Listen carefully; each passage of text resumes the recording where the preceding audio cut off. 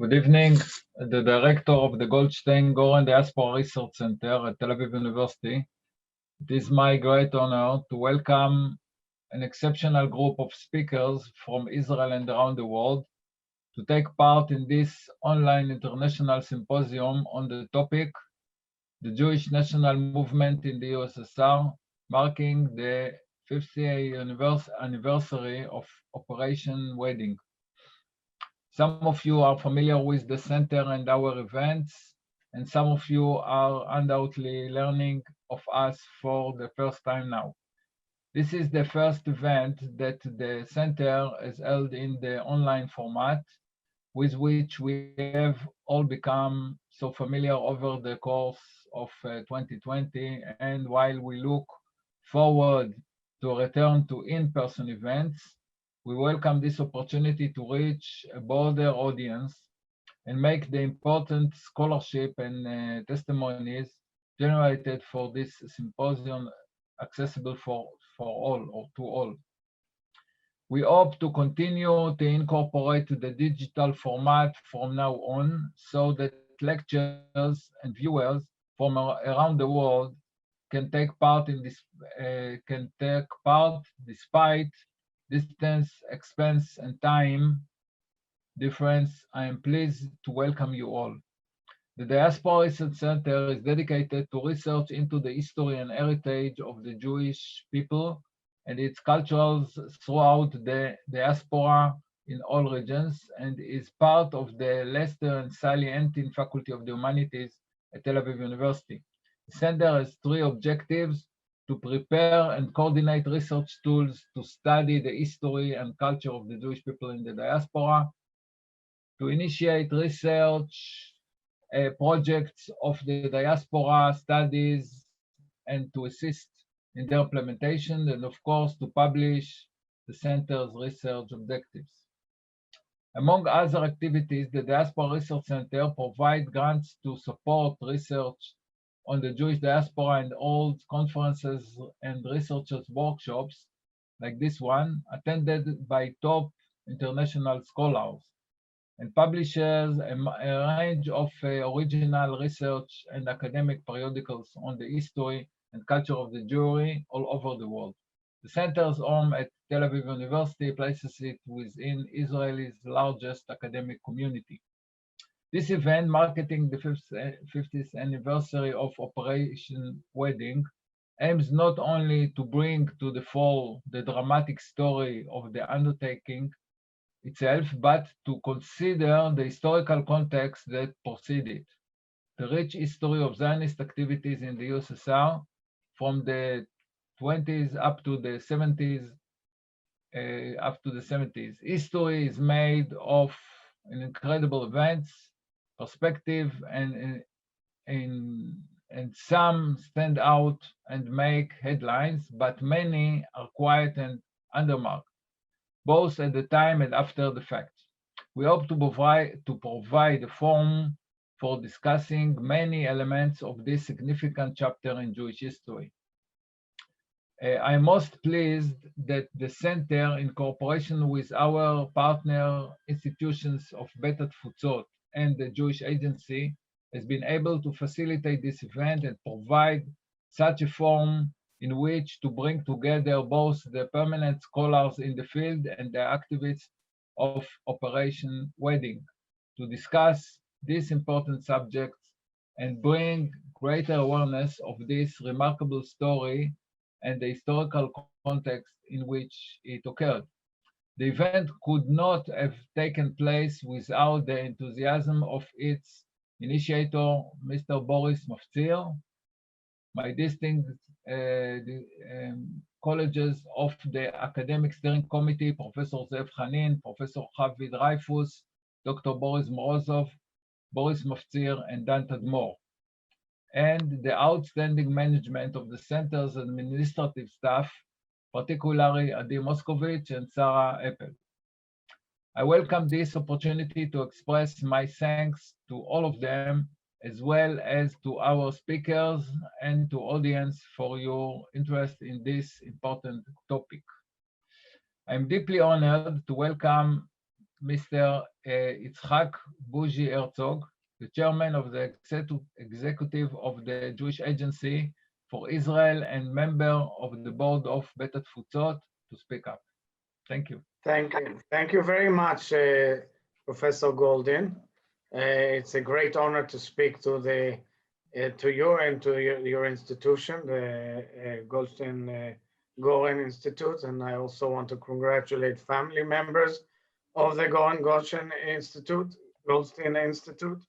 I want to welcome my good friends from Beit Hatfutsot, and of course, members of that heroic operation who are still with us today. I'm speaking here as the chairman of the executive of the Jewish Agency, which is the largest Jewish organization in the world, encompassing the entire Jewish collective in all its challenges. The Jewish Agency, the Sochnut, has brought to Israel throughout the years almost 4 million olim. And most of the aliyah from the former USSR and until today is done through the Sochnut, the Jewish Agency.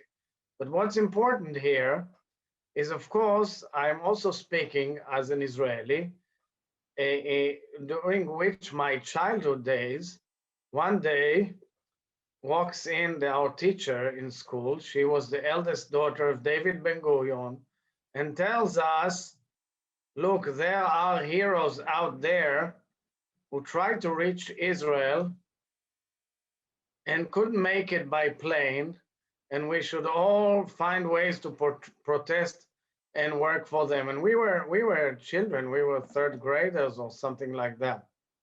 And all of a sudden, these names of Mark Dimshit, Silva Zalmanson, and Edward Kuznetsov, and all these names became iconic names for all of us as children. We identified with these heroes who tried to break the Iron Curtain and fulfill a lifelong dream of returning to their ancient homeland.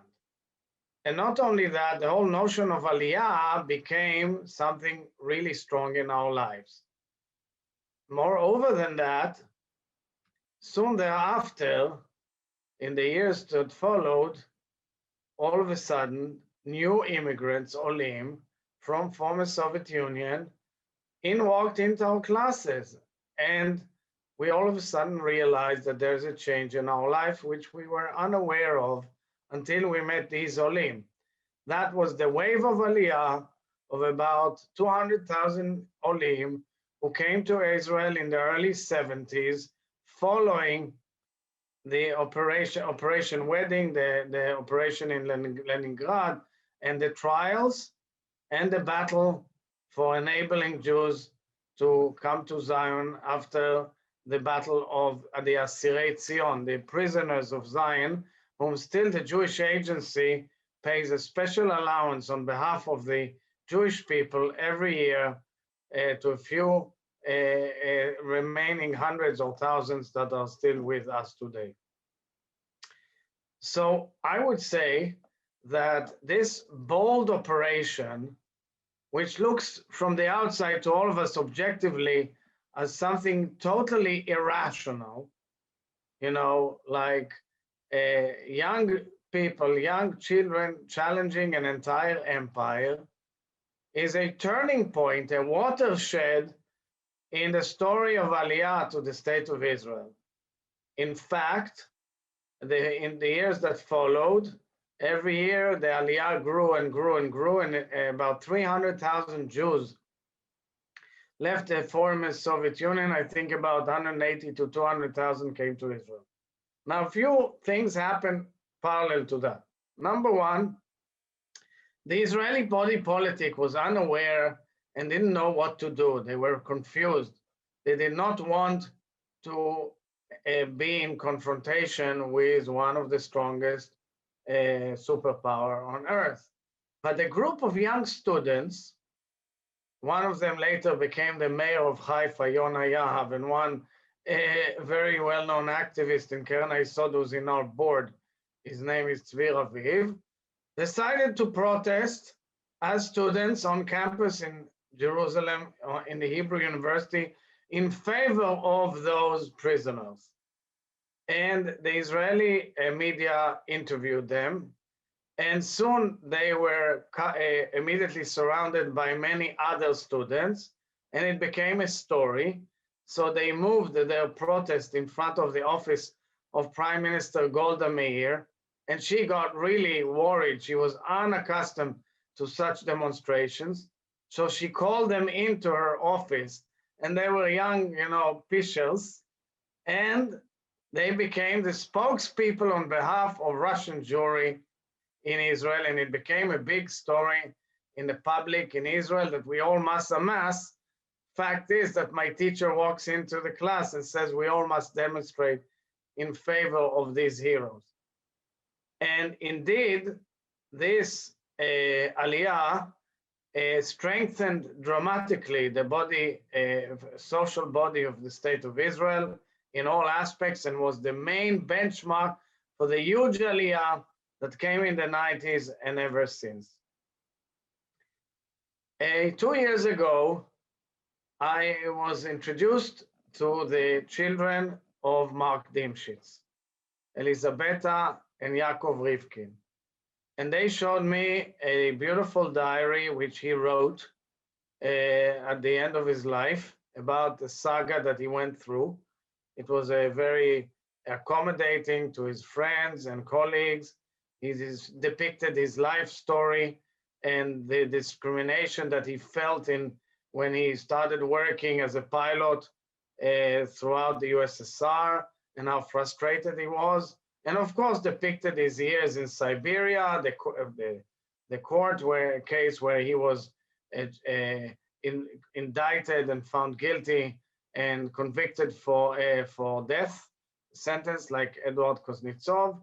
The fact that he was unaware that there's a major row going on in the world in his favor, but the fact is that after 9 years, he was released in a grand deal, and the next day from Siberia finds himself in the heartland of New York City with all the famous Jewish leaders of the time, including my predecessor, Leon Dulcin, who was then the head of the Jewish Agency, and many, many famous people from the Carter administration, and the next day in Israel.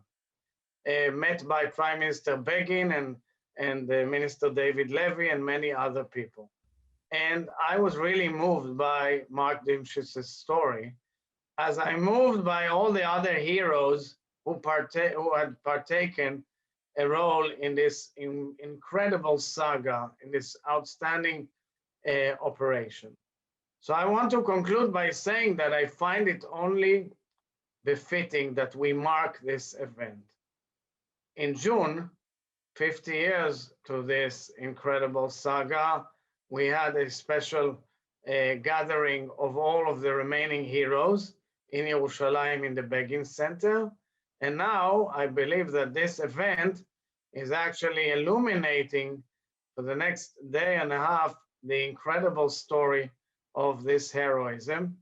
May we be worthy of this heroism, and most importantly, may we see many more Olim in a totally different world, in a totally different society, where we can travel freely to Moscow and back, and where we can have very good and strong relations with Russia and with the rest of the FSU countries, and be proud of our Jewish identity and enable every and each Jew to practice his or her religion in whichever form and manner they want, in wherever they want around the world, and definitely in their national home in the state of Israel. Toda rabah to all of you, and may we only go from strength to strength in good health. Toda rabah.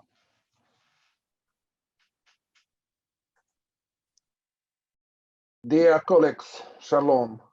It is a great honor for me to be one of the moderators of this symposium dedicated to the Jewish national movement in the USSR. The struggle to preserve the Jewish national identity and to repatriate the Jewish people to his historic homeland is one of the most important events of the history of modern Russian-speaking Jewry. It is important that the Russian-speaking Jews themselves around the world and our brothers in Israel and the diaspora know about these pages of our history. And now a couple of technical notes. Each speaker has 20 minutes. I ask you to keep the timing. Questions should be asked in writing via chat. The presentations of our session are arranged in chronological order from the first years of the Soviet regime to its end. Our first speaker is Dr. Boris Morozov. He will speak about classical Russian Zionism in the USSR in the 20s, 40s, destiny and heritage.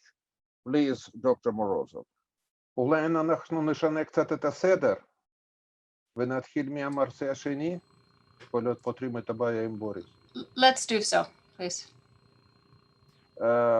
Our second lecturer is Professor Gennady Kostyrchenko from the Russian Academy for Sciences with presentations State Anti-Semitism and Zionist activity in the USSR in the 50s and the first half of the 60s. Please, Professor Kostyrchenko. This is a pre-recorded lecture that he sent us. He was unfortunately let us know yesterday that he wouldn't be able to connect live to this event. So we have his lecture, we'll screen it. It's in Russian, but with English subtitles so that everyone can understand. And afterwards we'll continue.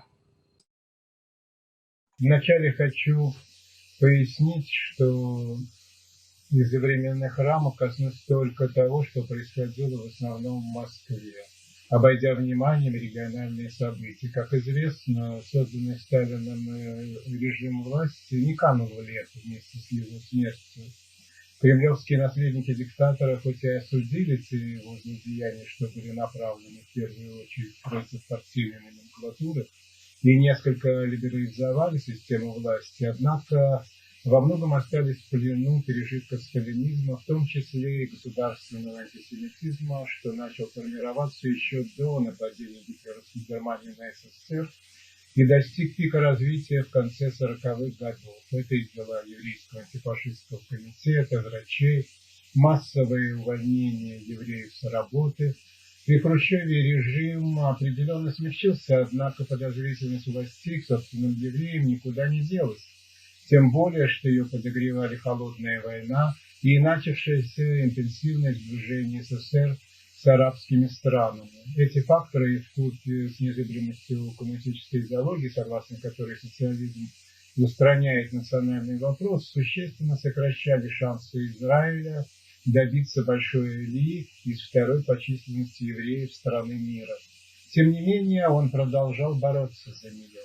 Как только по восстановлению советско-израильских дипотношений осенью 1953 года посланник Израиля Шмуэль Ильяшев возвратился в Москву, он уже на первой встрече с замминистра иностранных дел СССР Андреем Громыко заговорил о массовой еврейской эмиграции и свободном общении израильских дипломатов с местными евреями. Однако тот категорически отказался обсуждать эти вопросы, прибегнув к старой формулировке о вмешательстве во внутренние дела Советского Союза. Максимум, на что пошел Кремль, во многом формальное сотрудничество по объединению разрозненных войной семей. В его рамках в Израиль перебралось на постоянное место жительства в 1954-1955 годах лишь 158 человек, в основном пожилых и хронически больных. Таким образом, алия оставалась, как и прежде, замороженной. Однако, когда тогда, в декабре 1953 года, Ильяшев посетил Московскую хоральную синагогу, его ждал приятный сюрприз. Первое, что он услышал от раввина Соломона Шлифера, была фраза на идише: «Мы пережили очень тяжелые времена». Перейдя потом на иврит, тот спросил шепотом: Есть ли надежда на Алию? А на прощание сказал многозначительно: мы ожидаем избавления. Не смирившись с табу советских властей на обсуждение массовой еврейской миграции, Израиль решил переключиться на тайную ее подготовку, используя в качестве главного инструмента спецслужбу НАТИФ. Ее сотрудники вошли уже в первый постсталинский состав израильской дипмиссии в Москве. Их руководитель Михаил Ливанон, который был уроженцем Латвии, полагал, что в выявлении будущих активистов иммиграционного движения следует сосредоточиться не на Москве, Ленинграде и других крупных городах, центрах СССР, где евреи практически ассимилировались и оторвались от национальных корней, а на сохранивших сионистский дух Прибалтике, Молдавии, западных областях Украины и Белоруссии. Он и его подчиненные слабо ориентировались поначалу в советской специфике, не учитывая того главного момента, что дипломаты капиталистических стран являлись для КГБ объектом первостепенного внимания. И хотя в общении с советскими гражданами они проявляли осмотрительность, избегая открытой критики властей, но на самом деле были плохие конспираторы. Так много лет спустя выразилась жительница Иерусалима Тина Бродецкая, вспоминая, как бытность студенткой Московского педагогического института познакомилась в 1955 году в синагоге с послом Израиля Йозефом Авидаром, как тот свел ее с нативовцами. Она писала: «Я встречалась с ними на всех еврейских концертах, на конфе. Подключились и мои родители, я и моя мама таскали за пазухой литературу со всех мест, где мы встречались нелегально». Помимо Бродецкой, группа Ливанона установила еще 12 контактов, формируя через них нелегальные сионистские кружки. В них изучались иврит, еврейская история, обсуждались передачи радио «Полцион Лагала», сионистская художественная и политическая литература, но, развив бурную активность, люди Ливанона утратили бдительность. И без того весьма слабую. Этим не преминул воспользоваться КГБ, который контролировал каждый шаг израильских дипломатов, особенно после того, как установил, что только они, в отличие от сотрудников других посольств, регулярно выезжали в регионы, используя эти поездки для встреч с евреями. Отследив все их тайные контакты, КГБ взял 11 июля 1955 года под стражу в Москве и Ленинграде 21 сионистского активиста. Затем аресты были предприняты в Киеве, Одессе и Латвии, а в августе удар был нанесен уже непосредственно по самой группе Ливанона. Он и его сотрудники Маше Кихат и Маше Села были обвинены в деятельности, несовместимой с дипломатическим статусом, и высланы из СССР. Как было официально заявлено, Ливанон задержан с поличным в подмосковной Малаховке при встрече с еврейскими националистами. Все участники данного кружка в доме супругов Ландманов были арестованы, включая его руководителя Габермана, которого лишили в поездках в Ригу для передачи по заданию Ливанона денег тамошним активистам. В марте 1956 года Габерман получил 10-летний срок, но уже в 1961-м досрочно освобожден. Его подельникам дали от 2 до 5 лет лагерей. Потерпев фиаско в тайной подготовке Алии внутри СССР, Израиль решил добиваться ее посредством внешнеполитического давления на советское руководство и протестно-пропагандистских акций по всему миру. Но дабы избежать обвинения в подрывной деятельности, могущего негативно отразиться на советских евреев, стал действовать опосредованно через другие страны, скрывая свою инспирирующую роль. Тем более, что разразившаяся осенью 1956 года на Ближнем Востоке Синайская кампания и политическая роль, сыгранная в ней Израилем, породили в советском еврействе противоречивые чувства. Она негативно была оценена в его либерально-космополитическом сегменте. Известная полемика физика Льва Ландау с коллегой и будущим активистом, отказником Наумом Мейманом, осудили Израиль и страны третьего мира, укорив за альянс со старыми колониальными империями Великобритании и Франции. Удар, нанесенный тогда по международному престижу Израиля, определенно остудил энтузиазм, вспыхнувший было в душах определенной части советских евреев. Тем более, что КГБ, осуществляя активную профилактическую подготовку 6-го Всемирного фестиваля молодежи и студентов в Москве, ставшего первым шагом преодоления послереволюционной изоляции страны, провел зачистку в крупных городах от антисоветских элементов.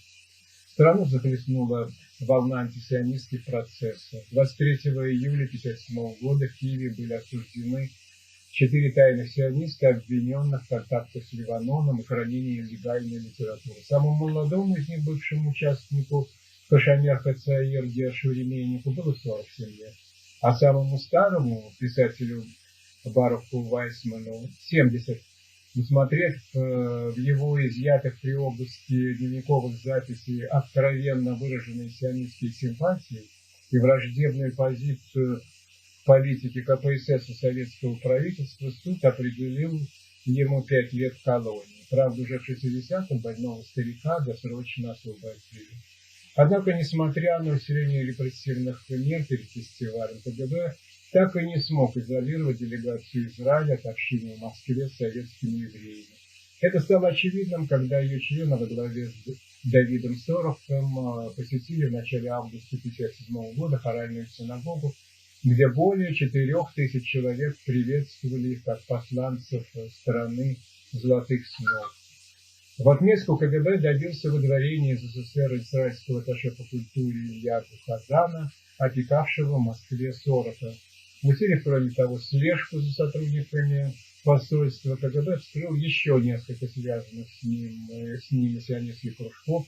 В социальном плане это были возникшие на базе близкородственных и дружеских отношений мелкие обособленные сообщества, состоявшие из неноменклатурно-государственных служащих, а также научно-технической и гуманитарной интеллигенции, преподавателей школ, вузов, врачей, и включавшие в себя, как правило, старых сионистов еще до революционного времени. И именно эти неформальные общественные ячейки составили в середине 50-х каркас еврейской этнонациональной активности, став первыми ростками, предтечами возрождения сионистского движения в СССР, сформировавшегося к концу 60-х годов. Типичный пример подобной кружковой ресионизации явила собой семья Кустанович-Подольских, на драматической судьбе которых остановлюсь подробнее. Первую скрипку в ней играла мать семейства Дора Кустанович. Родилась она в 11 году в местечке Хоники, близ Гомеля, где ее отец Барух имел небольшую пекарню. Не замыкаясь в кругу личных хозяйственных бытовых проблем, он проявлял социальную активность, участвовал в организации первой в тех краях еврейской начальной школы для девочек Хедер-Мутукан. Тем самым предопределил жизненный выбор дочери, которая после школы поступила в Гомельский еврейский педагогический техникум. Получив диплом в 1930 году, отправилась в созданную джойнтом в Крыму Джанкойскую еврейскую сельхозкоммуну, в чьей начальной школе обучала идишу. После того, как под напором сплошной коллективизации коммуна развалилась, здорово возвратилась в Хойники, где с 1932 года преподавала в еврейской и польской школах, соответственно, идиш и немецкий язык. А через 2 года, чтобы повысить квалификацию, поступила на еврейское отделение Московского государственного педагогического института имени Бубнова. По его окончании с красным дипломом в 1938-м была принята в аспирантуру по специальности еврейский язык и литература, однако из-за ликвидации еврейского отделения вынуждена была вскоре переквалифицироваться, взявшись за диссертацию по русскому языку. Познакомившись в пединституте со студентом биологического факультета Семеном Подольским, Дора вышла за него замуж. А тот, чтобы дистанцироваться от лысенковщины, закончил в 1952-м еще и исторический факультет МГУ, после чего работал в средней школе. Пережив сталинскую вакханалию антисемитизма, супруги Кустанович-Подольские с надеждой восприняли хрущевскую оттепель, тем более, что их родившемуся в 1940-м сыну Борису удалось в 1956-м поступить в Институт восточных языков при МГУ. Воспитанные родителями, знавшими иврит и идиш, в любви к еврейской культуре, но с детства сталкивались с антисемитизмом в его государственной и уличной ипостасях, Он уже тогда связал свое будущее с Израилем. Отнюдь не случайно пришел в этом же 1956 году в Московскую синагогу, где познакомился с израильскими дипломатами. Полученными от них молитвенниками, календарями поделился с матерью, которая понимает, чем грозят сыну подобные контакты, тем не менее одобрила их. Более того, сама вступила на тернистую стезю тайной сионистско-пропагандистской деятельности. В серии о положении евреев в Советском Союзе она подготовила для практики в Израиле 15 текстов. В них не только призывала к возрождению еврейской национальной культуры в СССР, к дружбе между ним и Израилем, но бичевала Оренбурга, Заславского, Шейнина и других, по ее выражению, государственных евреев-ассимиляторов. Хотя националистическая по квалификации властей деятельность этого семейства, очевидно, сразу же попала в поле зрения КГБ, однако Доров, Установич, а также Семена и Бориса Подольских арестовали лишь через 2 года. В тот день, 25 апреля 1958 года, взяли и Тину Бродецкую, познакомившуюся с Борисом на фестивале. Арестовали также ее отчима Евсея Дробовского, подготовившего для анонимной публикации в Израиле статью о Гассете и убийстве Михоэлса, и 82-летнего Григория Зельбермана, участника еще палестино-фильского общества Хавади Цион и уже дважды судимого за нелегальное преподавание иврита.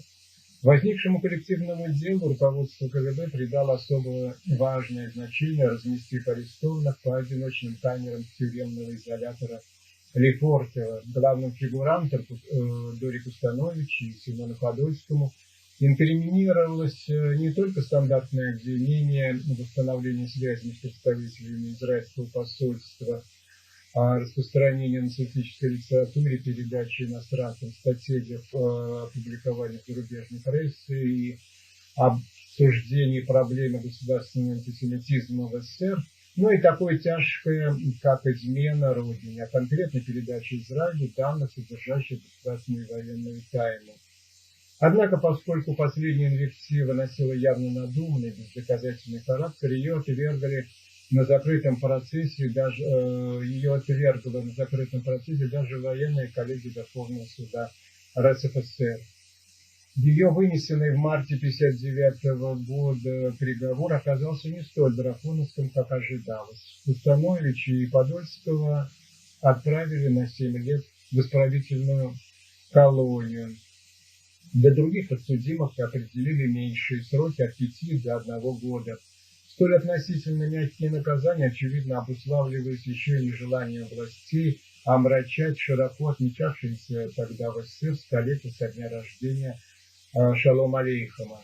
В одном из мордовских лагерей Борис Подольский познакомился с Давидом Хаткиным. Этого молодого инженера, засветившегося еще при общении с Давидом Сороком на фестивале, арестовали 12 декабря 1958 года, а в апреле 1959 осудили на 5 лет колонии, а в 1969-м, как и многих, досрочно освободили. Следует упомянуть и основанный Эзром Маргулисом Московский кружок еврейского самоздата, в который входили также переводчик Майрима Бергман, подготовил в 1961-м русскую версию романа Леона Юриса «Эксодос», композитор Ревека Боярская, ее муж, литературный критик, театровед и частный преподаватель иврита и идиш Авсей Любомирский и другие. Главным помощником Маргулиса по тиражированию и распространению самоиздата был инженер-геодезист Соломон Дольник, который еще в юности увлекся левым сионизмом, вступив в 1917 году в Гехалут. Его арестовали позднее других в 1966-м, обвинив в распространении нацистической литературы среди молодежи и контактах с израильскими дипломатами. В заключение хочу отметить, что, стремясь репрессивно подавить возрождение еврейской культурно-политической активности во второй половине 50-х, начале 60-х годов, советское государство не добилось желаемого. Более того, получило обратный результат. Отправляемые им в лагеря и тюрьмы участники мелких разрозненных сионистских кружков обретали там широкую возможность обмена информацией и опытом подпольной деятельности, причем не только друг с другом, но и, например, с русскими антисоветчиками, будущими диссидентами, выступавшими за демократическое обновление страны, а также с украинскими, прибалтийскими националистами, представителями иных нацменьшинств, другими категориями политзаключенных. В результате бывшие кружковцы морально мужали, политически росли, выходя на свободу закаленными борцами за свои убеждения. К тому же в условиях несвободы наблюдался перелив некоторых евреев, участников общедемократического движения, в ряды сионистов. Тюремные университеты, таким образом, в те годы стали важной предпосылкой трансформации сионистской кружковской активности в более масштабное в количественном и географическом плане еврейское национальное движение, сформировавшееся уже при Брежневе. Thank you for attention.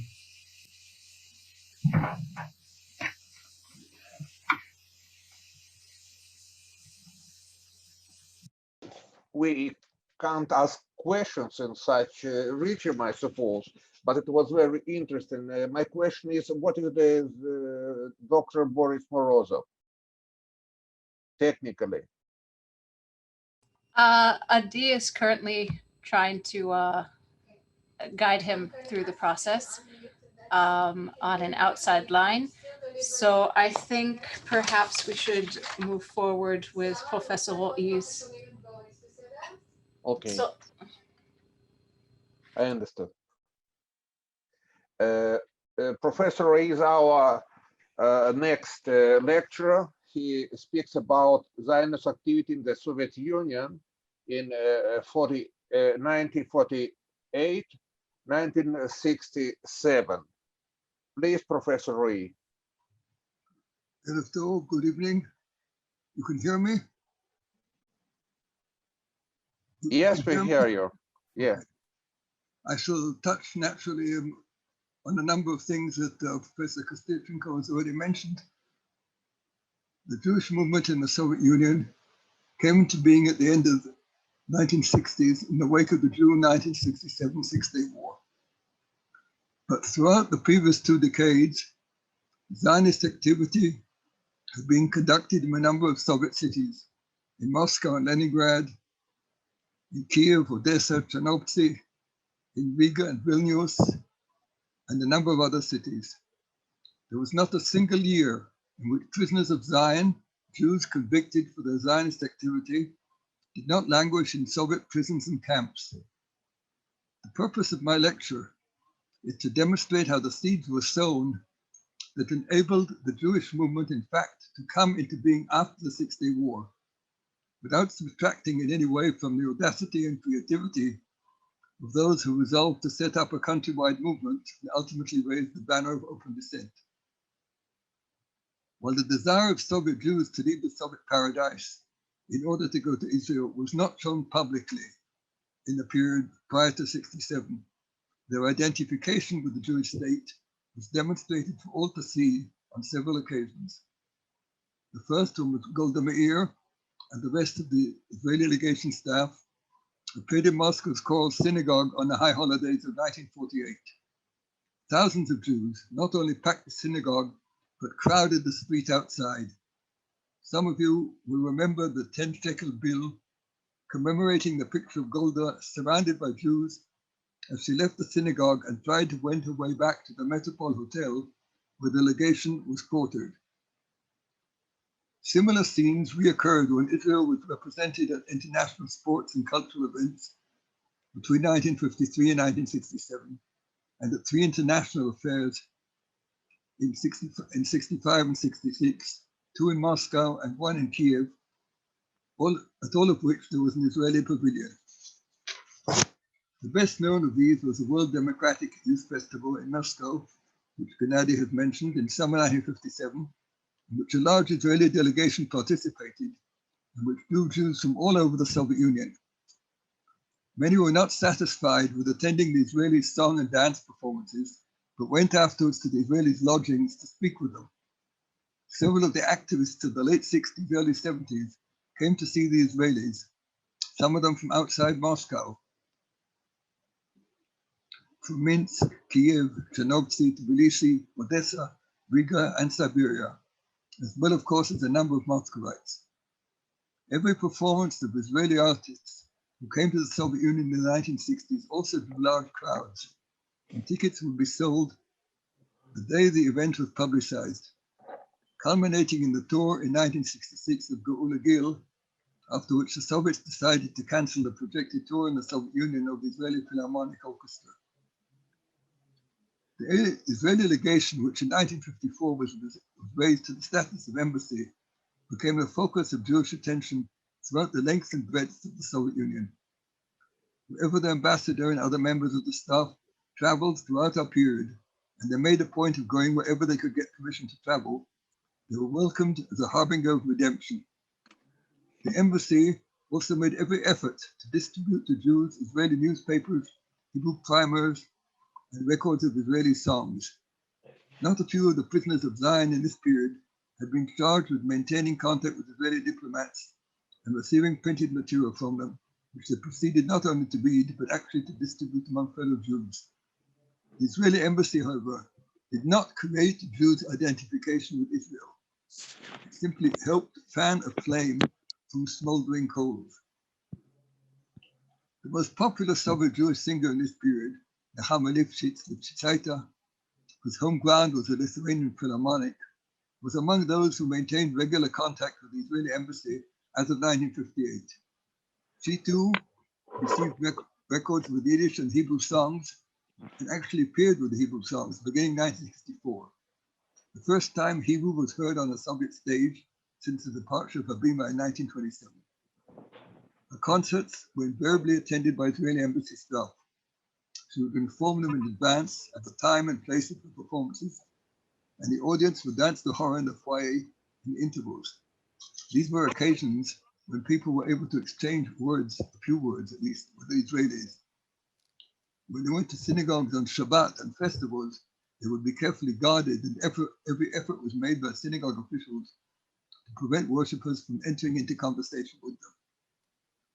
In a number of cities, nationally minded Jews initiated choirs and or drama ensembles. These were mostly in the so-called Western territories that had been annexed by the Soviet Union in the context of World War II.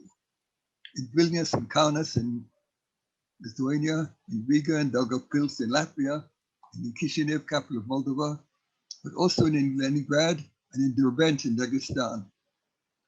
These ensembles played a central role in developing the Jewish identity of young people, sometimes even still school students, who participated in them and enabled them to learn Jewish, basically Yiddish, songs and plays. They also brought together Jewish youth who wanted, even needed, a social atmosphere where they could be together with their own kind. Again, not a few of the activists of the late 60s and early 70s went through these companies, most of which were indeed closed down by the authorities after relatively short periods. But they made their mark, not only on their members, but also on the Jewish population of their hometowns and other places as well, where they performed in sundry cities. In a number of cities and towns, former shtetls, Jewish survivors and evacuees returning home after the war sought to set up memorials to the memory of the victims of the Holocaust. The Holocaust and its commemoration came to occupy a more central place in the 1960s as the Soviet establishment resolved to commemorate the 20th anniversary of the victory over Nazi Germany with memorials and memorial ceremonies, giving the Jews what seemed a legitimate pretext to set up their own. If while this activity strengthened the Jewish identity and consciousness of Soviet Jewish citizens, it did not, for the most part, connect at this point to a Zionist orientation or any link to Israel. There was, however, one major exception, namely in Riga, where longtime Zionists were active in initiating and cultivating, as of 1962, the site of the massacre of tens of thousands of Rigan Jews at Rumbula, that became a very specific Zionist undertaking. Indeed, one of the foci of Zionist activity in what was probably the most active Zionist center in the 1960s. Most activity, however, was not in the public space. Small groups, up to 10 people, usually 5 or 6, would meet in private apartments. Only in Riga were there larger groups that met in a number of homes and in Moscow as of 1965, a group that was convened in the home of the Beit. These groups would listen to Kol Zion Legola or Kol Israel in whatever language they could receive, mostly Yiddish, and discuss the content of the broadcasts. Or if for some reason people feared or could not listen to it as a group, one or two of them would listen in and report to the group on latest developments in Israel. Sometimes they might have an Israeli newspaper, either in Yiddish or in simple Hebrew, that they could peruse together. These were years when the newspaper Omer came out daily for the benefit of new immigrants to Israel, and tourists and Israeli embassy personnel were able to distribute it to local Jews. At the end of the 50s, a number of Israeli periodicals actually appeared in Russian as well, for dissemination among Soviet Jews. These groups also acquired samizdat materials, produced as of the mid-50s by a number of older Jews, many of them former prisoners of Zion, that again Gennady has mentioned. The idea was to publish materials on Judaism, Jewish history, and the state of Israel for a younger generation that was desirous of learning about the Jewishness. In 1956-57 already, Mayor Gelfand was distributing these materials in Karaganda in Kazakhstan, where he was doing his period of exile after finishing his camp sentence, together with materials his former campmates in Moscow were receiving from the Israeli embassy. Other materials translated in the late 50s and early 60s, including articles and book-length manuscripts drawing on materials in Moscow's Lenin Library, where books of Jewish interest and content were still available to readers. A group of younger people, mostly students, helped the older men copy out and distribute these materials that reached sundry cities in the Soviet Union. Yosef Schneider in Riga, a photographer by profession, was active in mimeographing materials he and other friends in Riga received from the Israeli embassy, and was joined in this by another ex-prisoner of Zion, Yosef Horol, who moved from Odessa to Riga. They passed on the work to Gelfand in Moscow, who in 1963 alone distributed some 300 copies each of Bialik's poems, Jabotinsky's Pelotons, and Leon Uris's Exodus. Some Jews also learned Hebrew in these years. There were still a number of Hebrew speakers, particularly again in the Western territories, where people in the 30s and 40s had gone to Hebrew schools in the interwar years, when the Baltic countries had been independent. In Riga, young Jews were able to find a Hebrew teacher without much difficulty. In Moscow, at least two Hebrew-speaking groups met periodically. One of four Hebrew writers, the best known of whom was Tzvi Gazon, and the other, headed by Felix Shapiro, was attended among others by two former actors from the Habima Theater, and Michael Zand, an Orientalist who had taught himself Hebrew from a primer published before World War I. The publication under official auspices of Shapiro's Hebrew-Russian Dictionary in 1963 was a tremendous event for Jews all over the country, for no one could be charged with purchasing, owning, or learning from an official publication. The book was sold out almost before it appeared in the stores. At the same time, Hebrew primers and teach-yourself textbooks were being brought to the Soviet Union by tourists and by the Israeli embassy, Elef Milim, Mori, and Tosafah Ivrit, that was written a priori specifically for the needs of Soviet Jews and printed in a small format that could be put in one's pocket and so hopefully not detected and passed from hand to hand. Not a few activists in the 1970s acquired the knowledge of Hebrew in this period. With the help of these books or others, they were able to find in some of the libraries or in second-hand bookstores or the flea market. In Tbilisi, Gershon Tsitzvashvili, another Orientalist, who began teaching around 1960, prepared a Hebrew language textbook that he printed in 100 copies, using the cover of a chumash as the book cover. In Derbent in Dagestan, a group of young people was taught Hebrew in the mid-60s by the local rabbi of the Caucasus Mountain Jews. In 1957, a Leningrad activist initiated an approach to the city authorities and the RSFSR Minister of Education, asking permission to teach Hebrew and Yiddish. In reply, the Hebrew section of the Saltykov Chernin library was closed, and he was eventually arrested for his pains and for receiving materials from Israeli embassy staff. In Leningrad, too, a Hebrew circle was organized in 1959, comprising some 15 students. that would meet for each lesson in the home of a different student. It existed for about half a year and then dispersed, but in the following year reformed with a different teacher, who however died soon after and the circle ceased to exist.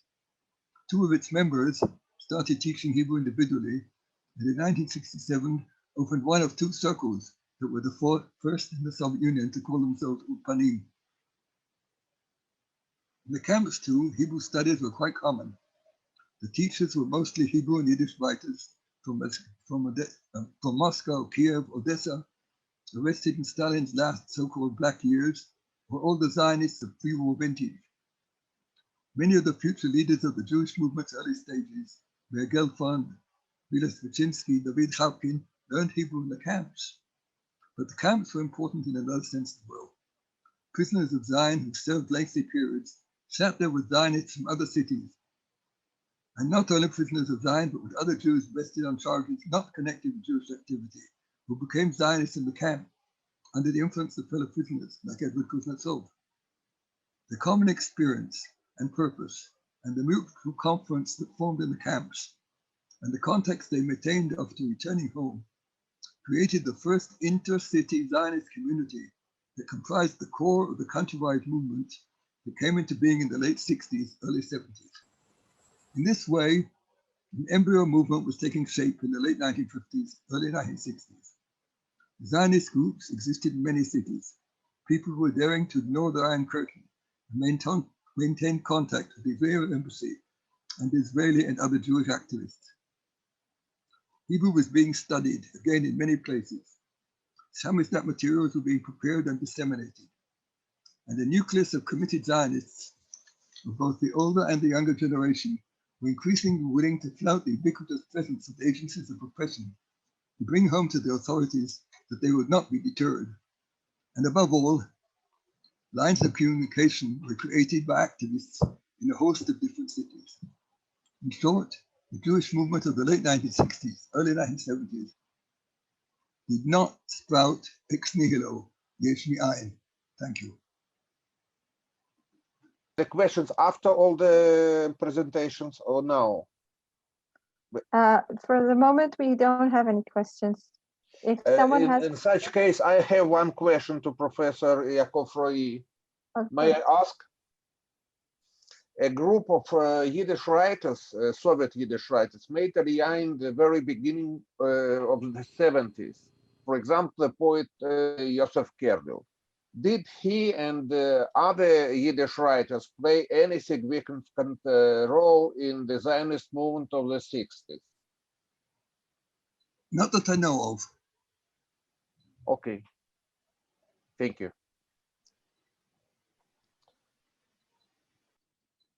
Well, now I hope we can speak with Dr. Boris Morozov. Boris, do you hear? Yes, I hear you. I hope you now hear me. Yes, yes, Boris. Look, after Baruch changing Hashem. 3 computers and 2 Zooms, sof basov, as they say. Okay, I'm extremely sorry, and now it's really, I wanted to start with a joke that my actual lecture has very little to do with the subject of the conference. It's a kind of a prequel. And now it really is, because like in the Star Wars, the prequel appears much later than the main thing. So we are coming back to the 20s and 30s, and I think it's quite logical to start with 1917. Russian Zionism, which appeared in the beginning of 1880s. By 1917 was already rather weak.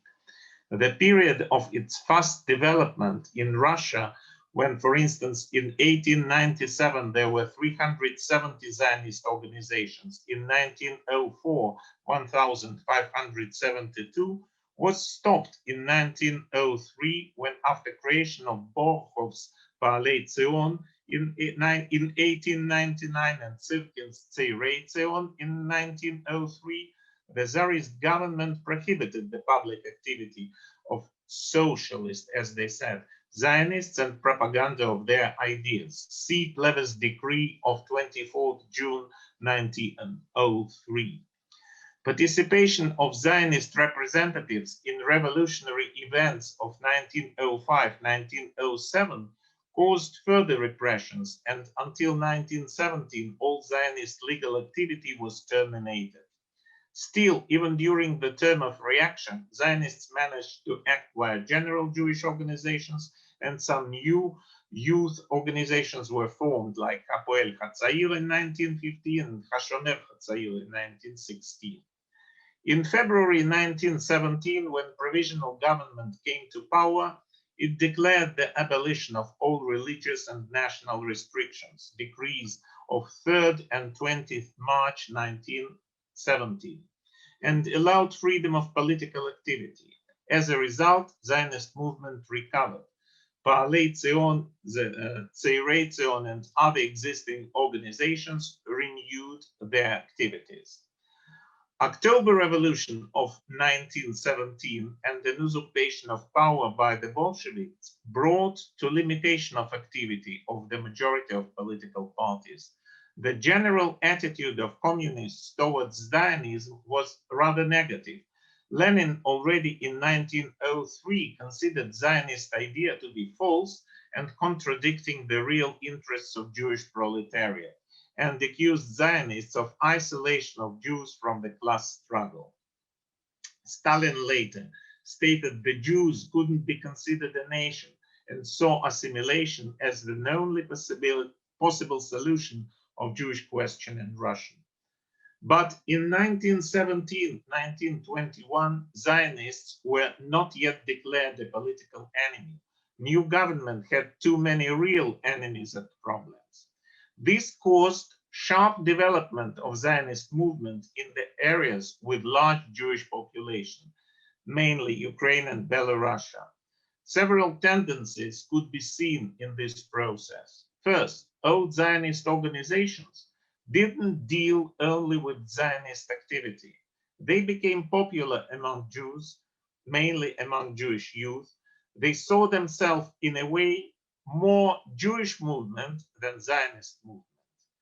This caused the process of creation, first, of centralized structure with regional branches and local organizations, and all big Zionist organizations were ongoing this more or less the same procedure. And they also created corresponding political parties, which participated even in regional elections of different kind. For instance, Radical Socialist Jewish Party Paalei Zion, which generally supported Bolsheviks. Tzeirei Zion in 1920 split into Party of Zionist Socialists, so-called PSS, and Zionist Labor Party, STP. By the same time, in 1918, Hachalutz movement was created for teaching Zionist youngsters agricultural and craft skills. YevOSM joined all Russian Organization of Zionist Youth, etc. This is one main track. Another track is that besides these large organizations with the pre-revolutionary history, Zionist organizations, very many new, relatively small, local, independent Zionist organizations of different, though mainly socialist ideology, were created in towns and shtetls, as well as they tried to unite their activity inside this local town or shtetl by forming local Zionist clubs, which united representatives of different organizations.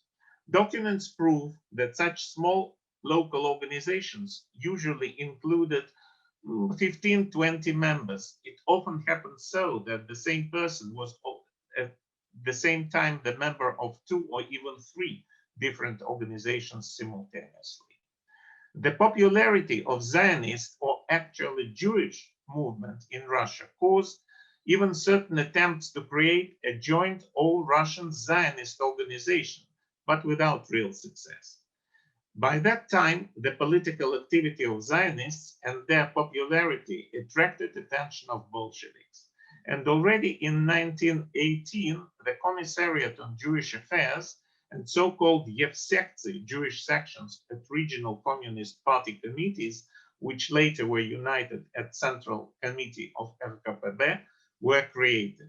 EAJC, whose main task was to involve Jewish population into communist activity, saw Zionists as their principal competitors and enemies.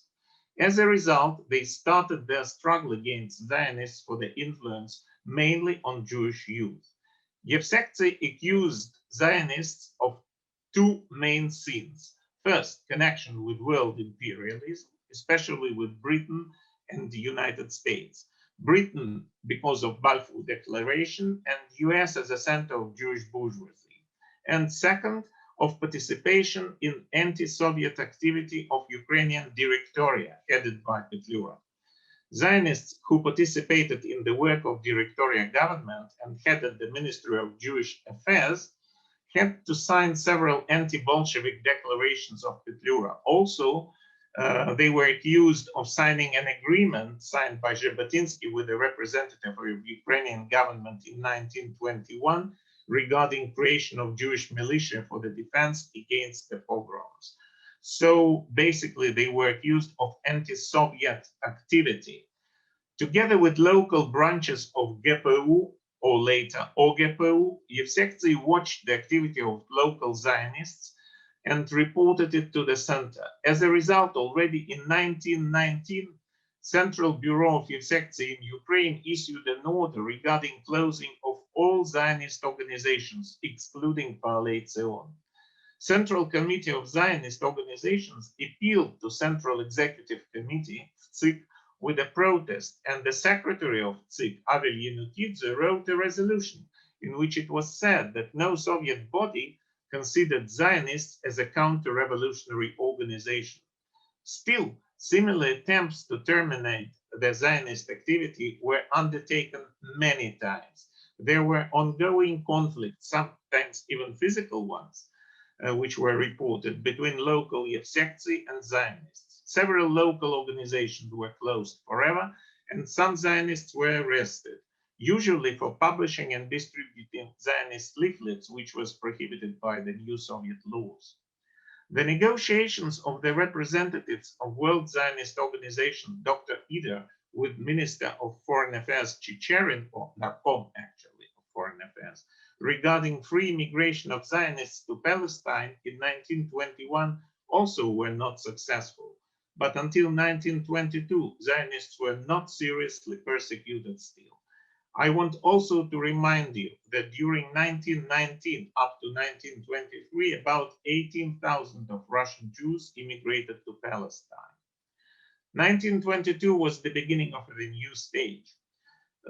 Actually, the attitude of the state towards Zionism changed. The main reason of it was the end of the Civil War. The hands of Soviet authorities became free for the less important enemies. The arrests of Zionists became massive, and the sentences for the Zionist activity became more severe. By 1923, the activity of all Zionist organizations, but Paalei Zion, which was already were not Zionist any longer, and legal Chachaluts was prohibited by OGPU. Some of the Zionists stopped their activity, others started working illegally. As a result, the vast majority of leaders of Zionist organizations, as well as still active members, were arrested during 1924, 1925, and later.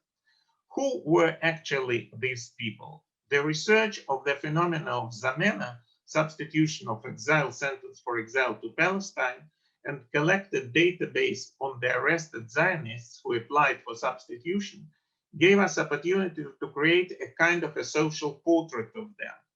These people first were very, very young. About 60% of them were younger than 20 while being arrested for the first time. About 20% were between 20 and 23, and some were of 15, 16 years old. They had practically no experience of illegal activity and became very easy victims of OGPU. The vast majority of them had no special education or profession. They were usually arrested during illegal meetings or when the documents of an organization were captured by OGPU. OGPU as well often used provocateurs. About 85% of them were arrested and sentenced during 1924-1927. Itzhak Maor, who wrote the main scientific book on the history of Russian Zionism 50 years ago, more than 50 years ago, mainly based on the memoirs of Zionists who managed to reach Palestine.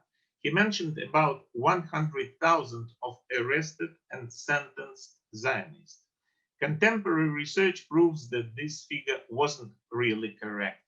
This was more likely the number of those who originally actively participated in Zionist organizations. But many of Zionists were arrested several times before being sentenced. A lot of private Zionists were afraid of persecution and stopped their work. Certain number managed to leave the USSR. The assumption is that altogether about 2,500 and up to 3,000 of active Zionists were sentenced for their illegal Zionist activity. This figure can be proved as well by the documents of OGPU that we can now read, and as well by my research. In 1924-25, the majority of arrested Zionists were sentenced by Ussr, Особое совещание, special meeting of OGPU, which judged them without even seeing them by groups of up to 200 people per day, directly to the exile to Palestine. By the way, the first exile was to Germany when the first group was exiled to Berlin, but they started to make presentations, anti-Soviet presentations, and it was the last exile to Europe. Since then, they were put on the steamship and went from Odessa to Jaffa. By the way, this exile was nothing very special. This was a kind of Zionist equivalent of so-called philosophic steamships of 1924, when, according to Trotsky, we exiled abroad those who were against the Bolsheviks but couldn't be accused of any real activity. By the way, by the beginning of September 1925, even this practice was changed, and all the Zionists were sentenced first to real exile or prison ship, usually for 2 or 3 years to Siberia, Urals, and Middle Asia areas.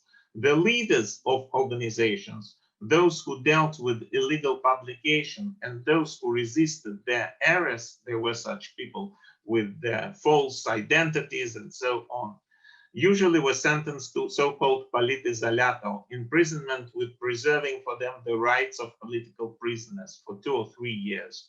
Only after their sentence, those who got exiled could appeal for permission to be exiled to Palestine. Those who got such permission had to get as well the certificate for entering Palestine issued by British administration. We found out that altogether about 1,000 of sentenced Zionists managed to escape during 1924 and up to 1934. By 1928, practically all illegally active Zionists were already arrested and sentenced. Legal Chachalut was prohibited and stopped its activity. By the same time, Poalei Zion as well was closed, and the majority of its members became communists. We can say that by this time, the Zionist movement in the USSR stopped existing. In 1934, the very last group of 7 of former prisoners of Zion managed to leave for Palestine. During the Stalin's terror, which started in 1934, the country was sealed, and the Jewish immigration from the USSR also practically stopped. Still, during the period of 1923 and up to 1937, there are information about 25 up to 30,000 Soviet Jews who immigrated to Palestine. Those who were sentenced and didn't manage to leave the country by substitution due to different reasons, among them refusal of Особое совещание, invalid certificate for entering Palestine, lack of funds necessary for getting passport, which costed 220 rubles, and ticket for the steamship from Odessa, which was also about 120 rubles, usually served their sentence in very hard conditions. They received 6 rubles 45 kopecks per month, usually, and couldn't find any jobs in the small auls or villages, and had to survive as a commune sharing food and room. According to the existing practice, after politizolator imprisonment, Zionists, like all other political prisoners, usually were sent to exile for another 2-3 years. And after exile, they were prohibited to live in the big cities and border areas. During the late 1930s, when the Big Purge started, many Zionists were again arrested for anti-Soviet activity and finally got lost in Gulag.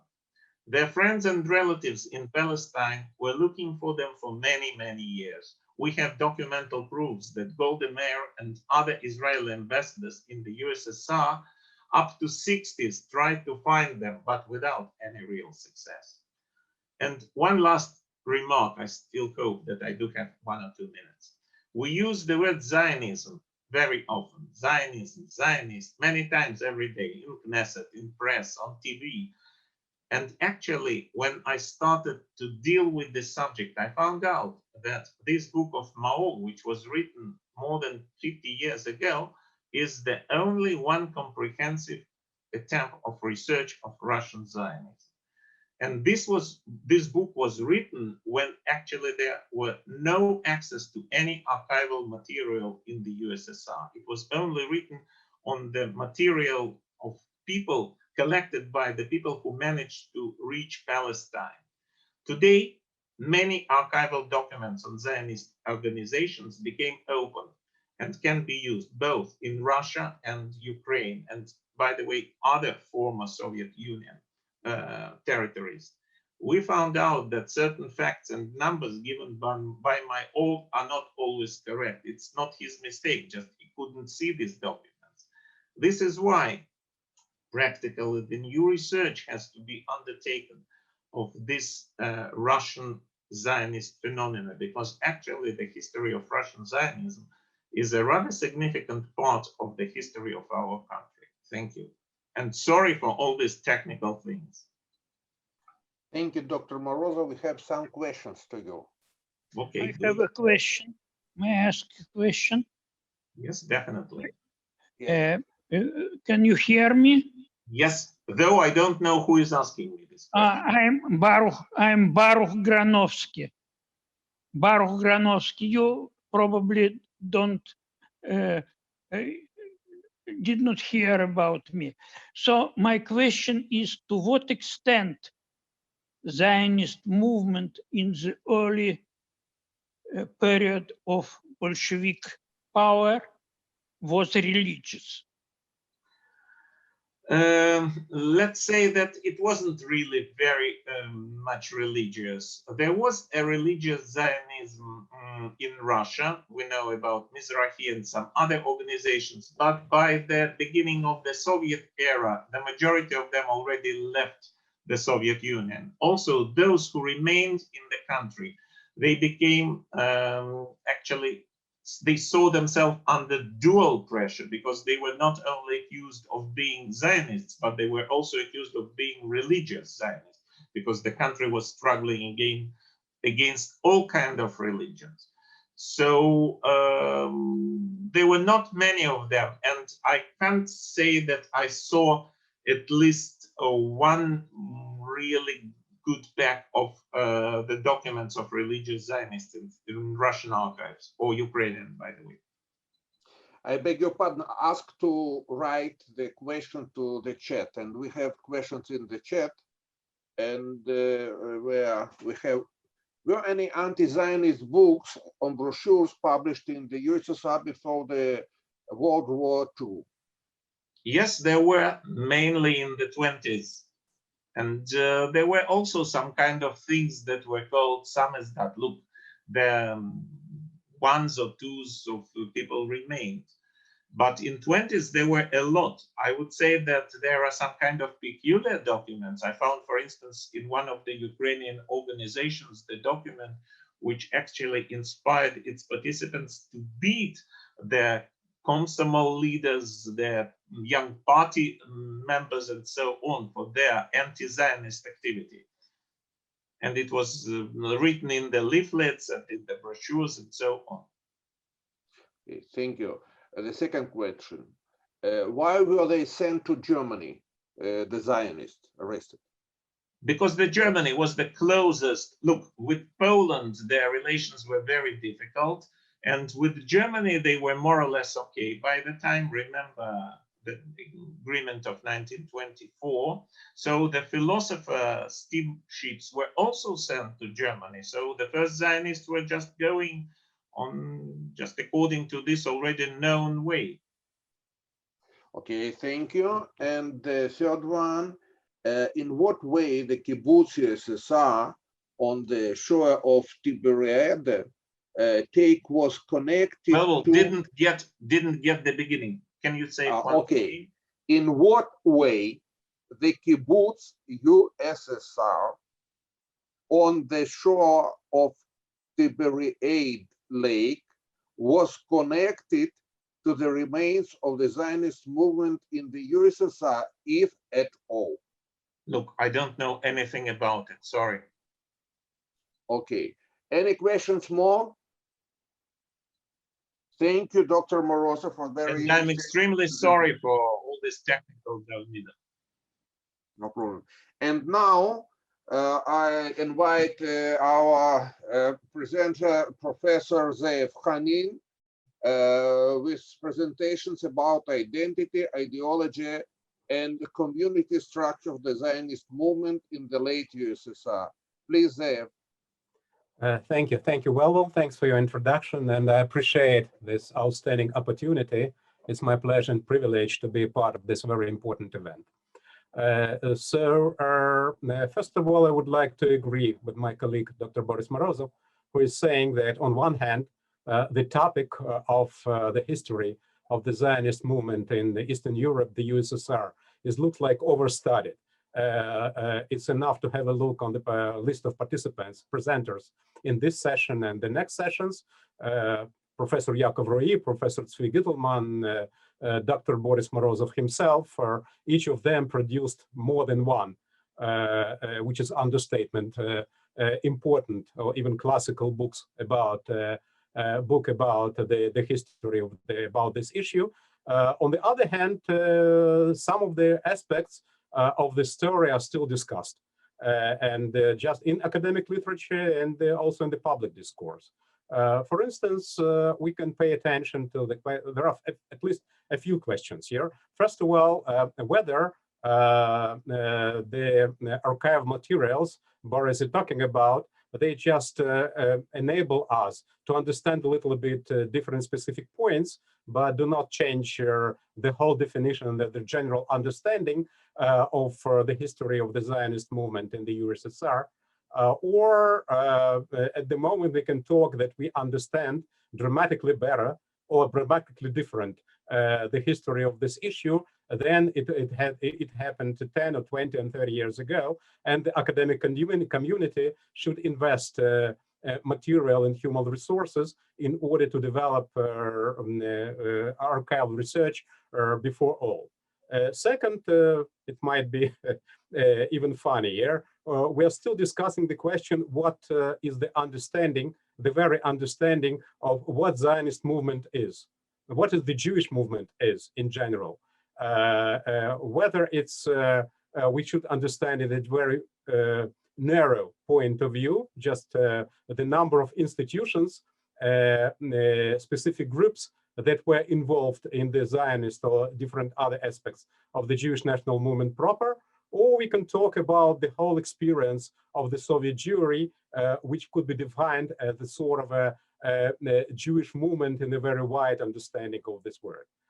Next question, when it started, the contemporary, when we can say that this is the beginning, the turning point or beginning point of the Jewish national movement of the contemporary times, whether that's the Operation Waiting, which is actually the reason of our symposium, whether it started with the letter of Georgian families to United Nations and to the Soviet authorities with a demand to let them go to the state of Israel, whether the starting point is of contemporary Zionist movement in the USSR is actually the Six-Day War, which of course made a great impact on the Soviet Jewry and changed sort of a self-understanding. Or people who say that the question of so-called the contemporary or the new neo-Zionism or new Russian Zionism is this actually chronological question, historical chronological question rather than sociological question. And we should go back to the 1960s, 1950s, or maybe to the end of 19th century at all. Meaning that we're talking about the whole history of proto-Zionist and Zionist movement in the Russian Empire, the USSR, and the Zionism of the diaspora of the contemporary times is just one point that should be discussed. Probably, on the other hand, we can take into account the fact that it might be different steps of the one and the same movement, which just changed the essence and at each point, meaning that new people came with the new ideas, with the new concepts, with the new understandings. And from this point of view, whether we can say that the Zionist movement in the USSR could be a subject not just of the history, could be a subject not just of history, but such subjects, academic fields like sociology, culture studies, or even organization theory, which I would like to address to their different Jewish national organizations in various times, in various periods after the Second World War. So let me address to these issues briefly, a few minutes to each of one. So as we say that the Jewish national movement in the USSR, according to classical definition of Pincus, includes the Zionist movement, Chabad, and other religious movements, and institutionalized forms of new non-Zionist, secular or Yiddishist nationalism. I would say that, as I said before, that in the wide understanding of this word, Jewish national movement we could define as the political reflection of dynamics of the public behavior of Jews as a social group, and which is a subject to their ethnic, cultural, legal, or socioeconomic situation. When we're talking about where should we start, well, of course, we could say we could come back to the 1950s and 1960s, and even before, when after the Second World War, Jews in the USSR started to revive their public organizations, and we're looking for different ways of their survival, personal survival, physical survival as human beings, and the collective survival as a community and as the ethnic national entity in the USSR. We would say that the models of physical survival, they meant, in fact, their meaning was the choice of assimilation, as Professor Roy told us, and I think he's right in this case.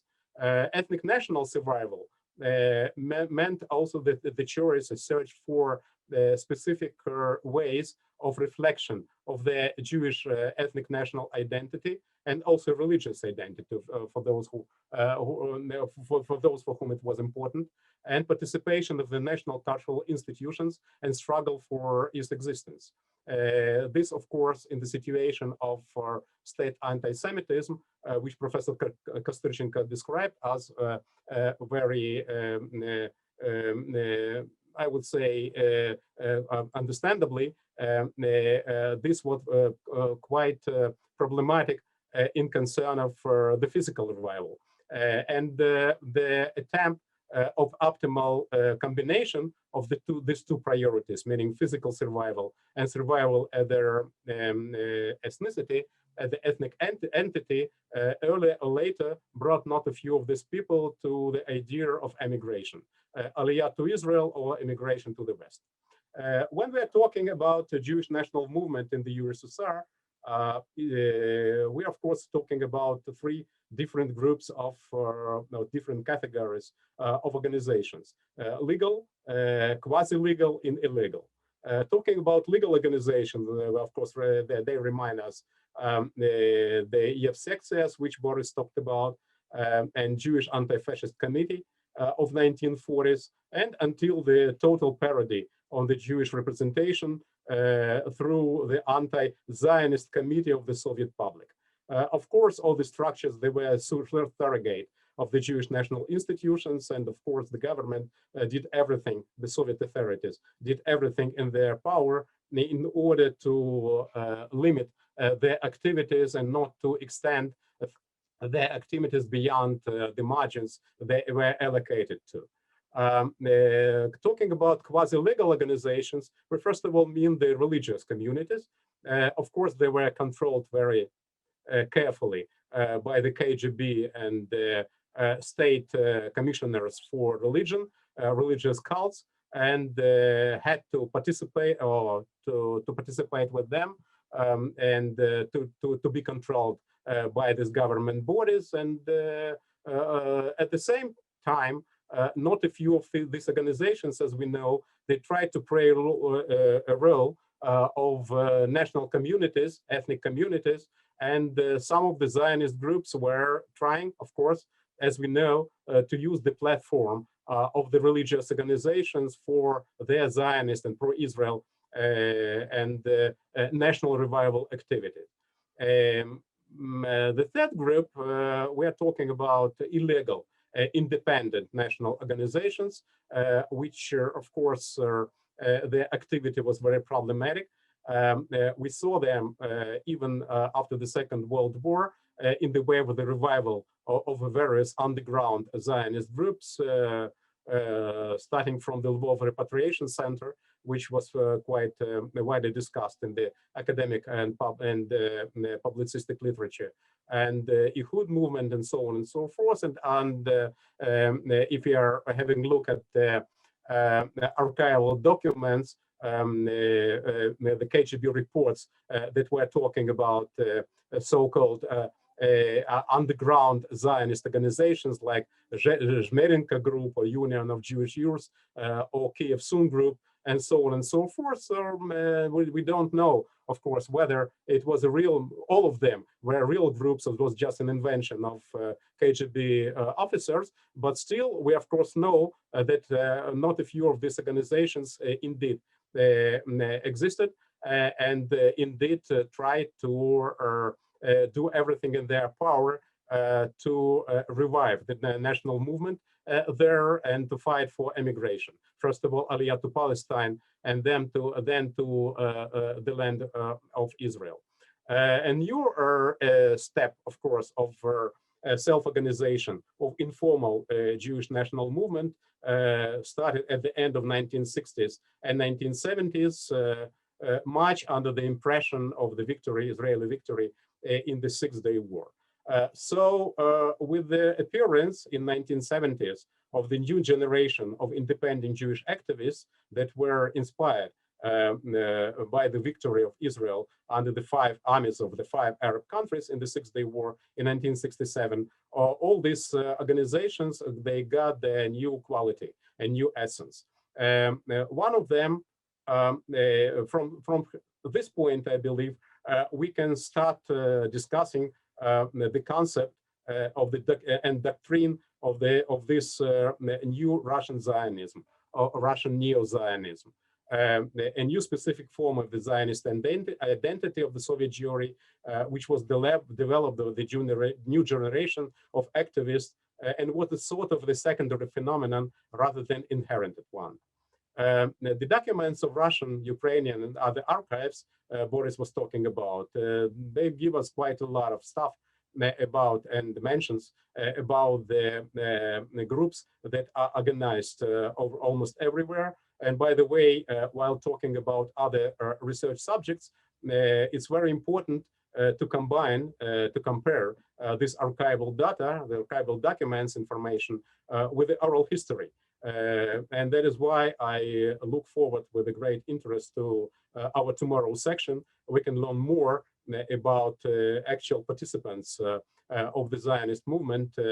And it's extremely important also to record this data, their memories, and to publish more about their narrative of their national activities in 1960s, 70s, and 1980s.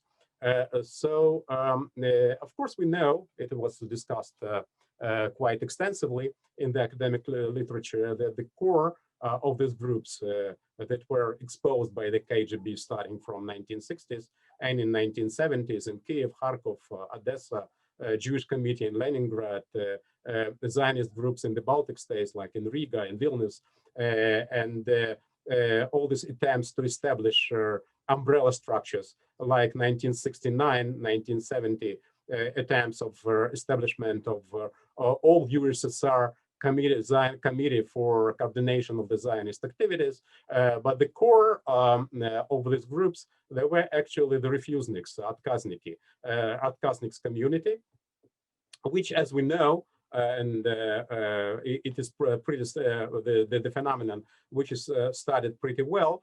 It's the result of the situation when the OVIR, the internal ministry departments responsible for immigration and naturalization, they were refused between 20 to 60% of applications for people who were interested to leave the USSR in order to come to Israel or the Western countries. And by the way, the last group of Jews who received negative responses to their applications for immigration appeared as early as 1956. As we know, there were more than 600 people like applications like that in Ukraine alone, and not much less in the other republics, some other republics of the former Soviet Union, then Soviet Union. And it had been suggested that already in 1960s, refusnik community existed in Riga, where many Jews spent long years in refusal trial to 1967. And all in all, according to the official Soviet documents, about 2,000 immigration petitions were rejected for the whole period between 45 till 1974, and about 15,000 more in the next 6 years until 1980.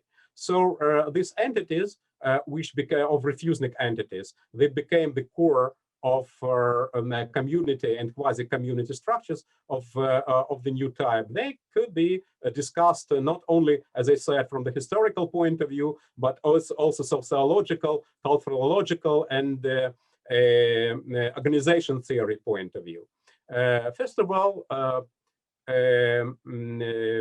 if you come back to, if we will take into account, for instance, the concept of organizational theory of Anthony Giddens, who is talking about statistical groups, aggregates, and associations themselves. So we can say that in some point of view, from this point of view, the national movement in the USSR could meet some of these definitions. This group wasn't just a statistical category. Also, we can say that we can identify the evident borders and margins that separated this sociological entity from the overall captive society. The person who got a refuse, whose request was pushed out, and he became a sort of a pariah in the eyes of the local society and in the eyes of some of the Jews as well. But there was much more than that. We can say that this group of people quite quickly started the process of their self-organization. Despite the generally volatile, fluid, and lacking of formalized margins and strict hierarchy organizations, they included different groups that can be that permit us to define them as sort of associations itself, or even community associations, as they prefer to describe themselves. They have the various functional branches, affiliated religious, educational, professional, and human rights associations or sub-associations. These groups also functioned as their organizations of self-support through the system of informal social connections. They had their own elite, And we can say that these quasi-formal institutions on the ground, they met almost all the definitions of public associations as the sociological aspects of the organization theory suggests, especially such groups in the Moscow Refusnik, so Zionist community, which had about 3,000 people, or in Leningrad with about 700 activists. Besides, these communities had an extensive institutional infrastructure which was able to provide organization, culture, fundraising, self-help, social networks, external connections, social and economic support, especially for long-term refuseniks, prisoners of Zion and their families, as well as the physical security and other vital services. We can also remind ourselves about Jewish cultural activities, which included several important fields like Hebrew language studies, ulpans and groups to teach in Jewish history, culture, religion, religious tradition, as well as serving as information and socialization centers. And of course, Samizdat, the publication of Jewish materials, textbooks, history books, and so on and so forth. And of course, we are talking about Jewish elite of these groups, elite groups of these associations. Of course, still until now, there is a discussion whether we can talk about charismatic leaders that were a sort of a unit between provided connection between the state of Israel and local movements, or as others believe, and I hope we will learn more from those who actually participated in this movement, we'll learn more tomorrow, whether there's just a sort of a coordination without a strict hierarchy between Moscow and provincial groups and within different groups in Moscow, Leningrad, Kiev, Riga, and other places. But of course, we should talk about prominent Jewish leaders in this new Zionist elite. Among them were Hebrew teachers, political, religious, and cultural activists, and local coordinators. Then we definitely could speak about, we could talk about a sort of a pyramid of this organization, according to, which very much meets their the structure of the Jewish organizations that existed in late Russian Empire and early USSR, and in current period of the revival of the organized Jewish movement after the USSR, the several branches, like the first group or subgroup, which was composed of a few quasi-professional collectives of the quasi-professional Zionist activists who were involved in community activity on the permanent basis, like Hebrew teachers, ideologists, political activists, organizers of both legal and illegal public events, and so forth, so on and so forth. And of course, persons that we were talking about, liaison between foreign organizations, foreign media correspondents, producers and distributors of books, and there are other written materials, writers and editors of Samizdat periodicals, and so on and so forth. A more wide circle consisted of hundreds, and in 1980s, probably even thousands of members of the seminars, Ulpan students, and regular participants of other permanent refusnik projects. And the third circle, as Chervyakov, Shapiro, and Bittelman called them, like those who were interested. I mean, occasional visitors, just a few thousands of people in various areas of the USSR who occasionally or permanently participated in mass community events like Avrashki, Purim Spiels, and so on and so forth. The ideological influence of the refusnik community and its religious component extended out of their proportion of these groups of this actual size of this group. If I beg your pardon, the time. I have to finish, yeah. The final point which I would like to say is actually why we should speak about this today. I believe that the heritage, the memory about Zionist movement of 1980s, 1970s, and earlier stages are very important for the state of Israel, for the Israeli society, for Russian Israel, and for Jewish diaspora, especially Russian-speaking Jewish diaspora, which is actually comes to exchange the Soviet and post-Soviet Jewry. At the moment, we have the new, and probably Dr. Chernin would agree with me, we could define the sub-ethnic Russian-speaking Jewry, like which is a transnational community, which now exists not only in the FSU republics, but also in the immigrant communities in 5 continents, in maybe a few dozen of the countries. And the center of this transnational community actually in Israel is Jerusalem. Yerushalayim shel Mala shel Mata, the symbolic Jerusalem or physical Jerusalem. And our research that was done on the initiative of Eurasian Jewish Congress, which was conducted by Dr. Chernin and myself in 2019 and earlier this year, actually showed us that for overwhelming majority of the post-Soviet Jewry, feeling of the belonging to the Jewish people and the proud of Jewish history, including the history of the Soviet period and fight for Aliyah, are two the most important points of their Jewish identity. When we come back to our study in Israel, we actually get the same. 2/3 of those who were questioned in Israel a couple of years ago in the course of my research, they were actually informed us that their Jewish feeling, they came in the whole atmosphere.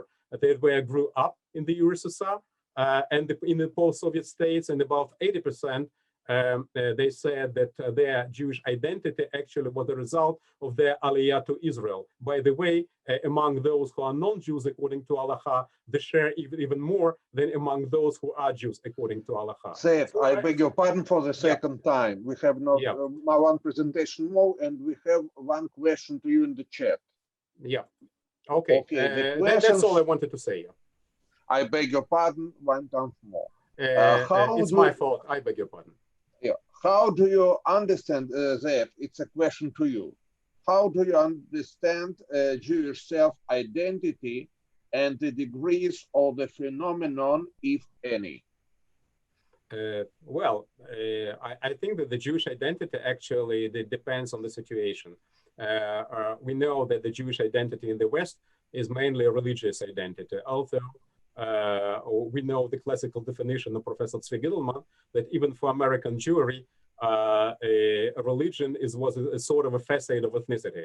But according to our recent conversation, this is not so anymore. In the USSR, the Jewish identity is ethnicity. You can be in the West, you can be French and Jewish, but in the USSR, you're either Russian or Jewish, and that's actually continuous until now. And in Israel, it's both. You have Jewish identity as an ethnic confessional identity, as we understand. So from this point of view, it's very important to remind all of us about our history, which is actually one of the most important sources of this sort of identity, which Soviet and post-Soviet Jewry are entitled into. Thank you. And now we have a visual presentation by Chaim Gizeli from Beit Hatfutsot about the personal items of the prison of Zion Tzvi Prager zone, which are part of museum's new permanent display.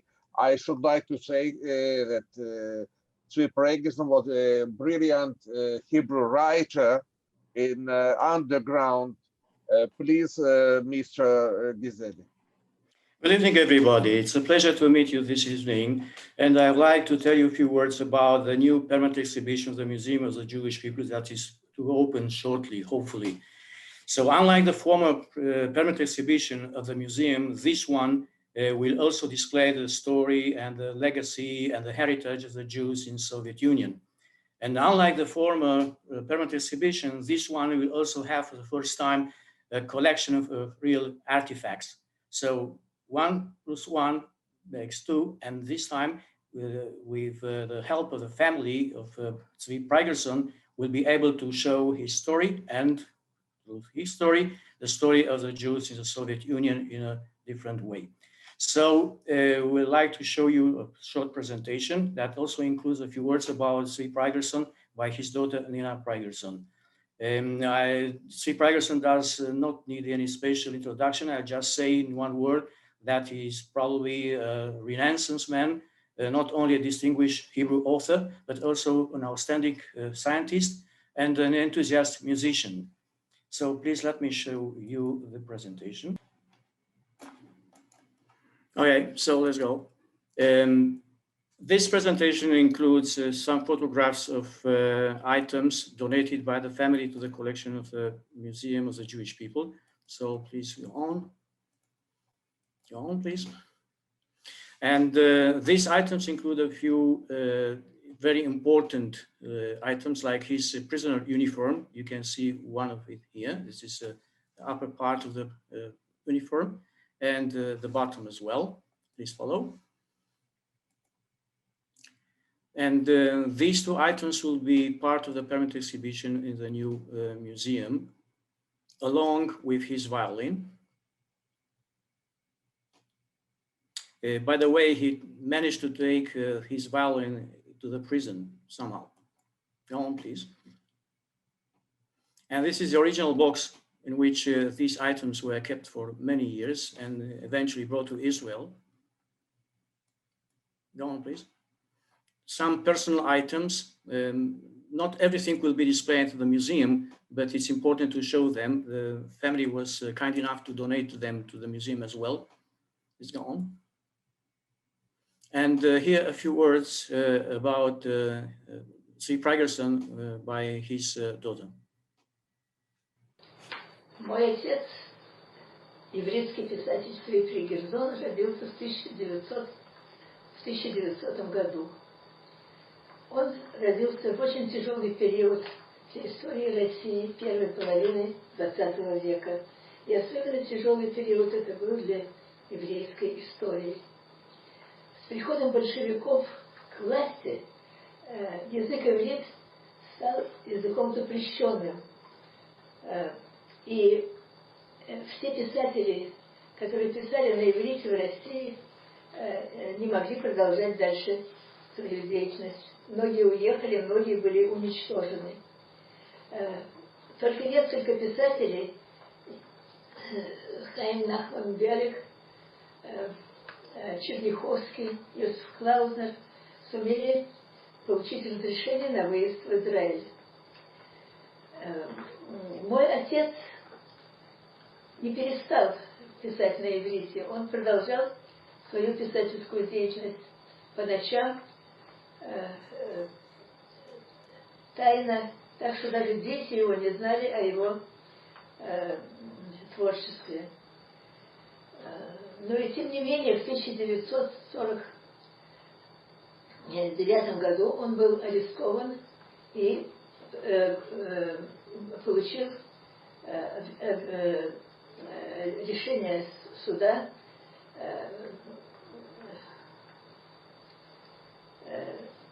ссылки на 10 лет сталинских лагерей. В лагере он также продолжал, не порвался ивритом. Он обучал в лагере молодежь еврейскую, ивриту и истории еврейского народа. Часть из них хорошо усвоили иврит. Примером является доктор Гельфанд, мэр Гельфанд, который по возвращении организовал ульпан в Москве, а ученики его уже целый ряд ульпанов в России.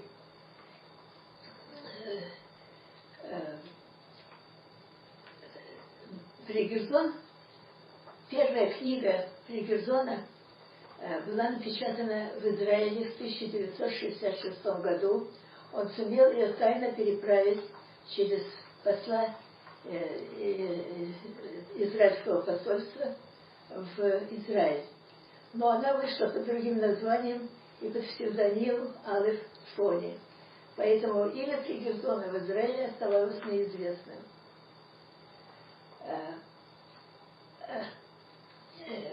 В 1961 году Фригерзон скончался от тяжелого инфаркта в возрасте 61 года.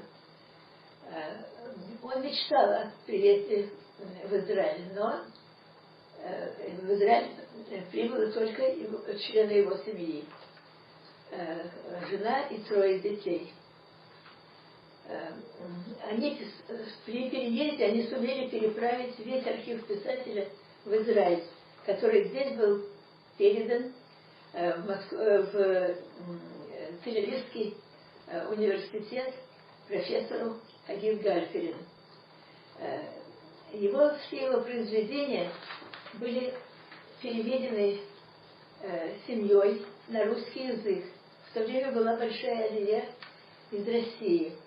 И эти произведения были напечатаны в Москве, в Иерусалиме, в Москве и в Америке. Его произведения на иврите были напечатаны в Израиле.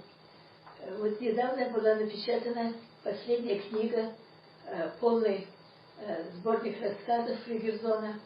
Это одна из главных областей его творчества. В Израиле он был, да, хочу сказать, он получил большое признание среди еврейских писателей. Известный еврейский писатель Моше Шамир сказал: когда вы читаете Фригерзона, как он пишет о еврейском местечке, о революции, о катастрофе, вы вдруг видите то, чего нам не хватало все эти годы, простой правды, достоверной, жизненной, не прячущейся за аллегориями. В Израиле его именем была названа улица в Южном Тель-Авиве. В 1911 году его книга, переведенная на русский язык его сыном Бениамином, получила премию имени Юрия Нагибина. По общему мнению, Фригерзон был лучшим еврейским писателем своего времени. Он был последним еврейским писателем в России.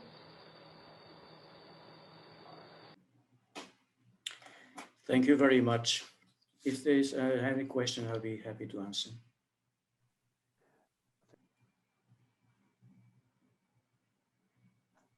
Friends, any questions? I beg your pardon, but I saw some incorrect things in this. Yes, I know, but we did not change. That's what she said. We know that there are some mistakes, and we left this original testimony. Pragerson did not pass in 1961, as she states, but in 1969, as everyone knows. And also there are also a few mistakes there. But you must understand the circumstances. Mrs. Pragerson was kind enough to accept our invitation to say a few words about his father. And we are very thankful to her and the family. And by the way, this testimony eventually will be entered into the database of the museum. I see, thank you. Any questions more, friends, colleagues?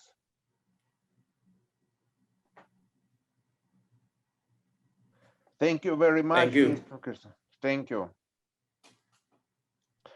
Dear friends, it was our last presentation for today. Thank you, good evening, and goodbye. I suppose we'll see you tomorrow.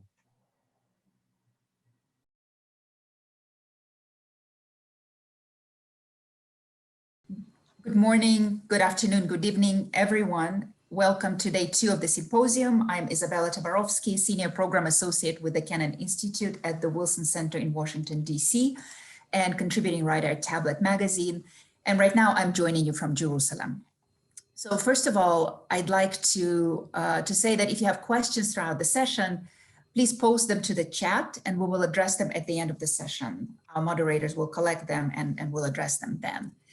So today we're privileged to hear the testimonies from the participants in Operation Wedding and 2 other people who were in their circles. And before we begin, I'd like to respond to something that was said yesterday at the conference and perhaps to pose a question for all of us to consider as we hear the testimonies. So last night we got a really great and complete picture of the extent to which the Jewish national movement, the Zionist movement, always existed in the Soviet Union. And the people who will speak today in our pre-recorded interviews, they fully belong in that context. In other words, their movement didn't just appear in the 1960s out of nowhere. It had strong roots, there were strong preconditions for what happened, etc. And I think that last night we really got a very clear picture of that. But the question that I think about a lot and that actually arose again in response to something that was said yesterday and something with which I wholeheartedly agree is that this story is a critical part of the heritage and memory of the Zionist movement. And it's very important for Israel, Israeli society, Russian-speaking Israelis and the Jewish diaspora, especially the Russian-speaking Jewish diaspora. And I'm actually quoting something that Dr. Ze'ev Hanin said yesterday. And I couldn't agree more with that. And the question that I have, and something that I've thought about a lot, is how come this story has not really become part of our collective memory? And right now I speak primarily about the American diaspora, which is what I know the best. We emigrated to the US 30 years ago. And to me, it's an intriguing question. It's a question that I've struggled with for a while because American Jews, of course, played a critical role in this story, and they continued to play a critical role in supporting the Soviet Jewish national movement for the next 25 years or so. And yet it has not become part of our collective memory of American Jews, and I would argue more broadly, speaking of the Jewish people as a whole. And if you look at the US, books have been written, exhibitions have taken place, talks have been given, and yet the story has failed to stick. Somehow it has not been passed on to the next generation. And the question is why? And I ask this question because I believe that this story deserves to be part of our collective memory as a Jewish people. We really should all know it. And we should all know it because at the core of it is a struggle for Jewish identity. It's a story of Jewish courage and resistance and insistence on the right to live as Jews. And in this case, also in the country, in the Jewish country, in the state, in the Jewish state. And so the more I have thought about it, and I think about it as someone who finds herself at the intersection of scholarship and public knowledge. I'm not an academic historian, but I sort of translate academic knowledge to the public. And so the more I thought about it, the more I think that perhaps we haven't told this story the right way. And what I mean here is that when I look at past efforts to tell this story, I realize that, first of all, it really needs to be told from the point of view of the Soviet Jewish activists themselves. They have to be the focus of our interest and attention, because sometimes in some tellings of the story, I can see that they become almost secondary to the efforts of those who tried to help them. But of course, they were the ones who put everything on the line. They were the ones fighting for their Jewish identity, for their right to live as Jews. And so for that reason, I'm particularly gratified that we have this session today at this conference where we get to hear from them directly in their own words. And second, as we tell this story and as we try to pass it on to the next generation, I think we need to focus on the aspects of the story that are relatable to anyone, even a young person for whom the Soviet Union is basically ancient history at this point.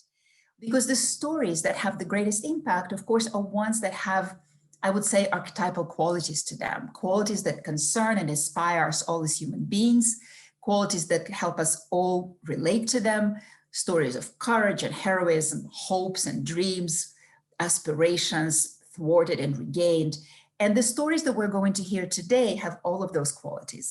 So as we hear these pre-recorded interviews, which really was my honor to be able to speak to these activists and to bring these sessions, these conversations to you today, let's think about what we hear from them and how we can tell it to others in ways that they can understand and in ways that can inspire them in the way the previous generation got inspired. So with that, let's start with the first interview. And our first interview is with Edward Kuznetsov. And Edward Kuznetsov was a long-term dissident even before Operation Wedding. He came to be one of the leaders of the operation. He was sentenced to death at the trial. His sentence was then commuted to 15 years in the camps. He served for 9 years and was released as part of a deal between the USSR and the United States. Following his release, he came to Israel, worked at Radio Liberty in Germany.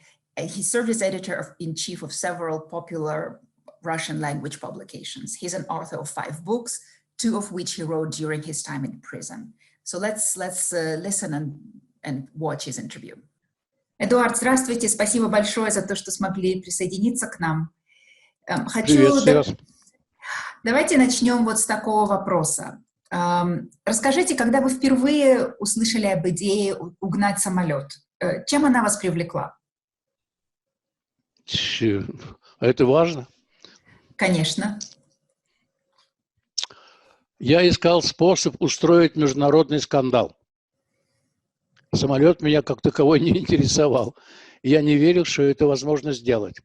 Чай не в нацистской Германии жили, где в 1943-1944 году 7 тысяч офицеров верхмахта участвовали в заговоре против гитлеровского режима, и гестапо об этом не знало. А узнал только тогда, когда провалился попытка покушения на Гитлера. В Советском Союзе это было невозможно. Я понимал, что КГБ уже знает о наших планах. Да потом я видел слежку.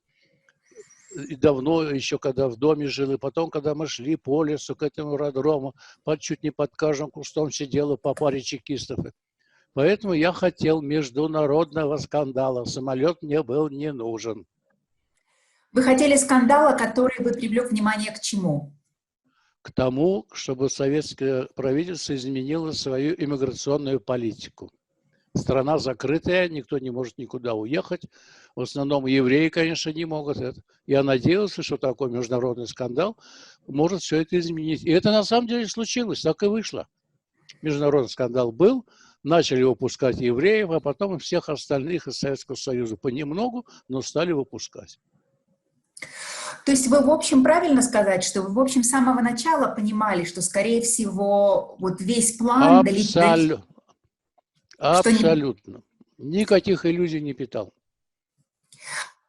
И мне кажется, что вы, наверное, в этом плане были более реалистичны, чем некоторые из ваших товарищей, потому что у вас было уже столкновение с системой, вы сидели срок. Я знал, что они все равно меня еще раз посадят. Передо мной был выбор – сидеть ни за что или сидеть за дело. А вы знаете, когда сидишь за дело, то морально тебе намного более комфортно. Да. Я другим тоже говорил это. Не навязчиво, не настойчиво, чтобы не испугать. Потому что еще важно было, чтобы люди дошли до аэродрома, не разбежались раньше времени. Вы знаете, мы говорили немного в предыдущем разговоре о том, что, и в общем вы об этом пишете в книге, что в общем, может быть, можно было бы подождать, спланировать лучше и так далее, но у вас уже не было времени ждать. Вот скажите, почему? Почему надо было так срочно это делать? Ой, я абсолютно был уверен, что меня собираются еще раз посадить. Поэтому для меня был выбор простой, как я сказал, сидеть ни за что или сидеть за дело. Я хотел сидеть за дело. Скажите, вот вы пришли в сионистские круги из того, что называется демократических кругов, то есть вы начинали свою деятельность с попытки в чем-то изменить, реформировать советскую систему, а потом в какой-то момент вы поменяли свои взгляды и перешли вот на такую еврейско-сионистскую деятельность. Почему? Объясните. Потому что понял, что изменить что-либо в Советском Союзе в сторону демократизации этого режима невозможно. Я потом не раз говорил Буковскому, моему старому, так сказать, приятелю, смотри, Ты борешься за изменение режима. Я за то, чтобы уехать. Моя цель достижима. Твоя, увы, нет.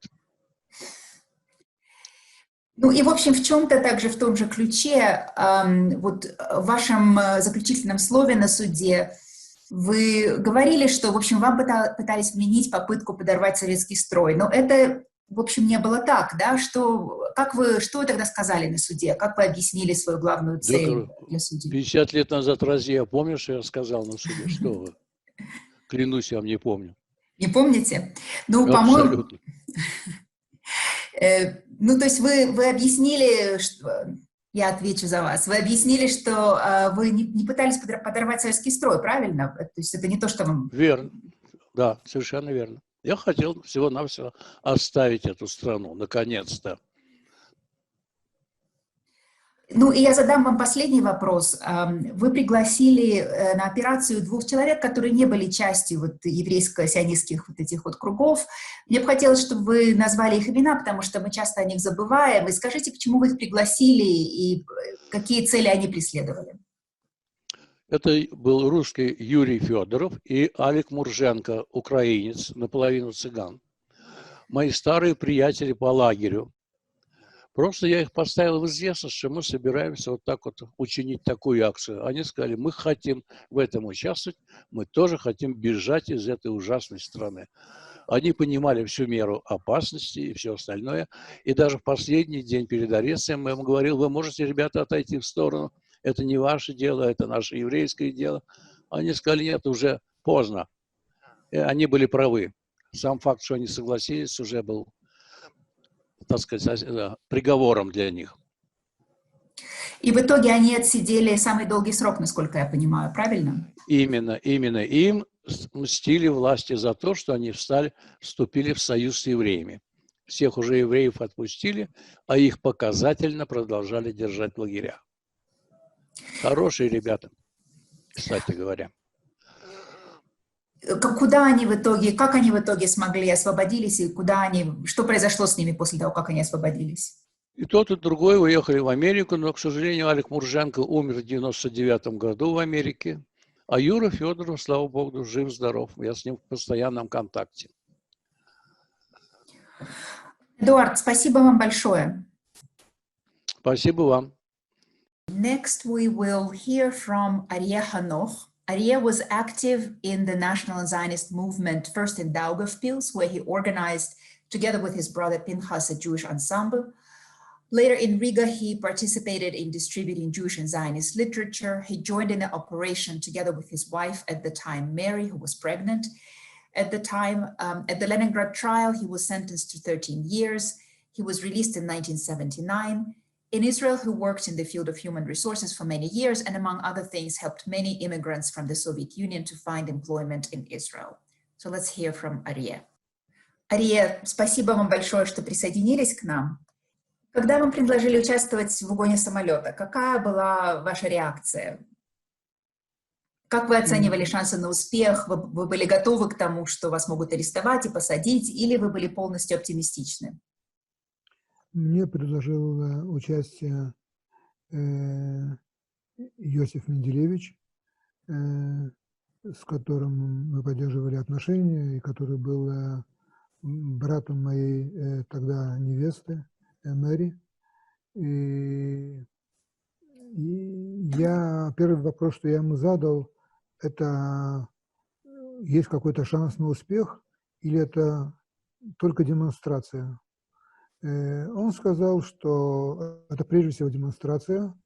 Шансы на успех все оценивают по-разному. Летчик оценивает ее как довольно высокую. Если нам удастся вообще подняться в воздух, если нас не арестуют до того. Мое мнение, он сказал, что шансы очень маленькие на успех. Но, по крайней мере, эта операция привлечет внимание всего мира к этой проблеме. И это главное. Я сказал, значит, окей, я принимаю твое предложение, я согласен. Он сказал, что это так не пойдет, чтобы я подумал еще раз, через несколько дней, что так решения не принимаются. Мы встретились через несколько дней, и я подтвердил свое согласие. Я ему также сказал, что я привлекаю также к участию свою невесту Мэри. А то, что был шанс, что вас арестуют, что вы окажетесь в тюрьме, в лагерях, вас это никак не останавливало вас никак? Нет, нас это меня, во всяком случае, не останавливало. Тем более, что я уже давно занимался сионистской деятельностью, не только подпольной, но на какой-то стадии открытой. То есть я был среди организаторов в Риге подписи евреев с обращениями в израильские, советские и международные органы с просьбой и требованиями на право на репатриацию. И я ожидал, что в любом случае это может закончиться заключением, так что тюремным заключением. Так что я к этой мысли уже привык, и меня это не пугало. Нет. Была, конечно, еще опасность, что самолет могут сбить. Но летчик, когда мы с ним уже позже общались, уверял, что шансы на это небольшие, вот, что если нас до того не арестуют, что на это вероятность большая. На этот случай Менделевич составил письмо, я думаю, что он об этом сам расскажет. Скажите, вот вы были в группе, которая должна была встретить основную группу в Приозерске, где та группа, которая вылетала из Ленинграда, посадила бы самолет и вас подобрала. Расскажите, что произошло, вот когда ваша группа, в ней, как я понимаю, было 4 человека, когда вы сели на электричку в Ленинграде, чтобы отправиться в Приозерск? У нас была предварительная встреча на вокзале, железнодорожном вокзале в Ленинграде. Мы это сделали, чтобы убедиться, что все участники прибыли в Ленинград. Во время этой встречи более опытные из нас, Эдди Кузнецов и его друзья, обратили наше внимание на то, что за нами идет открытая слежка. Мы решили, что мы продолжаем операцию и готовы к тому, что нас арестуют. Мы сели вчетвером. Я, Боря Пенсон, Сильва Залмасон и Мэри сели в поезд, чтобы поехать в Приозерск. То место, это промежуточный аэродром, куда должен был прилететь самолет из Смольного под Ленинградом. Мы должны были туда прилететь заранее, чтобы приготовить место для того, чтобы спальные мешки подготовить и так далее, для того, чтобы туда положить летчиков после захвата самолета, потому что мы собирались лететь в воздух без пассажиров, только мы с дымщицем, который должен был управлять самолетом. По дороге, когда мы сели в электричку, я обратил внимание, что 2 человека, которые меня не заметили, стояли ко мне спиной и смотрели в окно и переговаривались между собой. Из их разговора я понял, что они понимают не только значит, суть операции, но им даже понятно, кто какую роль играет. Таким образом, я подошел к ребятам и сказал, что, значит, что эти ребята, значит, из КГБ и что за нами следят. Тогда мы приняли решение уничтожить. У нас были всякие записные книжки с телефонами там, наших друзей. Значит, мы решили все это уничтожить, а также всякие другие улики, которые могут нам помешать, значит, когда нас арестуют. Все это мы открыли окошко, и все это мы выбрасывали в окно. Значит, эти 2 ребята из КГБ на нас смотрели, значит, но не было еще указания нас арестовывать, и поэтому они ничего не предпринимали. Просто смотрели, что мы делаем, и ничего более того. Потом мы решили попробовать от них сбежать.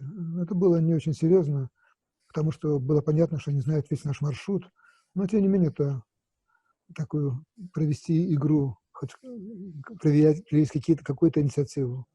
Мы договорились, что мы в какой-то момент, когда поезд, электричка остановится на какой-то станции, что мы выскочим в тот момент, когда электричка начнет двигаться, то есть за секунду до того, не во время. И мы стояли в разных местах, и в тот момент, когда уже электричка должна была ехать, мы выскочили так, чтобы те не успели выйти за нами. И сели в следующую электричку, продали маршрут. Ну, понятно, что поскольку было известно, куда мы едем, для них не было никакой проблемы следить за нами в дальнейшем другими людьми или как-то там иначе. Теперь, когда мы приехали на конечную остановку, мы пошли в лес по компасу. У нас были также карты. Мы не дошли до конца, потому что начало темнеть, и мы решили переждать и отправиться дальше под утро. Разожгли костер, и по очереди мужчины, то есть я и Боря, должны были дежурить у костра. Остальные легли в эти спальные мешки, которых мы приготовили. У нас было 3 спальных мешка. Через какое-то время подошли парень с девушкой, попросили зажечь огонек. И я согласился, естественно, но я уже понимал, что к нам присматриваются и что нас будут арестовывать. Парень сказал девушке: ну, какие тут счастливые люди. Значит, эта фраза мне запомнилась. Значит, понятно, так сказать, что люди последнюю ночь живут на свободе. Через какое-то время к нам подошел еще один парень, стал подходить ко мне и спросил издали, можно ли закурить. Я сказал, конечно, я уже понимал, что это уже арест. Он неожиданно вытащил пистолет, начал кричать руки вверх и начал стрелять в меня. Потом начал кричать, чтобы я лег, и надели мне наручники за спиной. И одновременно я видел, что всех остальных тоже арестовывают. Потом, когда меня уже везли, я понял, по слезам, которые у меня катились из глаз, мне объяснили сопровождающие, что это слезы от стрельбы слезоточивым газом, которым меня стреляли. Значит, вот, в общем, все по поводу, значит, задержания. Нас отвезли уже в КГБ, нас везли всех раздельно, естественно, с этого момента. Скажите, пожалуйста, о чем вы говорили на суде? Что у вас осталось вот в памяти от того, что вы сказали на суде, на последнем слове или давая показания? Именно я? Я могу сказать, что на суде, значит, в общем-то, все, и я в том числе, мы говорили о том, что мы хотели ехать в Израиль, потому что Израиль мы считали своей родиной, и именно в этом была, так сказать, причина того, что мы на это пошли, и никаких других причин у нас не было. Когда произнесли, значит, даже не приговор, а обвинительное заключение зачитали и попросили смертную казнь для Кузнецова и Дымшица, и 10 лет для Сильвы, единственной женщины, которая дошла до суда. Все участники просили, чтобы отменили смертные приговора и снизили приговор для Сильвы. Okay, so that was Aria Hanoch, and now we have an interview with Boris Penson. Boris Penson was an aspiring artist in Riga who was active in the Zionist movement. He was attracted to modern art and understood early on that he would have no future as an artist in the Soviet Union. He applied for Aliyah shortly before the operation. He was refused and was kicked out of the art academy. He joined in the operation, was put on trial, and spent 9 years in the camps, and was released along with several others in 1979 in the exchange between the USSR and the United States.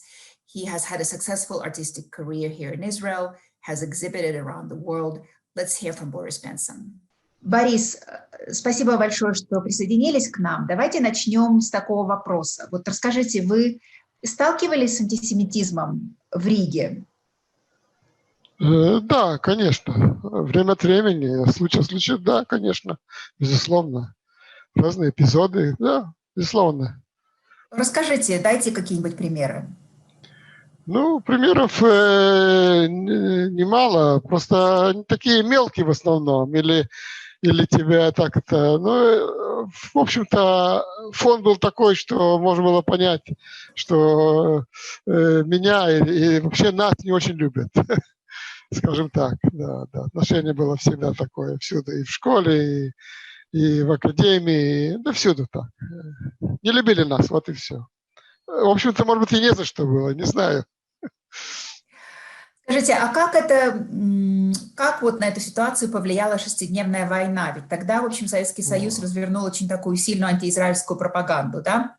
Да, конечно, это все сильнейшим образом, особенно на меня, так сказать, повлияла эта ситуация, потому что, во-первых, я никогда не хотел и не думал жить в России. Так сказать, мои намерения были избавиться от советской власти, но именно вот шестидневная война поставила вопрос ребром просто, что вот есть место, есть медина, есть куда надо добраться, так сказать, понятно. И то, что была антиизраильская пропаганда в России в то время, то это, наоборот, только подталкивало и подогревало ситуацию. Вы мне рассказывали, когда мы вот с вами в предыдущий раз разговаривали, что у вас был сосед, который как-то особенно... Это такая типичная история, когда люди как-то присоединялись к этой антиизраильской пропаганде. Вот расскажите об этом кратко. Да, конечно. Это просто... Он, видимо, просто сидел на лестничной клетке и ждал, когда кто-то из нас выйдет, чтобы поздороваться и, так сказать, и с радостью возвещал, что это конец Израиля, то есть это было начало войны, конец Израиля, то есть это была советская агитация, пропаганда, так сказать, советское радио сообщало, что арабы наступают, и, короче говоря, можно было понять, что действительно Израилю конец. Понятно, что нас это вгоняло в большую тоску, а для него и я думаю, это для большинства латышей это была радость, конечно, что наконец-то разделаются с Израилем. Но эта ситуация изменилась, когда война уже подходила к концу, и стало ясно, что полный разгром арабских армий, и в том числе советского оружия, и советских советников, то он просто исчез, он уже больше не появлялся. Он не мог это вытерпеть. Это победу. Скажите, а вот когда к вам вас пригласили принять участие в самолетном деле, у вас какие-то были сомнения? Как долго у вас заняло принять решение присоединиться к этому? Смотрите, я был, в общем-то, в отчаянии, в полном отчаянии, потому что я подал документы на выезд перед тем, как пойти на это дело, и мне категорически отказали. Причем отказали в такой форме, что было ясно, что дело совершенно глухо. Нет никакой надежды на то, что вообще что-то будет, какие-то изменения. Официальные власти заявляли, что вообще евреям незачем никуда ехать, они должны находиться на месте, они все устроены, хорошо живут. И Хрущев заявил в свое время, что у него нет в портфеле ни одного заявления на выезд в Израиль. Это была, конечно, ложь, потому что я и другие люди уже подали документы и знали, что есть люди, которые хотят уехать. И, так сказать, настроение было такое, что вообще среди еврейства, чтобы понятно, я так понимал, что большинство хотели уехать. Но настолько безнадежно было, что я решился пойти на самолет, потому что я решил, что если все-таки моим друзьям удастся улететь, и они окажутся в Израиле, а я останусь в этой проклятой стране, то понятно, что я себе этого не смогу простить. Ходить с таким грузом было невозможно, невыносимо. А как вы оценивали шансы успеха? Какой процент успеха вам казалось, может быть? Смотрите, я не знал всей ситуации вокруг этого самолета. Мне, собственно, не объясняли, не рассказывали. Я не знал, что есть, предварительно была идея захвата большого самолета, угона большого самолета под видом свадьбы. Я не знал, что, так сказать, есть много людей, которые, в общем-то, знали об этой операции. То, что мне сказали, мне было понятно, что технически это вполне реальная ситуация, и что возможно, что нам удастся вылететь из России, удрать.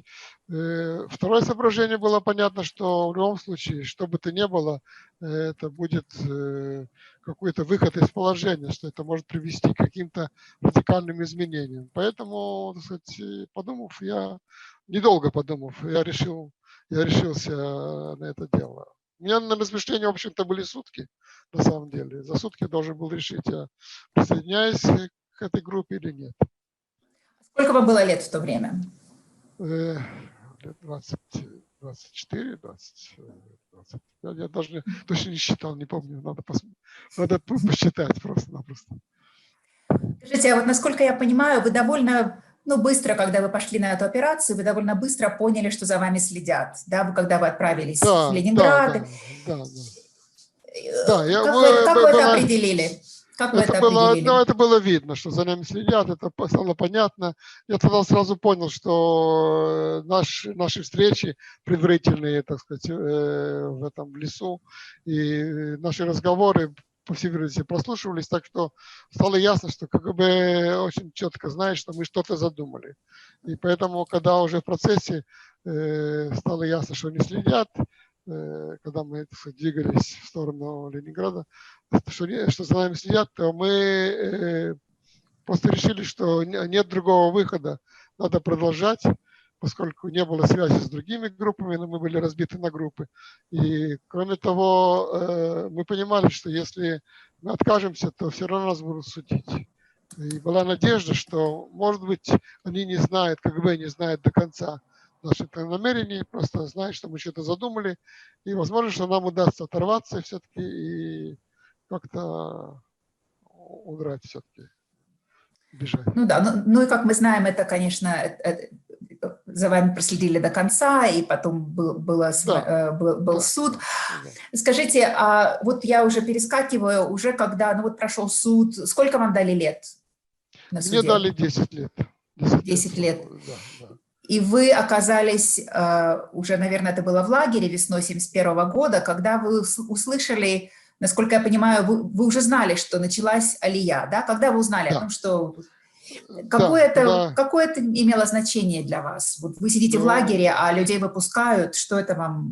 Понятно, что, во-первых, это сразу подняло надежды на то, что в конце концов и мы, и я смогу выбраться из России, во-первых. Во-вторых, это дало нам силы, так сказать, выдержать всякие неприятности, всякие трудности из-за того, что понимали, что все, что мы сделали, это не бесследно, что это сработало, дало свой результат. Письмо, которое мы послали перед вылетом с объяснением всех наших действий, сыграло свою роль, и поэтому это сыграло свою роль и на мишпат, на суд. На суд. На суд, да. И поэтому, так сказать, потом, после того, как вынесли наказание всем, то его поменяли, немножко улучшили. То есть этих Кузнецов и Дымшиц, получившие смертную казнь, им отменили, а кому-то сделали 40 более мягкие. Так что это письмо сработало, этот шум вокруг нас сработал, в том числе это дал толчок для большой алии. Началась алия. И уже в 71-м, 72-м, 73-м годах в Израиль приехало где-то порядка 150-170 тысяч человек. Спасибо большое, Борис. Спасибо вам большое. Это мое удовольствие. Также. Okay, and now we are going to hear from Yosef Mendelevic. Yosef Mendelevic was, of course, one of the most prominent leaders of the underground movement in Riga. He co-edited Iton, an underground magazine that was distributed, or newspaper that was distributed throughout the country. He served 11 years, the longest among the Jewish members of the group. He is a rabbi and teaches Talmud and Jewish philosophy at the Machon Meir Institute for Jewish Studies. He is an author of 4 books. Let's hear from Yosef Mendelevic. Yosef, thank you so much for joining us today. It's wonderful to have you with us. Why don't we start our conversation with a few words about the appeal or the declaration which you wrote. Everyone acknowledges how important this document was. Tell us about how you wrote it, what gave you the idea to write it, and what was the purpose of the document? It happened that just a couple of days before our action, Eduard Kuznetsov told me that on his own decision, he joined 2 friends, Fedorov and Muzhenko, to our group. And he explained the reason that somebody from Leningrad requested to make the action general, without any Jewish character of it. I became very anxious for the reason we decided to take the action just to underline the Jewish character of everything what we are doing. For us, for Israel, for Jews in Soviet Russia, and all of a sudden we are losing everything. What to do? And then I come to a decision to write declarations that will put it very clearly what are really the reasons of our action.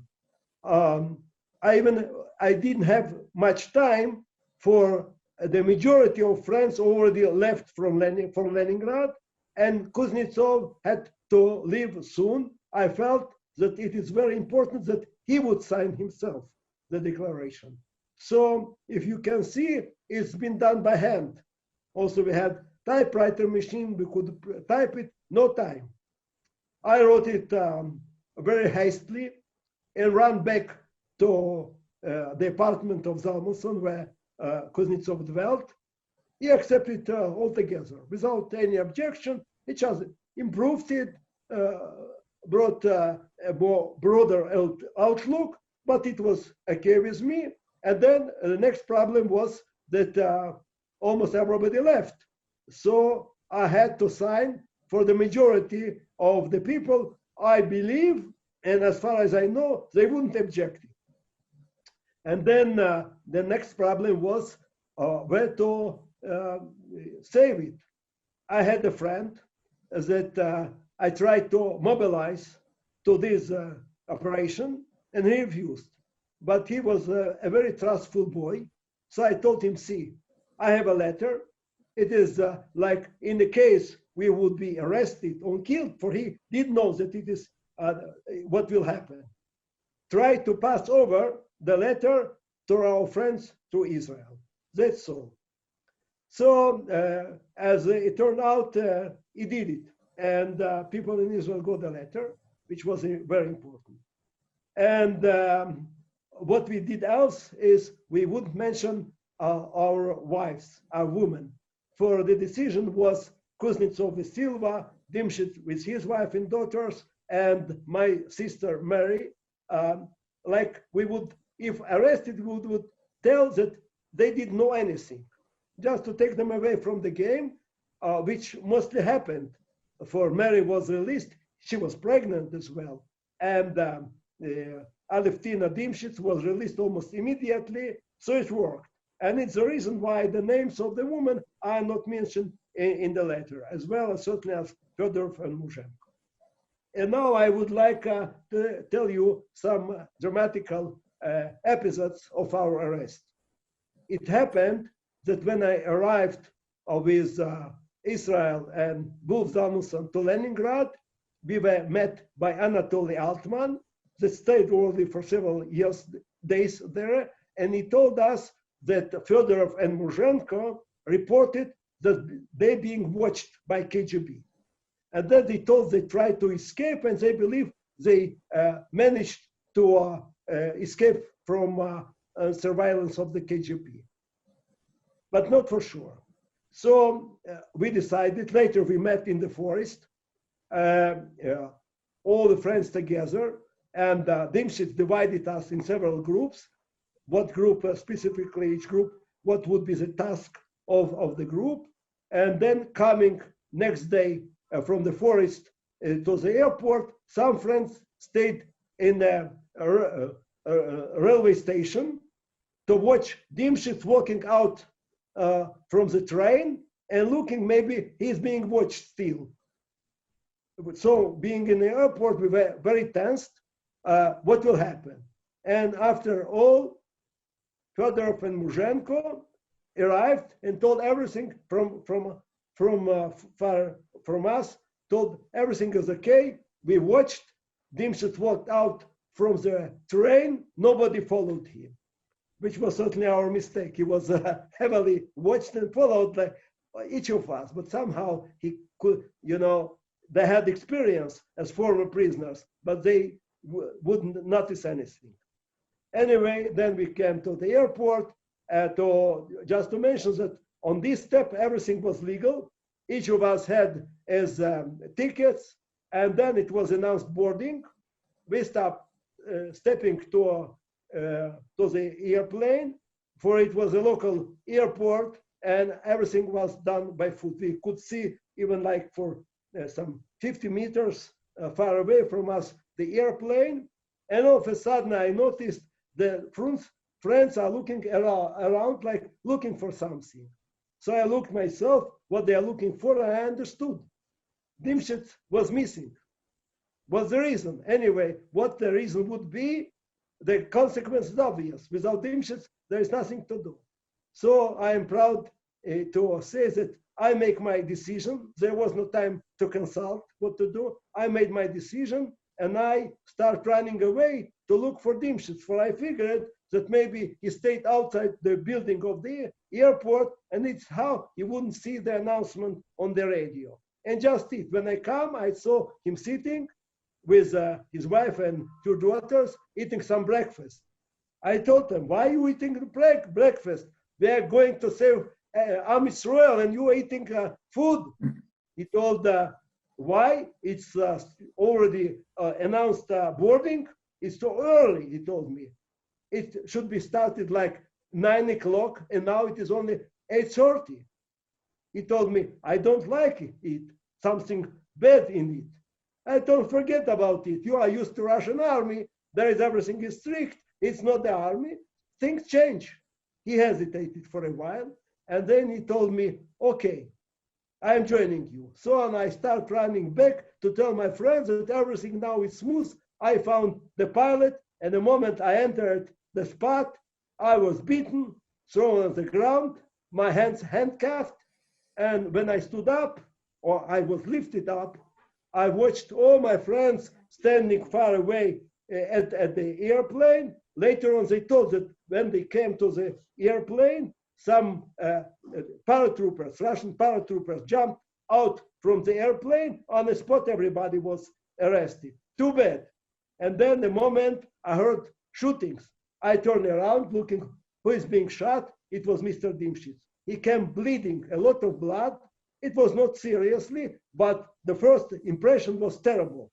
His wife crying, two small children bewildered. I understood it's really a tragedy, like everything is lost. Next moment, each of us was taken to the building of the airport. Me pushed, everybody of us pushed in a specific office, and there was heavily crowded, the whole building was heavily crowded by KGB high-rank officers. So I understood it was a trap. And then being pushed in my so-called my place, two Russian colonels told me that I'm being accused in high treason and I expect death penalty. I thought for a while and I told, I am glad and privileged that I did what I could do for my nation. Now I am ready to die. Thank you for that story, Yosef. I want to ask you to read us the declaration. Can you read some part of it so that we can get a sense of what it was about? Yeah. It's certainly in Russian. It says, we 9 Jews living in Soviet Union are attempting to leave the territory of this state without asking the authorities for permission. We are among the tens of thousands of Jews who have for many years notified relevant Soviet authorities of our desire to repatriate to Israel. But time and again, with monstrous hypocrisy, perverting universal human values, it was Kuznetsov that put the line, and international and Soviet law, the authorities have refused us the right to emigrate. We are told brazenly that we will rot here, but we'll never see our homeland. And I am finishing, calling upon the world Jewry. Jews of the world, your solemn duty is to fight for the freedom of your brethren in the Soviet Union. Know that the fate of the Russian Jews, whether they are to be or not to be, depends largely on you. We are deeply envious of the liberty and its blessings that you take for granted. We urge you to use them in full, including in order to defend our rights. And in the end of the letter, I ask them, we request of all of you that should our attempt fall, take care on our loved ones and shield them from the payback for our act. We must underscore that our actions do not endanger others. In a moment when we get airborne, we alone will be on board of the aircraft. So we understood that it be maybe the last will. If we would kill, people would know what really brought us to this very dangerous action. Well, and I think what's also important in this declaration is that you emphasize that only you will be on board the airplane. You will not harm anyone. It is purely, you're only doing it among your own group. And then the pilots had weapons, and they declared to the authorities as a reason to get the jobs that they will kill everybody that will try to escape from Soviet Russia. So there were soldiers that supported the brutality of the Soviet regime, and we felt free to fight against the brutality of the Soviet regime, against the pilots with weapons that are ready to kill us. I want to take you a little bit back. I want to take you, this is probably a few years back in your life, when you began coming to Rumbula, the Rumbula forest. And I want to ask you about why was that important? The awareness, the growing awareness of the Shoah, of what happened in Rumbula, the work that you did in Rumbula. How was it important in bringing you to the realization of your identity as a Jew and your sense of connection to Israel? To begin with, the initiative of building up the place of massacre in Rumbula was not mine. The older people, like the beginners, the founders of underground Jewish movement, former prisoners in Soviet Gulag system, that felt that Soviet Jewish youth need to come together. And there was no legal reason to come together. It was forbidden. So they decided that if we call us to come and build up a place like that, it will make us meet each other. And it happened. It took maybe several years after some hundreds, maybe 300 or more young people met together. Finally, we met that we are a nation. For in a big city, Riga had 1 million of residents, and we had some 30,000 Jews there. We never met. All of a sudden we met. And then a miracle happened. I told on the first illegal meeting of memory, after we managed somehow upbuild the place, I told friends, see what miracle happened to us. We came here to help to take care of dead people. We collected pieces of bones, pieces of clothes, to remember. And now we understood that the dead people helped us. They brought us together. They taught us the issues that we are a nation. And I told, listen what the dead people are telling us out from the graves. They say, never stay anymore in the cursed place. You have your homeland, go home. So it is, you know, people never can understand, not me, why Holocaust happened, why it could happen. But for me, the reason of being there is that I got saved. I got the life as a Jew from the dead killed people. It's a miracle. Okay, and now we will go on to the testimonial of Israel Zalmanson, who was a student at the Riga Polytechnic at the time. He joined his sister Silva and brother Wolf in the operation. He was sentenced to 8 years in prison, a sentence that he completed in full. And after coming to Israel in 1978, he resumed his studies at Tel Aviv University. Some 10 years later, he moved to the US with his family, where he lives now. So let's hear from Israel. Israel, tell us about what happened when you got to the airport in Leningrad and they announced boarding, you were ready to board the plane. What happened then? Well, they announced boarding on our plane. It's like with 12 people. And also at the same time, they announced on the other plane, but this was a fake boarding, basically. And so it means, and we stood in one line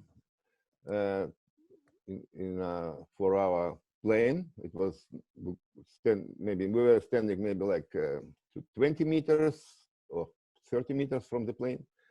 And then there was an announcement for another boarding for another plane. And it was all the KGB, of course. So, and we were standing one line next to the other one. And at some point,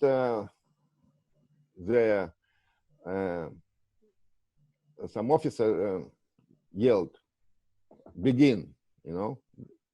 And that's how it started. They, on everybody, on each of us, they jumped like 2 guys or maybe more, I guess. And they tied up our hands and put on the floor, on the ground, and some of us got even was hit, like my brother, Wolf. But, you know, and also Mark Dimshitz, by the way, he was somewhere, he didn't come yet to because he felt something is fishy, I guess. And and all of a sudden I saw some screaming, yelling, and they were dragging him from somewhere, from behind, I guess. And that was the end of the story. I mean, for no restaurant in Stockholm, for now, at least. So then you were all arrested and they were keeping you all separately. And then the next time you saw your friends basically was in court, right? When the court started. Half a year after. Half a year later. So what was it like for you to walk into the courtroom and see them? Well, of course, we all felt very excited and exhilarating, see each other, and we were like a kind of festival even, mood was. Then there was court proceeding. Sounds a lot of, I don't remember all the small funny things. I remember maybe one of them, but doesn't matter. And all was nice and how to say, and very exciting until we heard the prosecutor ask for 2 death sentences and very heavy sentences for some of us. I, as the youngest in this court, I think from the beginning I got 8 years. So my father was pretty relieved when I saw him in the courtroom. So. And there were then, your relatives were allowed to be in the courtroom? Yeah, approximately 2 or sometimes even maybe 1 of our, for each of us. We had my brother, one brother was Shmuel. He was with my brother, with my father. They were present, and some of our relatives also had their relatives. And I want to tell about that those relatives, some of them did a good job, at least one, that I only later I found out about it. They were making some, they were writing whatever is possible, whatever's going on in the court and passing it to the, basically, to overseas, to some journalists. Right, in the same evening, it was transmitted in, that's what I heard after, so it's not that but what I saw, when there was announced this pretty vicious, brutal verdict, it's more or less the same whatever prosecutor asked for. And Silva, my sister, she like rushed to hug and kiss her husband, Eduard Kuznetsov, because he got a death sentence, and it was pretty emotional. And those soldiers around were pushing her back, and we tried to resist a little bit, you know, but she basically could hug him a little bit, and then she was pushed back. And at the same time, we saw that this half of the court, or maybe the other audience of it was basically KGB selected what's called public Komsomol representative, you know, trusted people, whatever it's called. So they started to applaud the verdict, of course, at the same time. But our relatives, they stood on the benches and started to shout at us that good job. In Russian it sounds like "Молодцы," we are proud of you, and that for me was another shock. But until now I thought, no, there is nothing to be proud of, because we basically screwed up. There is many people arrested beside us, and but it was kind of surprise, and I thought maybe they just want to keep our morale, you know, higher. That's why. But then I found out about all the whatever happened already during the court, and whatever happened after, and people started to get out. There's a lot of stories to tell. And so how did that make you feel to know that your action helped others? My mood was completely reversed. I felt like, so my father basically also was very proud of us, and that's pretty unusual. But we were very happy. Whatever we did, we were proud of whatever we did. When we also we hope that one day we also will be able to get out of Soviet Union, because we opened the floodgate to some degree, put it this way. Not, but even KGB was telling me, you know, during my prison, I would not have problem to get out, and so it happened. After I released, after I applied like all the documents, papers, whatever, and 2 months after I was already in Israel. Israel, thank you so much for sharing your story with us. Well, it was my pleasure, and thank you for your interest for this. Okay, and now we will hear from Silva Zalmanson. Silva Zalmanson was one of the leaders of the operation. She studied engineering at the University of Riga and joined the Zionist underground movement at the age of 20. She distributed Zionist literature and served as a link between Riga and Leningrad. She helped recruit participants into the operation, and of course she was arrested along with everyone else and sentenced to 10 years. She was released after 4 years as part of a deal between the USSR and the United States, and continued to act for the release of the rest of the group, including by leading a 16-day hunger strike in front of the UN. She has worked as an engineer here in Israel, and she is a talented artist, and her paintings have been exhibited in Israel and around the world. Let's hear from Silva. Так, ну спасибо вам большое, что вы к нам присоединились. Давайте начнем с такого вопроса. Расскажите мне, в какой момент в своей жизни вы поняли, что хотите уехать из Советского Союза? Ну, вообще-то из Советского Союза мы хотели уехать еще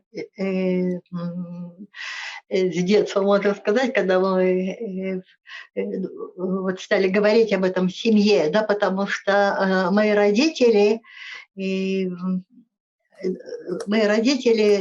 был какое-то 6-е, 7-е поколение в Латвии, да, и к Советскому Союзу у них было отношение, ну, не такое восторженное, как у многих, вот, которые исполнены были всякими иллюзиями, да, думали, что вот доживут до коммунизма, потом все блага, и все будут счастливы, как в раю. Это вот, да, мои родители понимали, что это не так. Я помню, моя мама еще ходила по комнате, вот так вот ходила, ой, террор.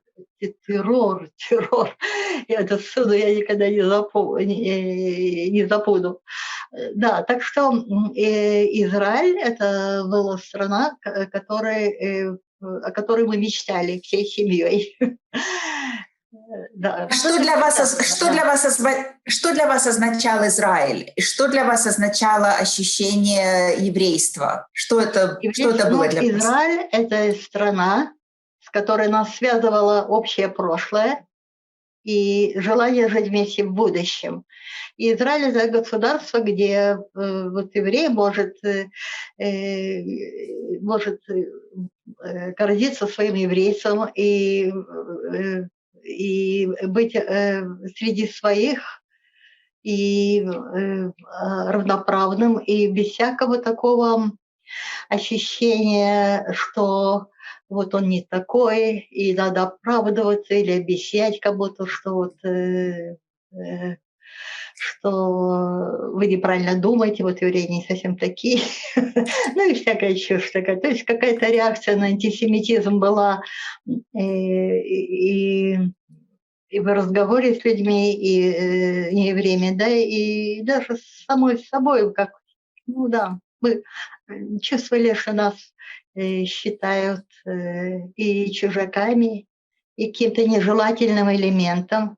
Как раз в Израиле, когда вот у меня никогда такого чувства вот не было, не возникало, тут все нормально для меня, да, и я счастлива уже тем, что я живу тут. Скажите, когда вы услышали об идее угона самолета впервые, какая у вас была реакция? Ведь это была совершенно, ну, прямо скажем, мягко скажем, неординарная идея. Да. Я не верила, что это реально, но на всякий случай согласилась. Об этом мне сообщил Гилель Бузон, ленинградец, который был в комитете, подпольном еврейском комитете, где изучали историю, язык, и с которым у меня была связь, поскольку там обменивались вот этой нелегальной литературой. И нелегальная литература так включала в себя там в основном учебник изучения иврита, Элеф Милим, потом роман Леон Уриса «Экзотус», фельетоны Жаботинского. Ну, это все вот такое, вот такая литература, которая не имела в виду целью принести ущерб советскому строю, каким бы он ни был. Да, мы хотели только выехать и хотели жить в Израиле. Скажите, а зачем, вот вы говорите, вы согласились на всякий случай, а зачем это нужно было делать? Ведь можно было продолжать, вот как вы говорите, печатать Уриса и Жаботинского, изучать иврит, заниматься, делать ульпаны иврита. Зачем нужен был такой шаг, с вашей точки зрения? Потому что, ну, во-первых, мы бы все равно сели. потому что занятие ивритом, который Ленин определил как архиреакционный язык, и все остальное это было квалифицировано и потом как антисоветская злобная провокация, клевета, и прочее, за которую по 70-й статье Уголовного кодекса, по 70-й статье Уголовного кодекса судили до 70 лет. До 7 лет. Вот. Так все равно мы сели. Мы знали, что мы уходим, что мы были готовы к тому, что когда-нибудь нас всех арестуют. Или не всех, так поодиночке, потому что это не просто наше предположение, уже мы были в связи с теми, кто уже отсидел. И даже просто за одно высказывание какое-нибудь, да. Так что, вот с одной стороны нас не выпускали, и это наши прошения, просьбы о выезде на законном основании, как записан в Конституции, по праву каждого человека выехать в другое государство, мы получали отказы. И когда вот меня Ботман спросил, как я расцениваю свои шансы на то, чтобы уехать в Израиль, так само собой, или если не нулевые, то очень-очень ничтожные. Теперь просто ждать, когда это случится, знаете, это может и не случиться вообще. И вот в следующем году в Иерусалиме так и останется вот такой, пожеланием, которое никогда не сбудется. Конечно, мы так все желали этого, и по выражению, которое мне очень нравится, шалом алейхум, так говорили, дай Бог, чтобы так было, как еще долго этого не будет. То есть было какое-то ощущение, практически вы уже потеряли надежду, что это когда-то может произойти обычным нормальным путем, и нужен был какой-то такой шаг, да? В том-то и дело, что если была бы надежда такая, так зачем надо было бы рисковать и своей свободой, и даже жизнью? В том-то и дело, что надежды не было. И вот по крупицам давали разрешения некоторым, которые уже себя уже забыла слово на это, но неважно, да, которые уже себя зарекомендовали как сионистами, и потом антисоветчиками, и все такое вот. Да, так единственная надежда была на то, что вот устроим что-нибудь такое скандальное, большое, да, для того, чтобы нас бы тоже отпустили. И потом мы ведь писали письма для Запада, для свободного мира, для Израиля, для Организации Объединенных Наций, тогда был УТАН генеральным секретарем. И вот моя двоюродная сестра, Йона, которая жила в Израиле, она как-то слышала слышала передачи с этим письмом, к которому мы обращались: помогите нам, мы хотим жить в Израиле. Вообще-то нас считали евреями молчания, и поэтому где-то, в общем, эффект суда и с приговором к смертной казни, это произвело впечатление, и это на людей, и взволновало их сердца, и все тогда стали выходить на демонстрацию, обращаться к правителям своих стран. И вот с тех пор это началось такое, превратилось в мировое общественное движение за свободу выезда для евреев. Да? Ну, вообще-то, после того, как железный занавес упал, так получили разрешение вот не только евреи. Так что мы сделали, это было спорить для всех граждан, потому что после нас уже стали получать разрешение не только евреи, вот, например, немцы, да, вот эти Volksdeutscher или как у них еще, ну, да, ну не важно, да. Очень многие получили разрешение, да. И вот сегодняшние времена уже несколько десятилетий, люди уезжают и покидают страну свою, и возвращаются, и возвращаются сколько хотят. И никто их за это судить не будет. То есть вы в чем-то принесли жертву себя, вы говорили о такой жертвенности собственной, но это имело результаты, это открыло дорогу другим. Да, безусловно, да, потому что некоторые, которые говорят, что надо было подождать, и тогда бы все равно бы отпустили, но я не верю в то, что власти сами по себе,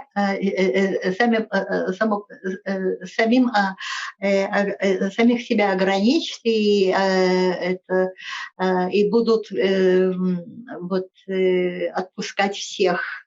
Вот тогда что же советская власть, если все могут свободно ехать туда-сюда, да, это никогда бы не произошло, только по принуждению.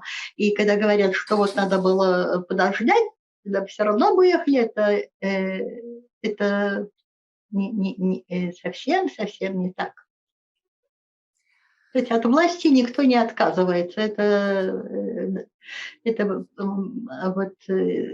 всякая демократизация приходит только по принуждению после борьбы с диктаторством.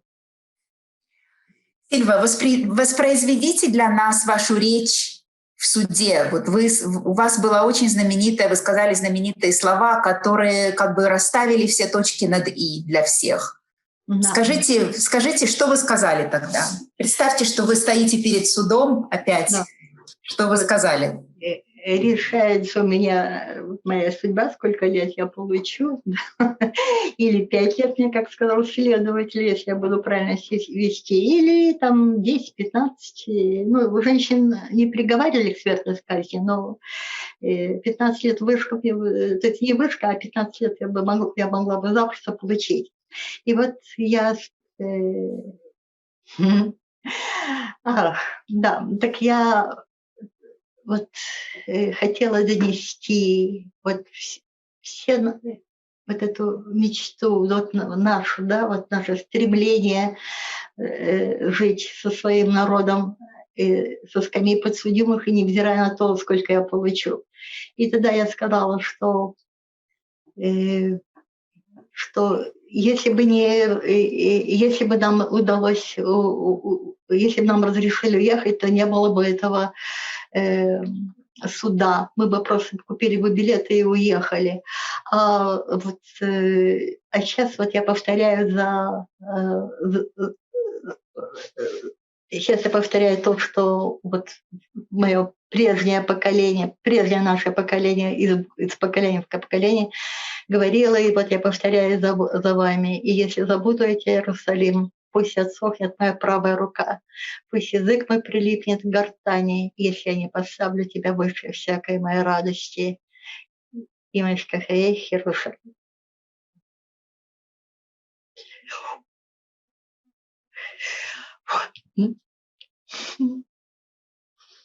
До сих пор почему-то так, уже полвека прошло, да.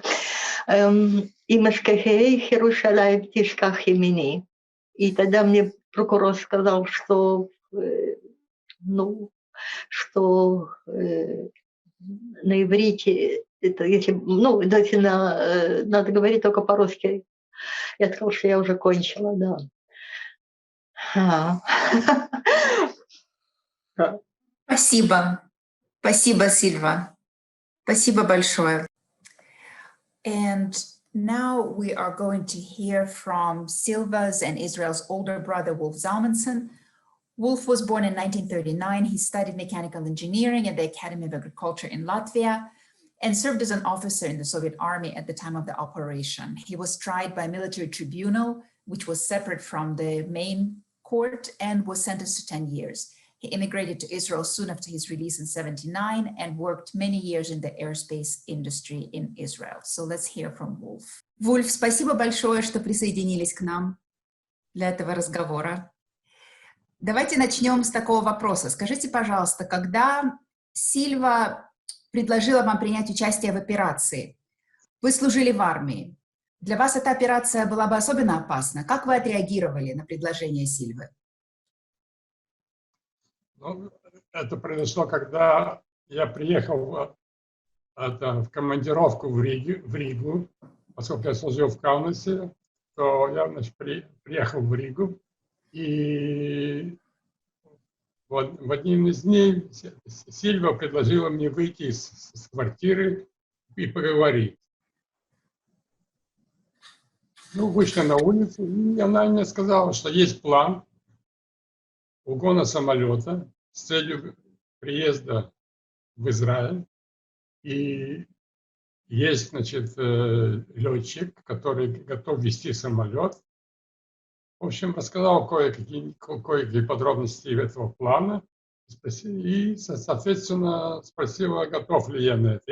Я сразу согласился. Это, почему, если на вопрос «почему» согласился сразу, то ответ у меня очень простой. Я родился в еврейской семье. Я воспитывался как еврей. И с момента появления государства Израиль я относился к этой стране так, как это моя страна. А в Советском Союзе я чувствовал себя чужаком. И страна была для меня чужбиной. Этому способствовала, кстати, и советская политика в отношении евреев. Ну, тот антисемитизм и на улице, и это в общественной жизни, и постоянная критика Израиля как совершенно неадекватная и это, в общем, злобная, я бы сказал. Это во-первых. Во-вторых, я считал, что это акция, которая будет иметь политическое значение, и поэтому отказаться участвовать в ней, это как бы, ну, я бы сказал бы, что я уже был офицером, и могу офицером советской армии, и могу это, использовать некоторые термины из офицерской жизни, это было бы дезертирство. Тем более, что в операции, в которой участвует моя младшая сестра и мой младший брат, я как старший, который не обременен семьей, не обременен никакими особыми обязательствами по отношению к кому-либо, кроме отца, которого я считал также солдатом, и который обязан был принять то или иное участие, ну, здесь в данном случае пассивное, но участие в этой акции. Я считал, это как мифца Кадош, святая операция. И поэтому я не видел возможности от себя отказаться. Спасибо. Скажите, вас судили на отдельном военном трибунале, но на главном суде вы присутствовали в качестве свидетеля, и только в качестве свидетеля, то есть вы не были там постоянно. Как вы узнали, что Кузнецову и Дымшицу дали расстрел? Это вообще произошло совершенно, с моей точки зрения, случайно. Я вдруг услышал, я даже не знал, что у них это и происходит суд, поскольку я сидел в отдельной камере, и это, связи у меня никакой с ними не было. И вдруг я услышал, как Сильва рыдает. И я просто сообразил, что это очень суд Ведь я прошу извинения, я же все-таки знал, что суд происходит, я же там был свидетелем, да? Но когда суд кончился и что там, и решение суда, я не знал. Но вот я так подумал, что, видимо, это произошло. Тем более, что Сильва сказала мне до нашей, то есть во время первой встречи, она мне сказала, что я как офицер могу получить статью за дезертирство. И это только 7 лет, а за измену родине мне будет 10 лет. И это с одной стороны, а с другой стороны она сказала, что Кузнецову, как Эдуарду Кузнецову, как уже рецидивисту, угрожает высшая мера. Так что я на самом деле подспудно был готов к тому пониманию, что произошло именно вот это. Скажите, ваш трибунал, это был военный трибунал, он проходил 3 января. Какую меру наказания вам в итоге дали? И объясните, почему у вас есть объяснение тому, что произошло. Значит, это трибунал был 3 января, и на этом трибунале это, собственно говоря, это были только одни военные. Судья был генерал, и это, там рядом сидели пару полковников с ним по обе стороны. Суд был довольно краткий, и это, на суде были свидетели. Мой командир из Каунаса приехал, дал мне характеристику, кстати, неплохую. И это, кроме того, значит, было еще свидетели, несколько свидетелей, из которых я помню Сильва и Изя, Израиль, мой брат. Значит, почему Сильва была свидетелем, поскольку она была инициатором, она, так сказать, меня, как говорится, завербовала, а Изя был тот, который приехал в Каунас и сказал, что вот такой-то день, это назначена уже операция, и чтобы я был готов. Так что это были 2 свидетеля. Во время так особого я особо не помню. Значит, единственное, что было интересно, когда меня конвоиры везли уже из суда в следственный изолятор, то один сказал, что второму конвоиру, что первый раз он видит такое, что прокурор просит 15 лет, а суд решил 10 дать только 10 лет. Это то, что было на самом деле. Но у них было это вызвало удивление. Я думаю, что это объясняется просто тем, что тем взрывом возмущения, которое вызвал этот суд моих соучастников, то возмущение, которое вызвало на Западе. В частности, очень большой взрыв был и в Европе, и в Америке. Буль, спасибо вам большое. So this completes the testimonials from the participants in the operation. Mark Dimschitz, Anatoly Altman, and Mary Hanoch are no longer with us, and may they rest in peace. Our final 2 testimonials will help us broaden our view a little bit and to understand the broader context in which the operation took place. So we're going to hear next from Anatoly Goldfeld, who was a member and later on one of the leaders of the underground Zionist organization of Leningrad. Anatoly was arrested by the KGB on June 15, 1970, on the day of the operation, as part of the wave of arrests that followed the hijacking attempt. He stood trial in Kishinev on June 30th, 1971, and was sentenced to 4 years in the camps. Upon emigrating to Israel in 1974, he earned a doctorate in nuclear engineering, had a successful career at the intersection of academic and private sectors. So let's hear from Anatoly. Anatoly, thank you so much for joining us. So my pleasure. Why don't we start, tell us about how you joined the Leningrad Zionist organization, when it happened, how did you first meet its members, and what were some of the first things that you did as part of this group? Okay, let's see. The organization emerged in the fall of 1966 as a result of merging of two groups, one led by David Chernoglas, currently Mayan, and the second by Butman, Gilel Butman, and Shlomo Drezner. These groups existed for 2, 3, 4 years previously. So it was September or October 1966.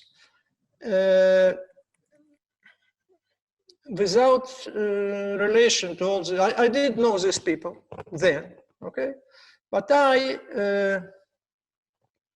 from the early childhood, there is some reason to join Zionist organizations. So, my reason was that from early childhood, I was, like many others, I believe my story is typical. Uniqueness of my situation and position as a Jew on the everyday level, and later as a policy of the state when I have to enter the university, etc., etc. I knew there is a problem. But for me, it's very interesting and important to understand what are the sources of the problem. And in the environment of the Soviet Union, it is very difficult because you have official policy, you have no information, etc., etc. When you say problem, what do you mean when you say problem? Anti-Semitism on different levels. I was the only Jew in my class in school. And later I worked 2 years in factory prior to the university. I managed, okay, but I knew the problem exists, and I had to understand why. And I understood that, of course, it's not a problem of Anatolia, it's a problem of Jewish people, at least Jewish people who I know, who lived in Leningrad and the Soviet Union at the same time. So when you try sufficiently long time, you eventually find some sources. There is a, how you say, there is a will, there is a way, okay? And you learn. And when I was in the university, in my early years in the university, I also wanted at that time to know a little bit more about Jewish history, to understand the roots of the situation, of the problem, etc. I knew, of course, when I was a big boy in the university, I knew, of course, about general things about Jewish history, many troubles Jewish people in diaspora had during the long centuries, and Holocaust, of course, Shoah. And all this picture brought me somehow. I'm not a psychologist myself. I cannot explain why and when exactly, but brought myself to the understanding, more or less Zionist view of the situation. Okay, that some people better than me, or braver than me, wiser than me, already created a Jewish state. It's called Israel. Even this realization, it was not easy you have to find, to know, okay? It's not self-evident. There is, and what I have to do, I have somehow to try to go there, to make Aliyah. I don't know how, but somehow to go there and join this effort, okay? Thereby solving my personal problem, and if I can, and if I have sufficient strength, and the overall problems of the Jewish people, okay? But first, it's not enough to make it alone, and it is difficult to make it alone. I have to somehow to involve other people, other Jewish people. And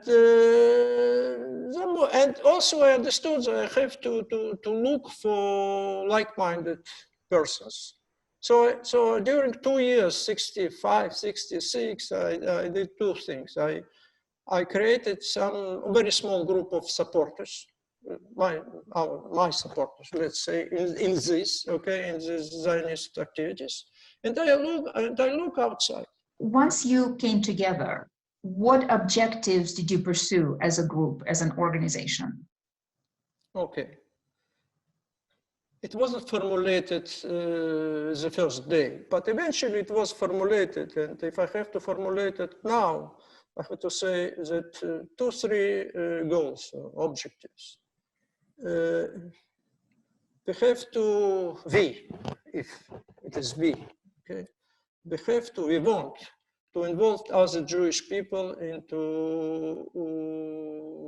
our circle of activities, the purpose of which to increase, how to say, self-awareness as Jews, okay? To be, because you have to feel it, the atmosphere of the time. It is, everything is forbidden. You don't know nothing. Difficult to talk to people. But the objective is to make people self-aware and make people involved in the Jewish culture, Jewish history, Hebrew language, if we can, okay, to try to do it. And eventually, it is a goal in itself. But more than this is a way to another goal to convince people that the best way to solve their problem as Jews and the problem of Jewish people is the Zionist idea is to make Aliyah, to immigrate to Israel. They find each other, Mark Dimshitz and Hillel Butman. And Butman liked the idea of hijacking. I joined the organization in February '67, and I joined its central body, the committee, in the August or September the same year. Okay, so I knew relatively more than part of the others. So he came first of all to the members of this committee. Okay, in particular spoke with me. And so I became aware of the idea of hijacking November, probably December '69, okay? And then probably in the beginning of January '70, look, it's 50 years, I may be not exact in the correct date, but it was a meeting of the committee in which he formally, Butman presented this idea to all of us. And there were different views. Zionist Organization of Leningrad eventually said no. And he looked to other people to realize this idea. What happened on June 15th, 1970? June 15th, in your life? In my life, I was arrested. It changes your life when you are arrested. You were surprised. You did not know that this operation was happening, right? Oh, of course. When they, in the first days, second, I don't remember, they told me, no, you know, the pilot, what pilot, what, during 2-3 weeks, more or less, I was under the impression that these are KGB tricks, some psychological, I didn't believe that actually happened. Then after receiving some hints or whatever, I eventually came to the conclusion that it did happen, okay, but initially I didn't know. And they were obviously arresting not only those who participated in the operation, but others as well. They arrested all the committee, or maybe most of the members of the committee. One of them. And what did it do to your activities, to the ability of your Leningrad Zionist organization to operate? I think two things. First, organization as organization ceased to exist, okay, because you arrest almost all the members, maybe majority of the members, okay.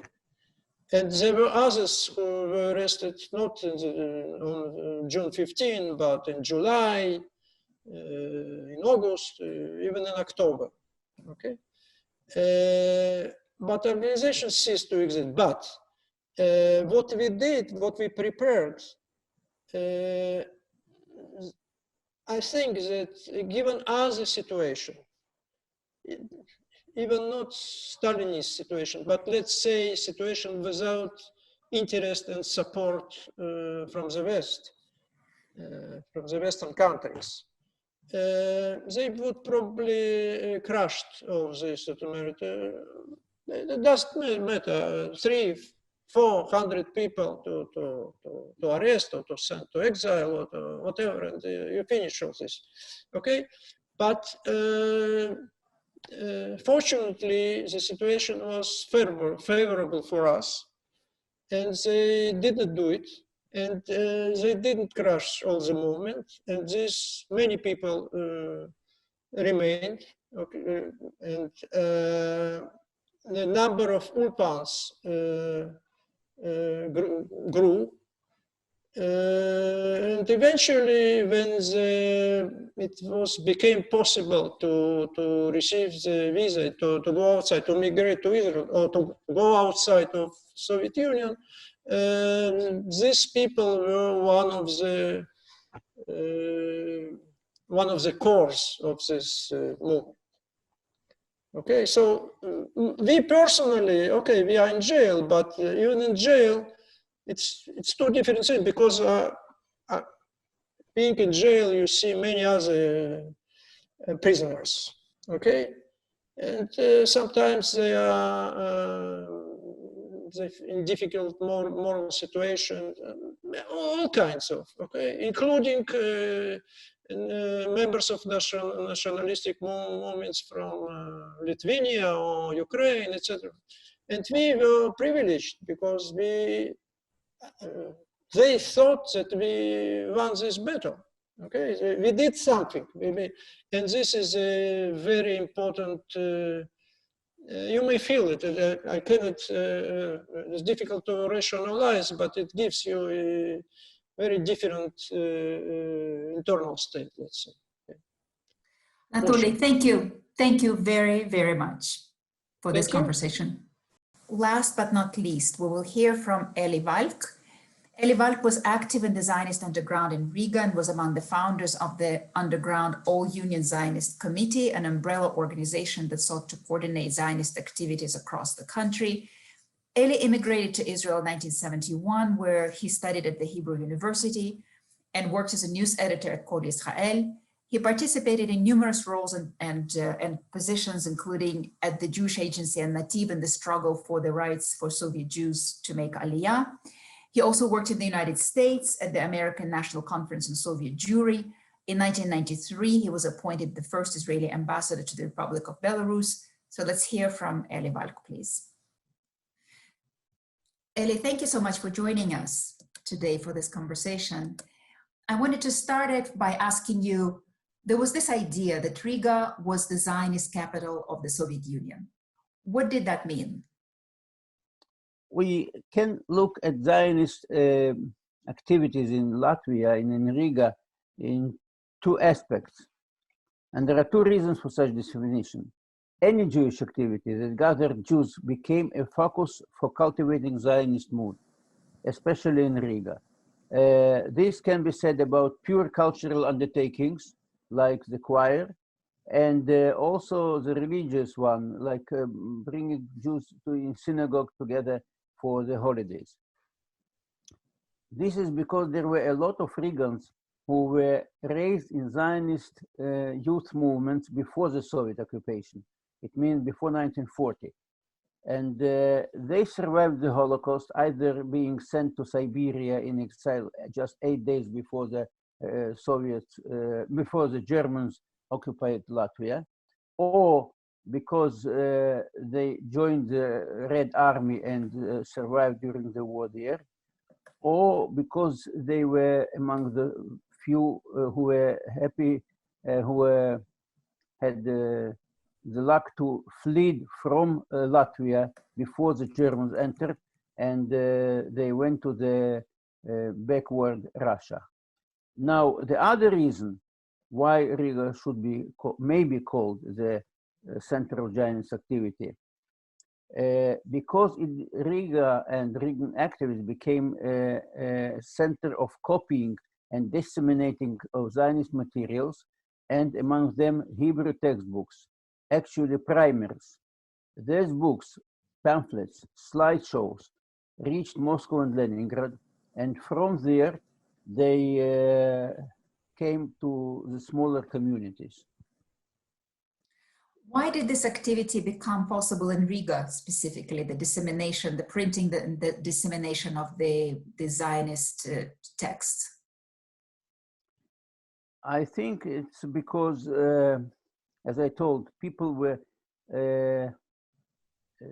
less impressed by the purges which was done in Soviet Union in the 30s. Then Latvia wasn't under the Soviet control. Also because many Latvian Jews had relatives in Israel, and they had close ties also on family basis and in general with Israel, and communication was even in Soviet time sparse, but still existed, letters and so on. And let's say in 1962 started a stream of visitors from Israel to Riga. I understand that Rumbula, the site of mass murder just outside of Riga, of mass murder in the Holocaust, in the Shoah, became an important element in strengthening the Jewish sentiments of Riga's youth, the Zionist sentiments of Riga's youth. Can you explain how and why that was the case? Working on Rumbula site served a unifying moment in the Jewish media in Riga, especially for the youth.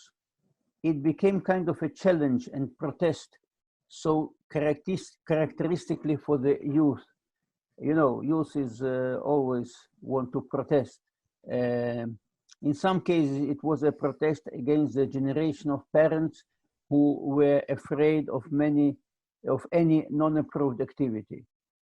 Every Sunday, tens of youngsters boarded the bus to Rumbula and sang their Israeli songs, Jewish songs, thus making this trip a part of Zionist upbringing. Now let's go to the plot itself, right? The Hijackers Plot. I understand that when one of the members of that group came to recruit you to participate, you declined. I wonder if you can explain your considerations. What was on your mind?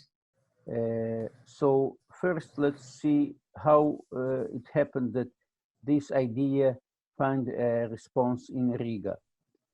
The desire to get to Israel was so strong among Latvian Jewish youth that they decided that they accepted the proposal to escape from the USSR, which came from the Leningrad underground.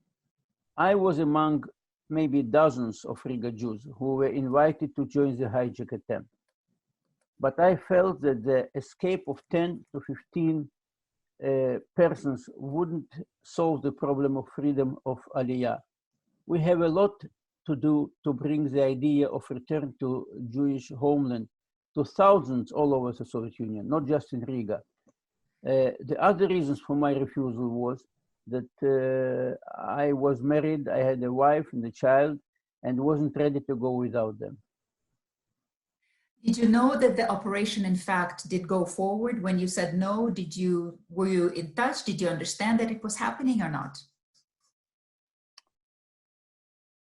I heard that the plan was canceled, but I had no idea about probable implementation of the hijack project. More so, a new, the third or the fourth, I don't remember exactly, meeting of the VKK, All Union Coordination Committee, was scheduled for the same day in Leningrad. So this was like a knife in the back of organized Zionist activities. Having this attempt of hijacking, which probably was under KGB eye, and to the same day when we were supposed to gather in Leningrad. The news about the attempt and its failure reached Riga activists rather quickly. There was a short period of tense expectation of persecution. I do remember the atmosphere in Riga when we know. How do we know that something happened? Because houses of some activists were searched at the same day, June 15. They weren't arrested, but the searches were conducted. The arrest of 4 Riga activists and searches in the residence of some 10 others came later. But searches in some houses were conducted in the same day, as I said, on June 15. Apparently, when for example, I can say from my own experience, the apartment where I lived, apartments of my mother and my elder brother were searched on August 4th. I know exactly remember the date. So this was how we felt the result. What happened to the Jewish and Zionist activities in Riga after, let's say, after the trial, after all of it happened? The core activists, let's say the most involved group, were expecting being arrested and were occupied by cleaning or, let's say, purifying their homes from anything that might be seen by the KGB, like evidence for anti-Soviet activity or whatever. But it didn't help. For example, they even confiscated, when they came to my place, they confiscated even letters, private letters from my aunt written in Yiddish. So, and also records with songs and the Israeli music. This also was considered anti-Soviet, probably. But if we look to another phenomenon, the letters, individual and collective group letters of protest, which were sent out from Soviet Union and from Latvia. So the number of letters who were sent out from Riga didn't go down. Altogether, in the years 1968, 1972, 1,172 letters of this kind were sent out and reached the West. And most were published later on, but also during the very period when they were sent. Of this number, 1,172 letters, 278, which were 24.8, almost 25%, a quarter of them came from Riga. This at the time when the Jewish population of Riga, 30,000, was just 0.4% of a percent. So the participation of Latvian Jews in this protest was much, much more than its share in the Jewish population.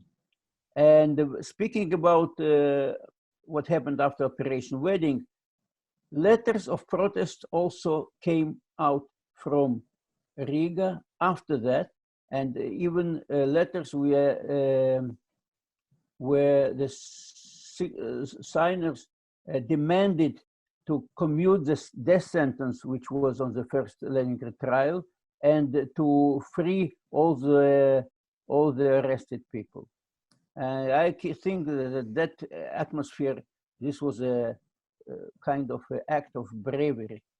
In December 1970, after the arrest, but before the trial, we decided also to hold, as usual, the memorial assembly at Rumbula. This time, the authorities were well prepared.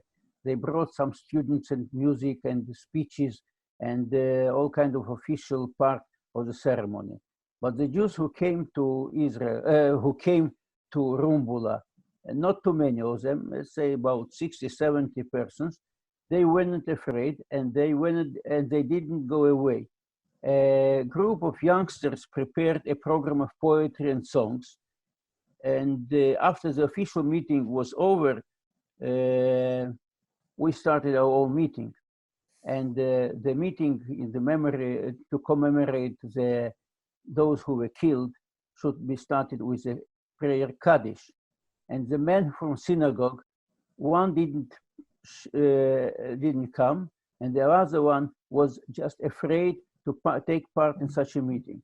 Since I lost my father 19 years before that, and every year I said the Kaddish, so I knew it by heart, and I stayed out and I said the Kaddish, and by this act, our ceremony started with songs, in Hebrew, in Yiddish, and this way people weren't afraid. This is just to relate to your question, what happened after the operation wedding. Thank you, Eli. Thank you very much. And we are going to conclude our session with a presentation from Chaim Giuselli from Beit Hatfutsot, who will present us with a collection of photographs by Yosef Schneider, prisoner of Zion, about his experience in Soviet camps. Chaim, please, the floor is yours. Good evening, everybody. I would like to emphasize that this is a very, very, very small selection of a huge collection. And the collection of photographs is actually a testimony in real time. We heard testimonies from participants. Unfortunately, Yosef Schneider is not with us, but he left us a huge legacy of documents that testify his own activity, but also of many others during the fight, the struggle for free immigration for the Soviet Union. Please go on next slide. And the next one, please. So just a moment, please. This collection includes some very, very rare photographs that were taken inside a labor camp. Think about that. It's, the importance is probably without making a real comparison, but just to emphasize the importance, I would say they are equal with photographs from Nazi concentration camps. So he was sentenced, Josef Schneider was arrested and sentenced to 4 years in prison to Dubrovlak, and sent to Dubrovlak, which was a forced labor camp, a special camp number 3 in Dubrovnik, which is not far from a place called Javas in Mordovia, southeast of Moscow. It's about halfway from Moscow to Samara in Russia. It's not Siberia, but it looks very much like Siberia, and it was very fun to be there. So please go on, next slide. Next slide. This is iconic photograph of Josef Schneider inside the camp. You will see this photograph everywhere. And the next slide, please. And this is one of the first photographs taken inside the camp. So you probably ask how he managed to take photographs inside the camp. The answer is, according to what I know, based on a deal that he made with one of the guards. You see, at the time in late 50s, taking photographs was not so easy like today. So this particular guard was interested in learning how to take photographs, to become a photographer himself. So Josef Schneider offered to teach him. And in exchange, he was allowed to use 2 or 3 last frames from each film. So he used this privilege to take photographs. As you see, these are the guards inside the camp. Next slide, please. And these again are the guards inside the camp. I can't be sure what is a building in the background.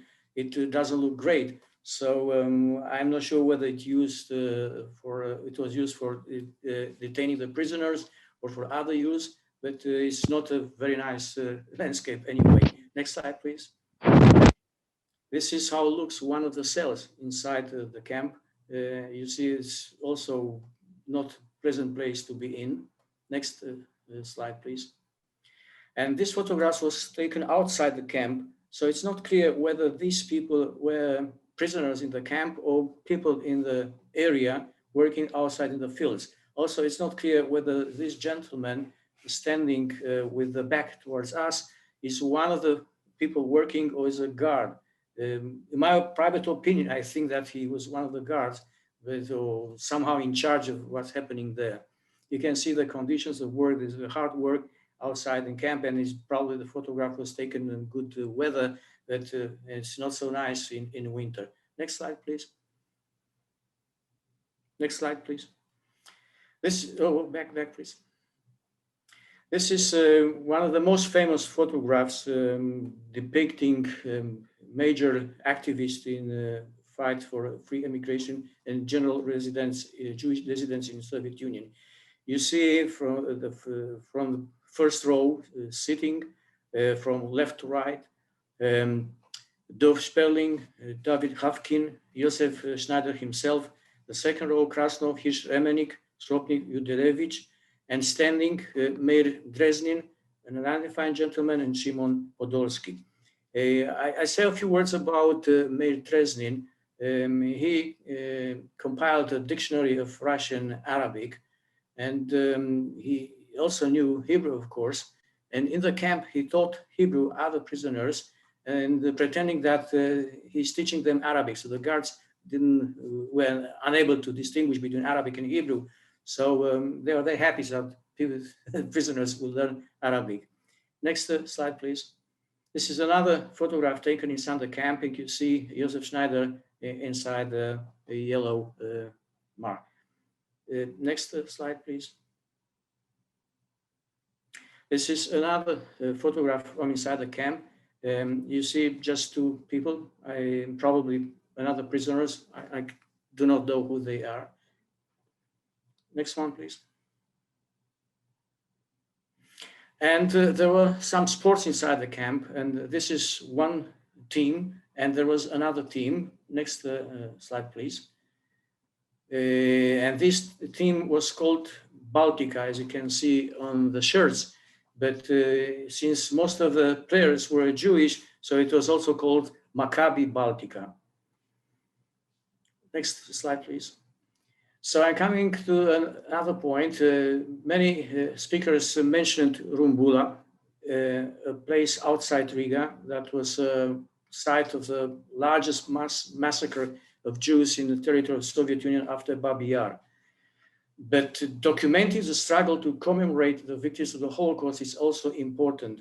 And we heard the reasons why this struggle was so important for Jewish identity and for Jewish struggle in the Soviet Union. But let's see how it really happened in real time. Next slide, please. This is the site. This is the site after it was taken care by Jews, and we'll see immediately how it happened. And Rumbula is outside Riga, about 10 kilometers out of the center of the city, but not far away from the city, inside the forest. And that was a place where most Jews of Riga ghetto and many thousands of Jews from Germany, Austria, and other places were killed during the Holocaust, starting with late November 1941. Please go on.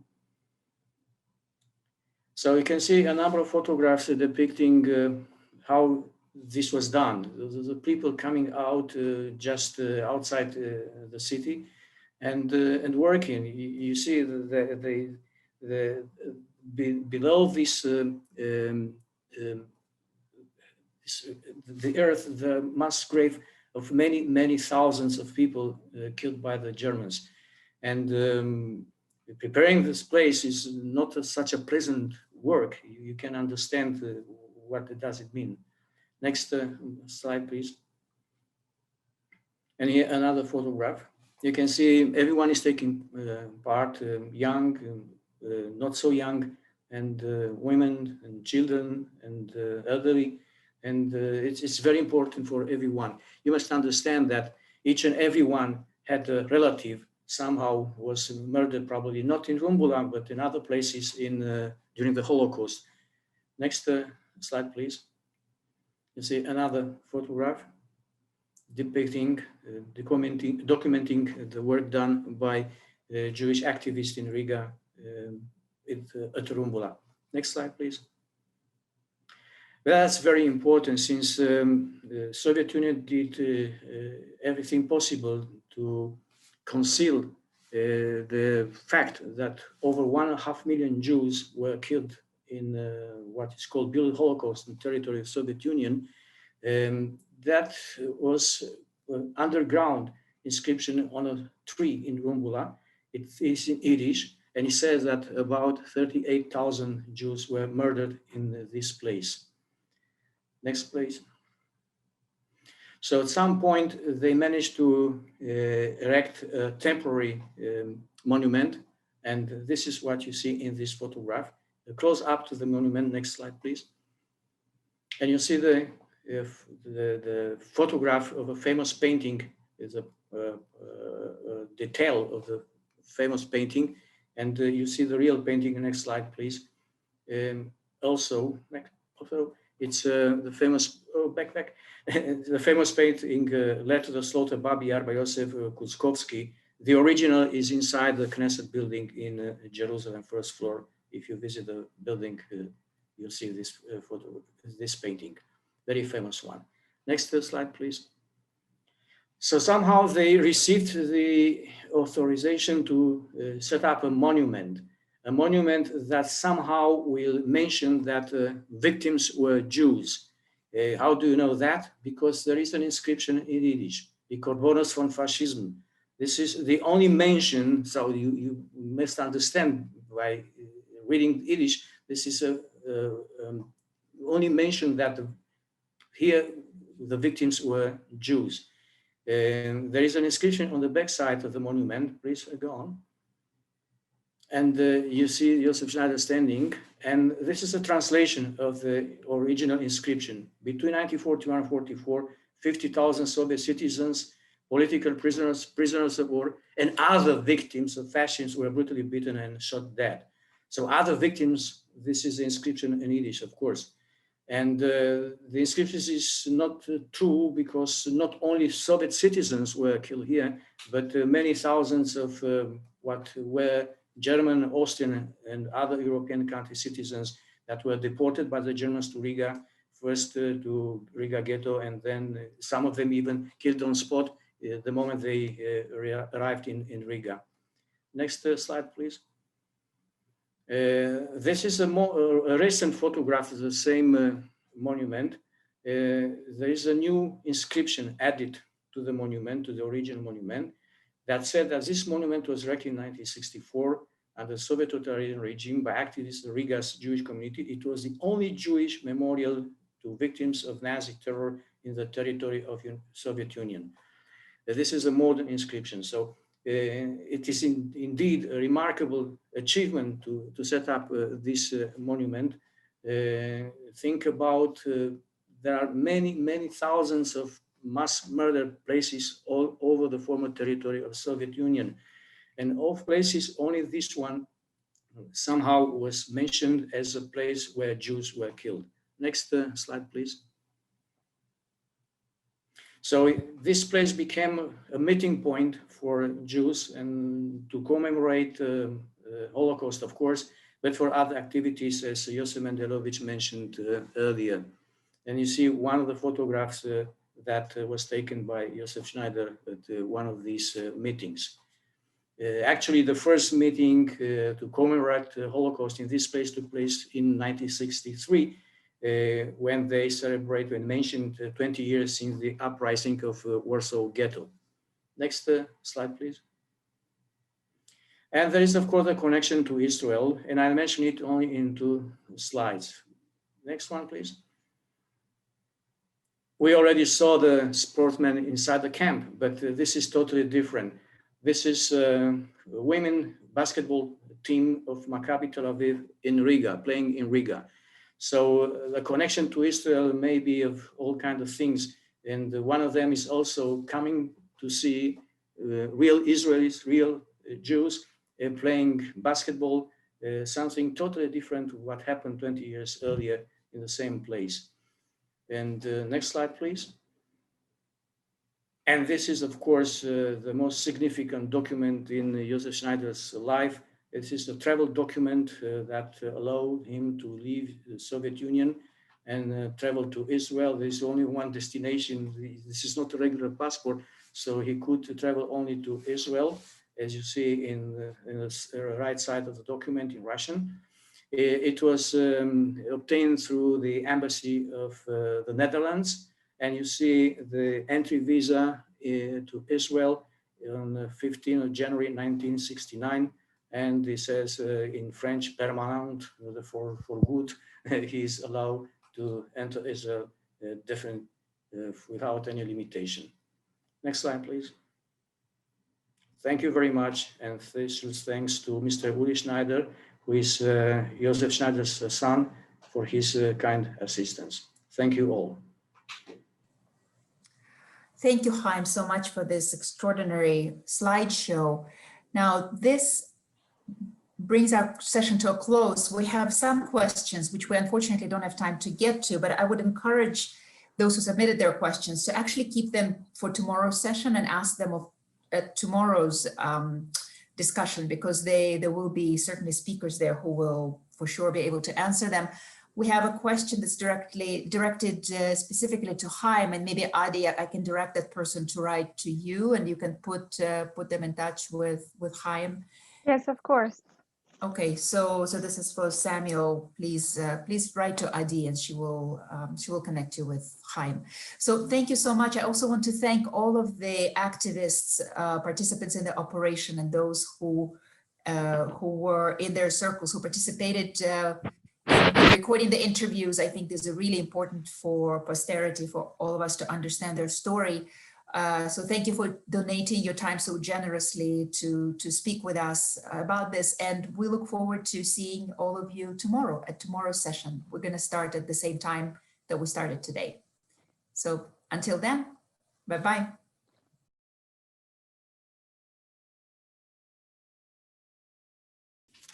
Good evening, everybody. Good evening, good day, good morning. Depends where you are. Now, my name is Simha Goldin. I work in the Hebrew University at Lithuanian Research Center for Russian and East European Jewry, and I'll be the chair or moderator of today's concluding session of this 3 days magnificent event. The title of session today is Soviet Jewry, the USSR Zionist Movement and Operation Wedding, responses from Israel and the West. And first of all, it's wonderful to see so many friends and colleagues from different places, and finally to see how your bookshelves behind you looks like. It's big opportunities to know what you read and how. We have 3 presentations today, each one about 20 minutes. And after it, we will have the questions and answers part. Please note that participants need to submit their questions through the chat box only. And then I'll raise the questions according to the approximate order that they were submitted. We have 3, as I said, 3 speakers today. The first one is Ambassador Dr. Yaakov Livne from Israel Minister for Foreign Affairs. Ambassador Dr. Livne is Director of First Eurasia Department and coordinator for FSU region in Ministry of Foreign Affairs.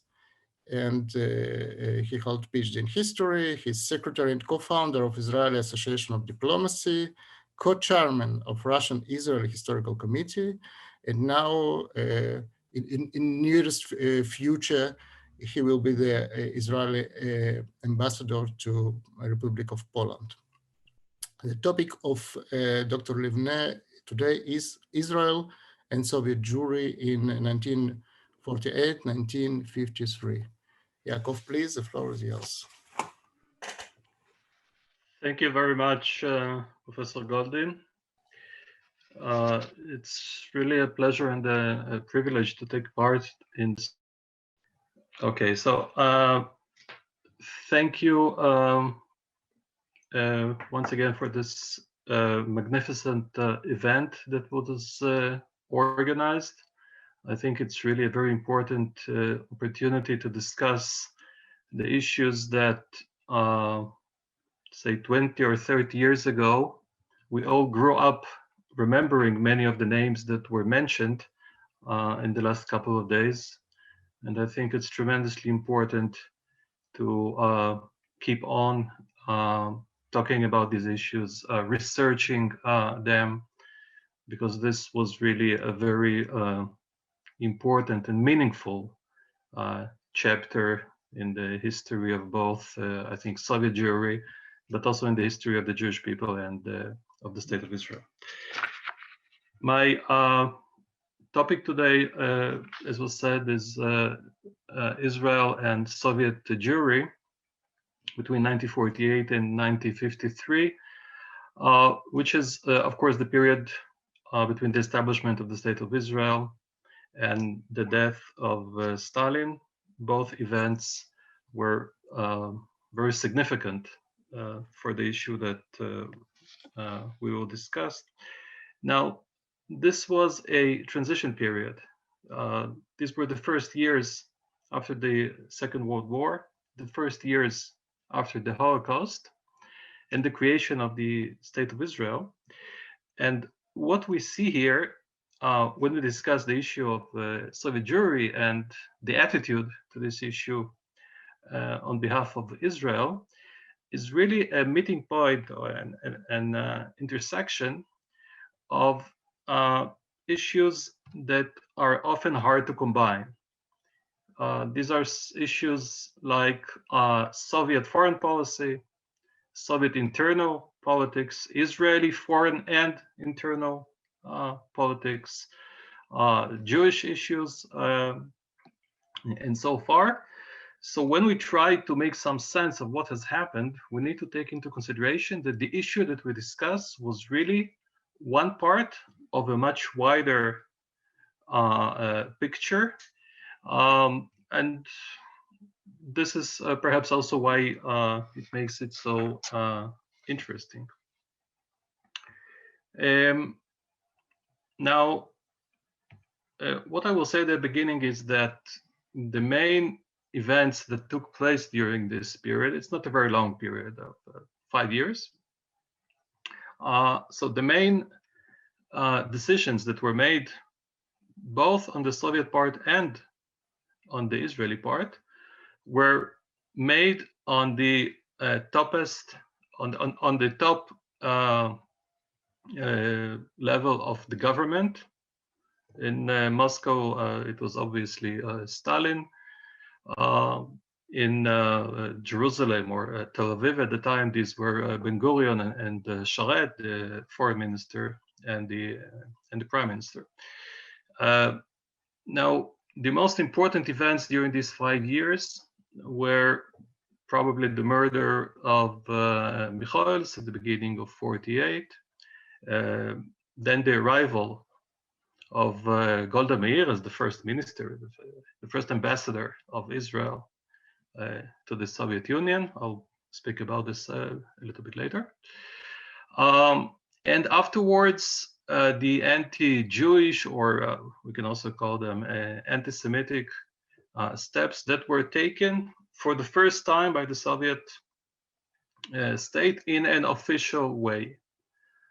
In this, I mean the anti-cosmopolitan campaign at the beginning of 1949, and then the doctors' plot at the beginning of 53, and we'll come back to this later.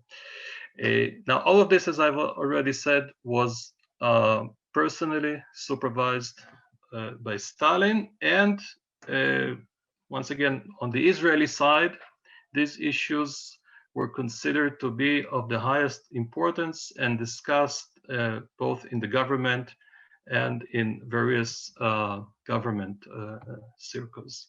So nothing that was done by either government did not happen by itself or by any chance. The actions were rather planned. Now, until Golda Meir and the diplomatic staff that followed her came to Moscow, and this happened in autumn 1948, beginning of September, it seems, as Gold also writes decades after, that the information that they had about the situation of the Jews in the Soviet Union was very, very limited. Golda Meir, for example, writes in her book, we dared to think that in the Soviet Union there are no real Jews left.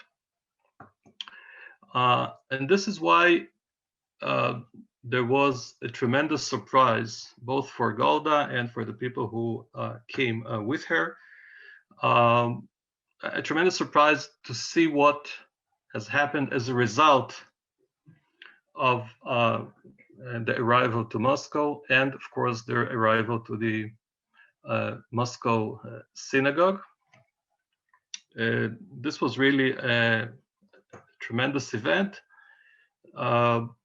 probably the most influential public gesture of any Israeli diplomat, of any Israeli ambassador, perhaps one of the most influential gesture of this kind of any diplomat. Something that really made a significant, was very significant in terms of history. Now, when the Israeli diplomats came to Moscow at the beginning of September, they began already getting hints about the Jewish issue from some Jews that they have met, and at some time also on an official or on a quasi-official way.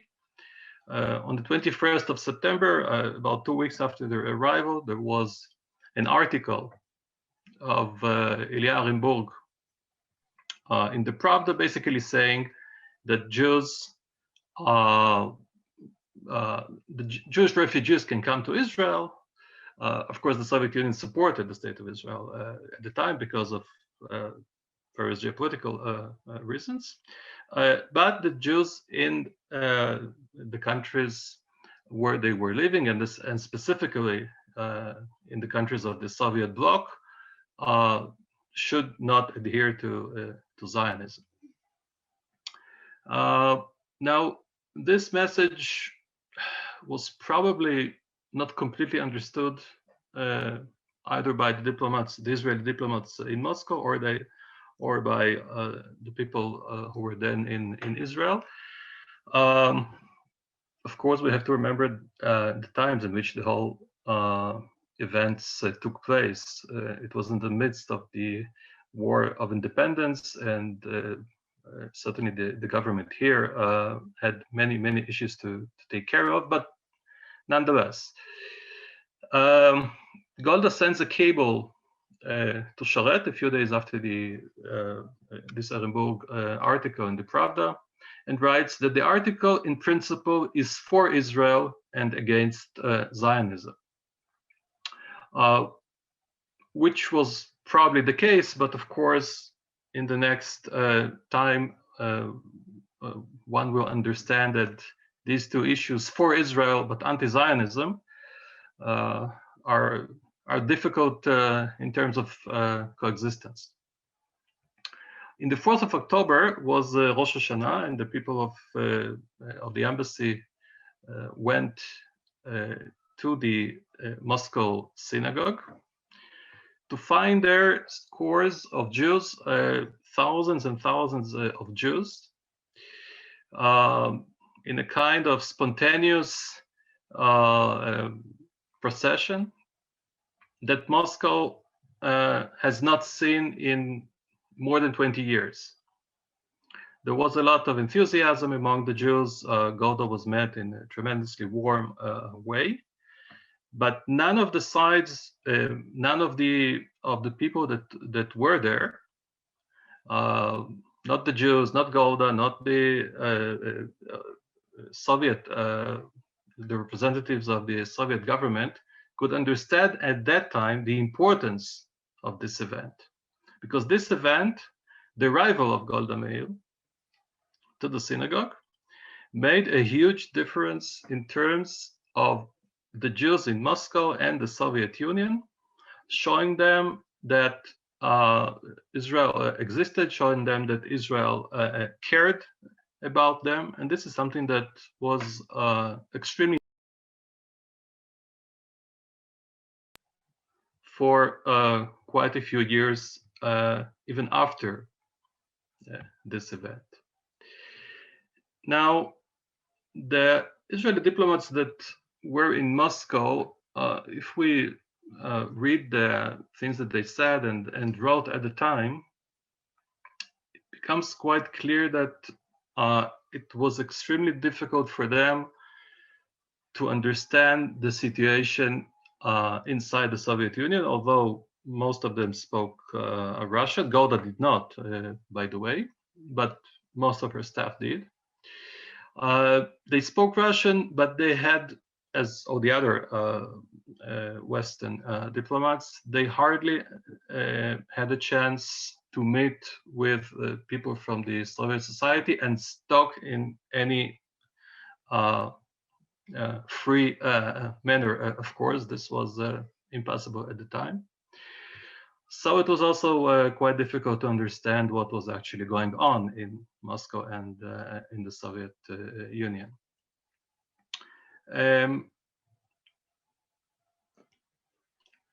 At some point, Golda Meir returns to Israel for a few weeks. She was supposed to be nominated as a minister in the first government of Ben-Gurion, which also happened. So in December 48, she comes to Israel, meets with people from the government, and basically her message is that our most important task is to meet with the Jews, is to talk with the Jews. But there is probably little understanding of the real problems, the real issues, and the real events that will be soon unfolding. On the 28th of January, we see the beginning of the anti-cosmopolitan trend that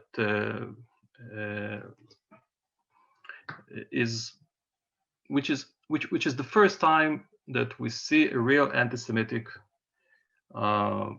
campaign in the Soviet Union. Not the last, of course, but the first.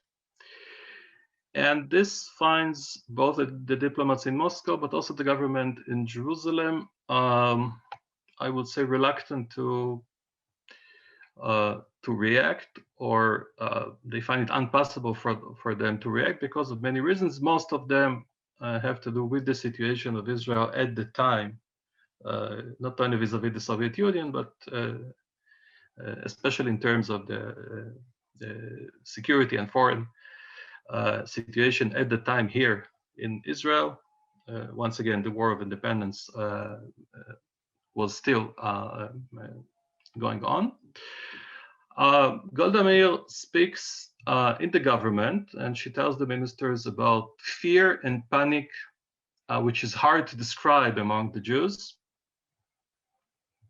But at the same time, she says, there is a tendency to reduce the influence of the Jews in high jobs, in high school, in universities. But we did not hear that there was room to accuse the top echelons of anti-Semitism, since it was explained to us that the Jews went up and up much higher than they deserve according to their percentage in the population. Therefore, there is now a tendency to reduce this percentage and give the opportunity to rise to others, to non-Jews. Now she says, I accept this explanation and assume that this phenomenon is not exactly caused by hatred of Israel. Nevertheless, the Jews feel like Jews and draw all sorts of conclusions.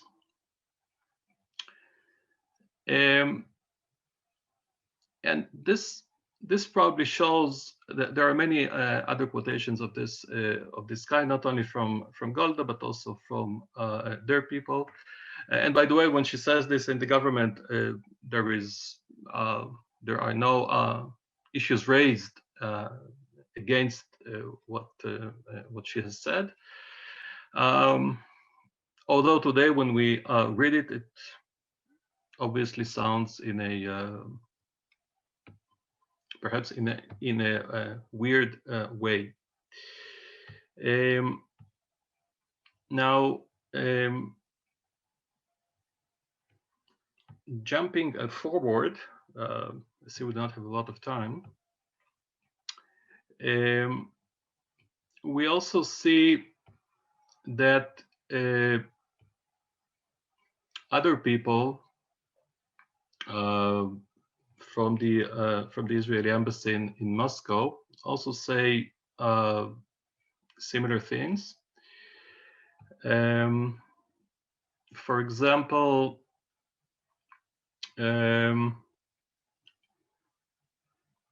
about 6 months later, when we see also in the government Mordechai Namir, who was the second Israeli ambassador in Moscow, comes to the government, talks about this anti-cosmopolitan affair. And he says the following: it is not a matter of anti-Semitism, but a just assumption that Jews cannot be trusted to promote Soviet patriotism, etc. The discussion of the affair in the West is part of the anti-Soviet hysteria that prevails in America, and we should not share this feeling. Now, this may well have been the case. And here, once again, we see this intersection, this meeting point between Jewish affairs, realpolitik, foreign affairs, and of course the condition of the young state of Israel, which cannot afford at this point in time to go against this emerging superpower, which was the Soviet Union. Going to the end of this period, at the beginning of 1953, on the 13th of January, we see the beginning of the doctor's plot.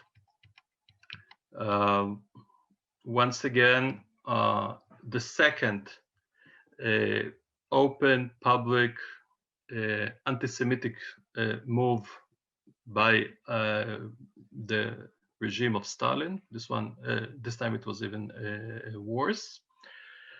I will not go deep into it because I think my time is almost over. But this triggered probably for the first time an understanding in Israel that there is a possibility and probably a necessity to react to this Soviet step.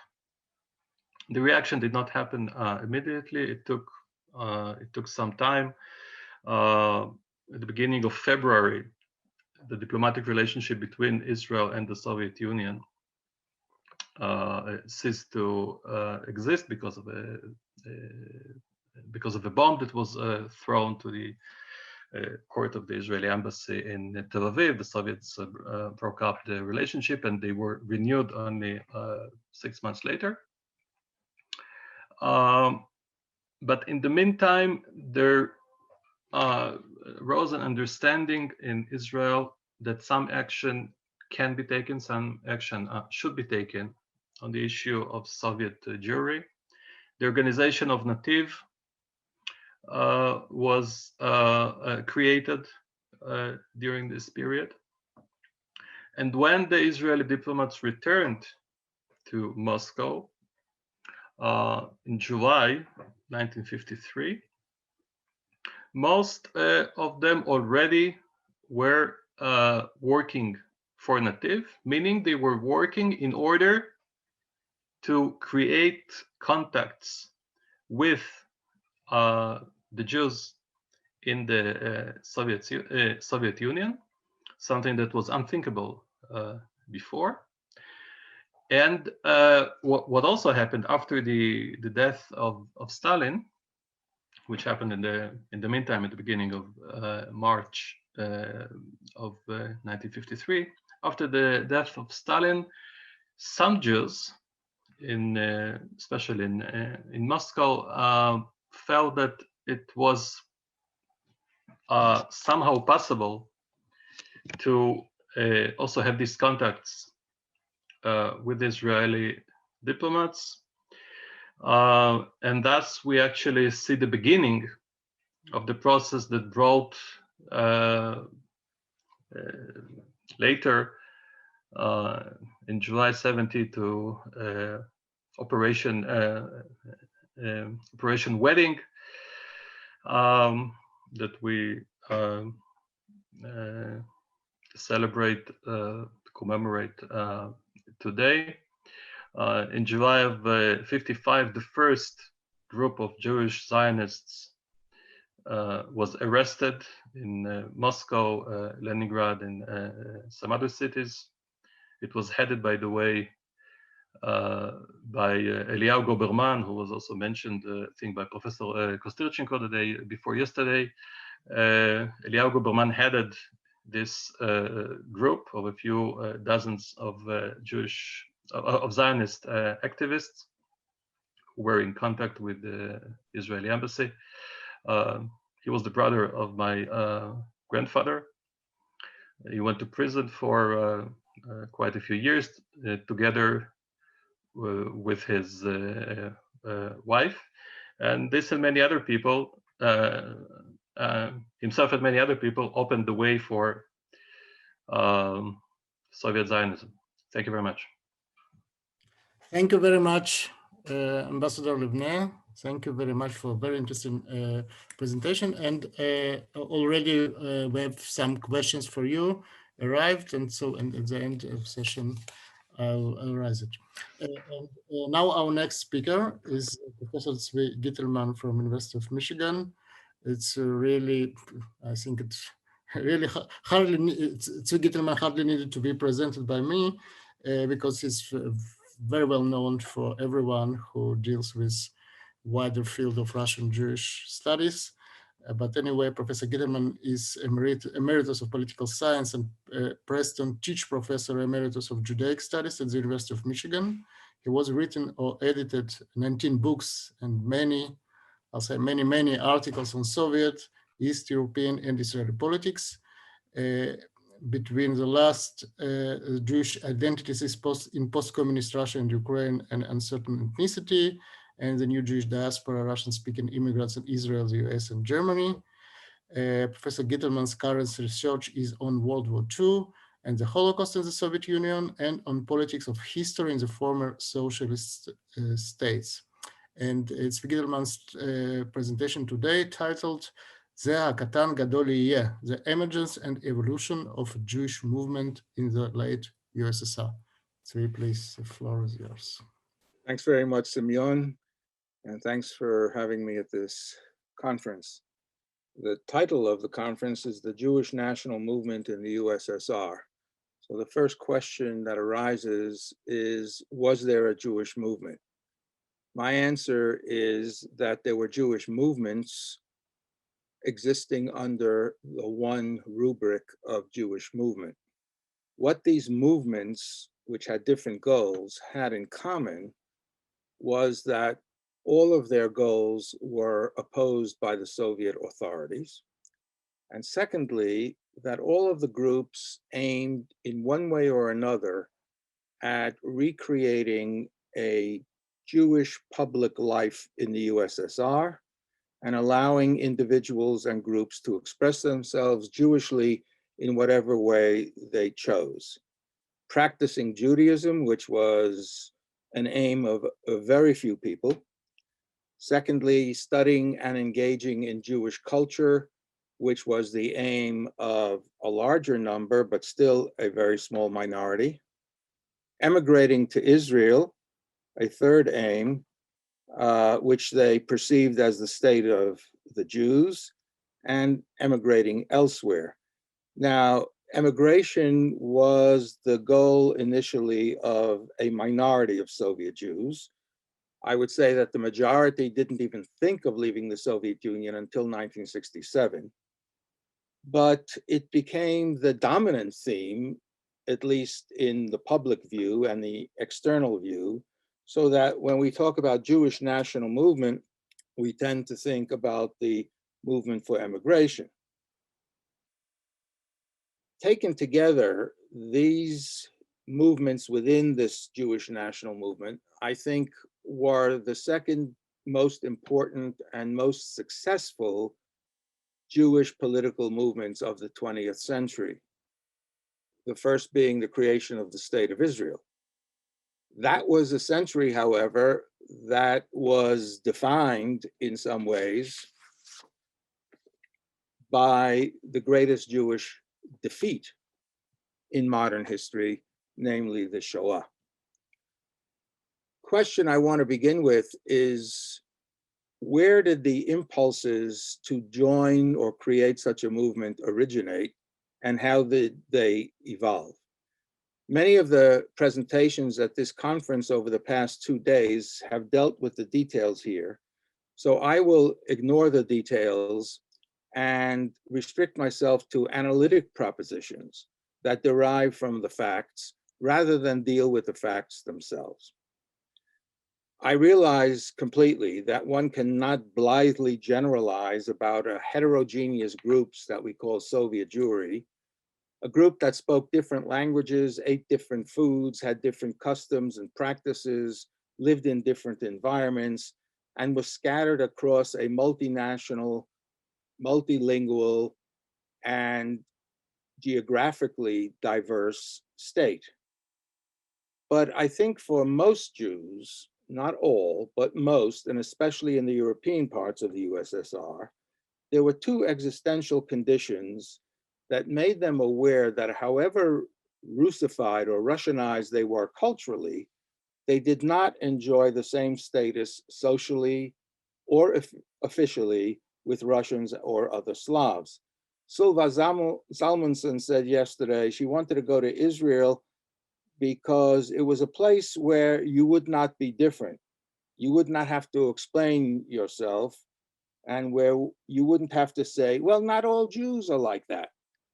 So the obverse is that all of these things she felt, and many others did, obviously, that she would have to explain herself, be different, and excuse herself for being Jewish as long as Jews remained in the USSR.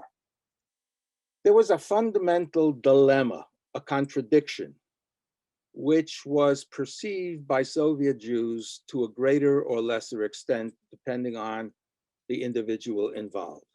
And the dilemma was that they were officially Jewish, for example, unlike Jews in the United Kingdom or the United States or France, but they were culturally Russian. They had an identity which was defined increasingly only by boundaries, namely, who is in and who is out. You are a Jew, you are not a Jew. It was not defined by the content within that boundary. the Jewish identity, which was imposed on them beginning in the early 1930s, as it was imposed on all Soviet citizens. This was not by any means anti-Jewish discrimination, but that Jewish identity was hollowed out, as many other cultures of many other peoples were also hollowed out, emptied of its cultural content. Few Jews in the post-war period knew a Jewish language.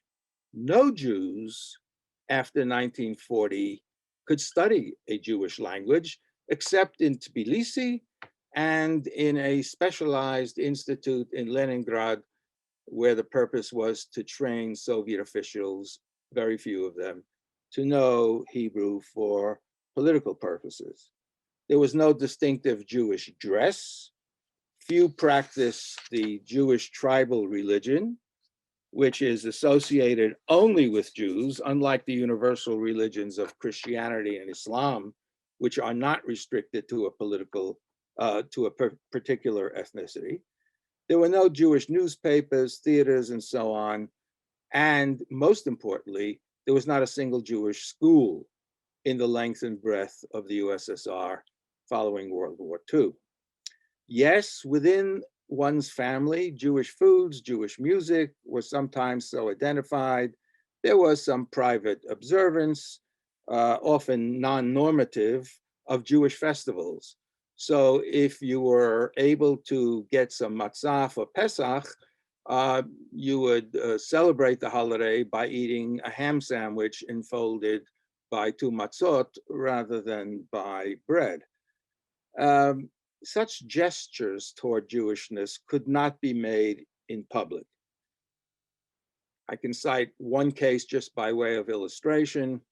A very unusual Jew in the 1970s, outwardly and inwardly religious, was expelled from a pedagogical institute in a provincial city because his marriage had been conducted under religious auspices. And that was considered a public declaration of religiosity and sufficed to have him expelled from his pedinstitute. So without cultural content, what did it mean to be Jewish?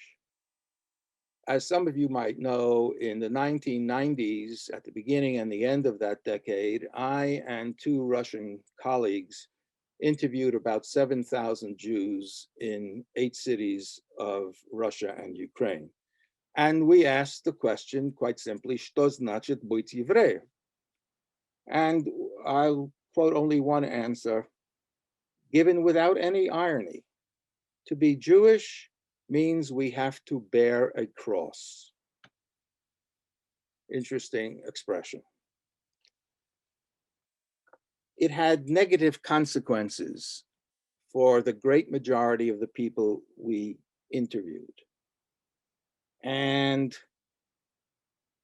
Jews could not change the boundaries. They could not, at least in their present generation, become Russians or Ukrainians or Moldovans or whatever they wanted. But unlike the other groups whom I mentioned, they had no cultural content to fill their official identity and the way they were regarded, which was as Jews, by the rest of society. The second existential condition of Soviet Jews, which has received a great deal of attention, perhaps more attention than it deserves, this is not a popular statement to make to Jews, was anti-Semitism. That indeed was the cross that Jews had to bear. We know that inter-ethnic relations in the Soviet Union, which were supposed to be Bratstvo Narodov, Druzhba Narodov, previously proletarian internationalism, were not all that they were cracked up to be. And if we needed a reminder of that, the hostilities that broke out from a frozen war into a very hot war just a few weeks ago between the Azeris and the Armenians reminds us of multiple ethnic tensions. Although relatively speaking, perhaps the Soviet Union achieved more than most multi-ethnic states, but those tensions which existed and came to the fore in the 1980s and 1990s. David Engel has warned us about the use of the term anti-Semitism. It covers a multitude of sins, and one has to use it in a refined way in order to be useful. So I would distinguish between, very roughly speaking, two kinds of anti-Semitism, namely that which is top-down from the government into society, and I would date it somewhere between 1943 and 1987, a span of about 44 years. The other type of anti-Semitism was what you might call bitavoy anti-Semitism, daily life, societal level, or obyknovyenny anti-Semitism. I'm playing on Mikhail Rom's 1965 film Obyknovyenny Fascism. The details of this are well known, especially to this audience, and I don't have to detail them. The restrictions that were imposed by the governments, successive Soviet governments, were not lifted until the late 1980s under Mikhail Sergeyevich Gorbachev and his policies of perestroika. By that time, hundreds of thousands of Jews had left the Soviet Union. Official discrimination and everyday hostility to Jews waxed and waned at different periods after the Second World War, and they existed to varying degrees in different places in the USSR. They were also perceived differently by the Jews, by the targets of anti-Semitism. I think there were three common responses to anti-Semitism. One, which was preceded by such a response in Western Europe in the early 19th century and in other countries as well, was to disguise one's Jewishness, to try one's best to hide as a Jew. And if one could not achieve that, through intermarriage and other means, to spare one's children from the plague of anti-Semitism. A second response was to turn the tables and engage dafka in Jewish activity and manifest a pride in being Jewish and try to fill it with meaningful content. Perhaps the most common response was to accept anti-Semitism as a fact of Soviet life and seek ways to get around it. Soviet citizens, Jews among them, found ways to jump over these hurdles through znakomstva, connections, blat, or vzятки, or bribes, which became quite common in the post-Khrushchev and even in the Khrushchev era. People reacted very differently to anti-Semitism. Some were deeply hurt. Alla Rusinek in the Baltics remembers every year at the beginning of the school year when each child in school had to announce their name, their nationality, what their father did. She was terribly embarrassed by having to stand in front of the class and say very quietly and shamefacedly, Yevreika. And people would either laugh or stare at her or kindly look away, because to say that you are a Yevreika was a mark of shame. Those who accepted anti-Semitism as a fact of life, for them it was not much more than an annoyance. It was not an embittering and profoundly affecting injustice. These Soviet Jews acted very much like my fellow American Jews or British Jews, who for a long time accepted the fact that there were places where Jews do not belong.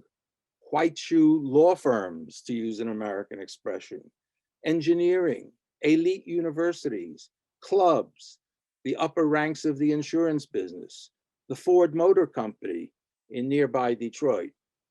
It was only in the post-war period that Western Jews and Israelis may have resented anti-Semitism more than Soviet Jews because those Jews, Israelis and Western Jews, believed that anti-Semitism was the root cause of the Holocaust and it could lead to such terrible catastrophes.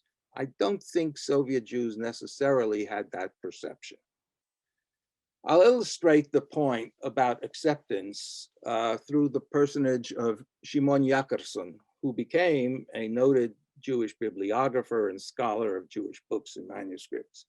He grew up in a family that was completely indifferent to his Jewishness. In school, he said, yeah, he was bullied as a Jew, but it didn't really make a profound impression.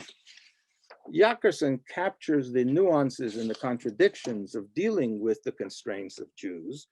He knew that on the one hand, his name and the Piatea Grapha, his identity, official identity as a Jew, would prevent him from attending Leningrad State University, unless he would have good connections with the local police, or he would be able to bribe someone indirectly on the acceptance commission, or the admissions committee to that university.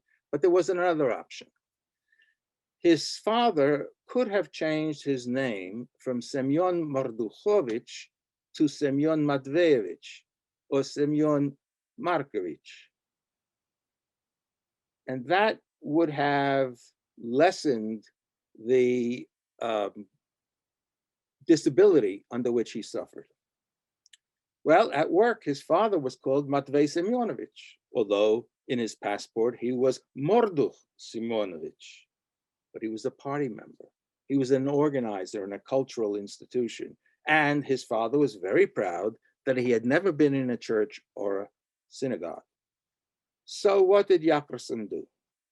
His father told him, if you continue studying Hebrew secretly, you will be kicked out of school or put in jail, and that would make our life much more difficult. Igor Tantlevsky in Leningrad also knew that he would have very small chance of going into the university. So what he did was he applied to the Herzog Pedagogical Institute, whose history department, he says, was just as good as that of the university. So he could study history, but he could not study history in the school of his choice. And it took 3 years for him to be admitted to graduate study, and that happened only after Gorbachev instituted perestroika. But he said, Ilya Dvorkin, who many of you know, also grew up in Leningrad, and he says, for a long time, I didn't imagine myself as Jewish or what this meant, except one time his grandmother was called Zhidovka. Well, he was turned down for entry into the physics department at LGU, and he said it didn't have much of a meaning other than it was a nuisance.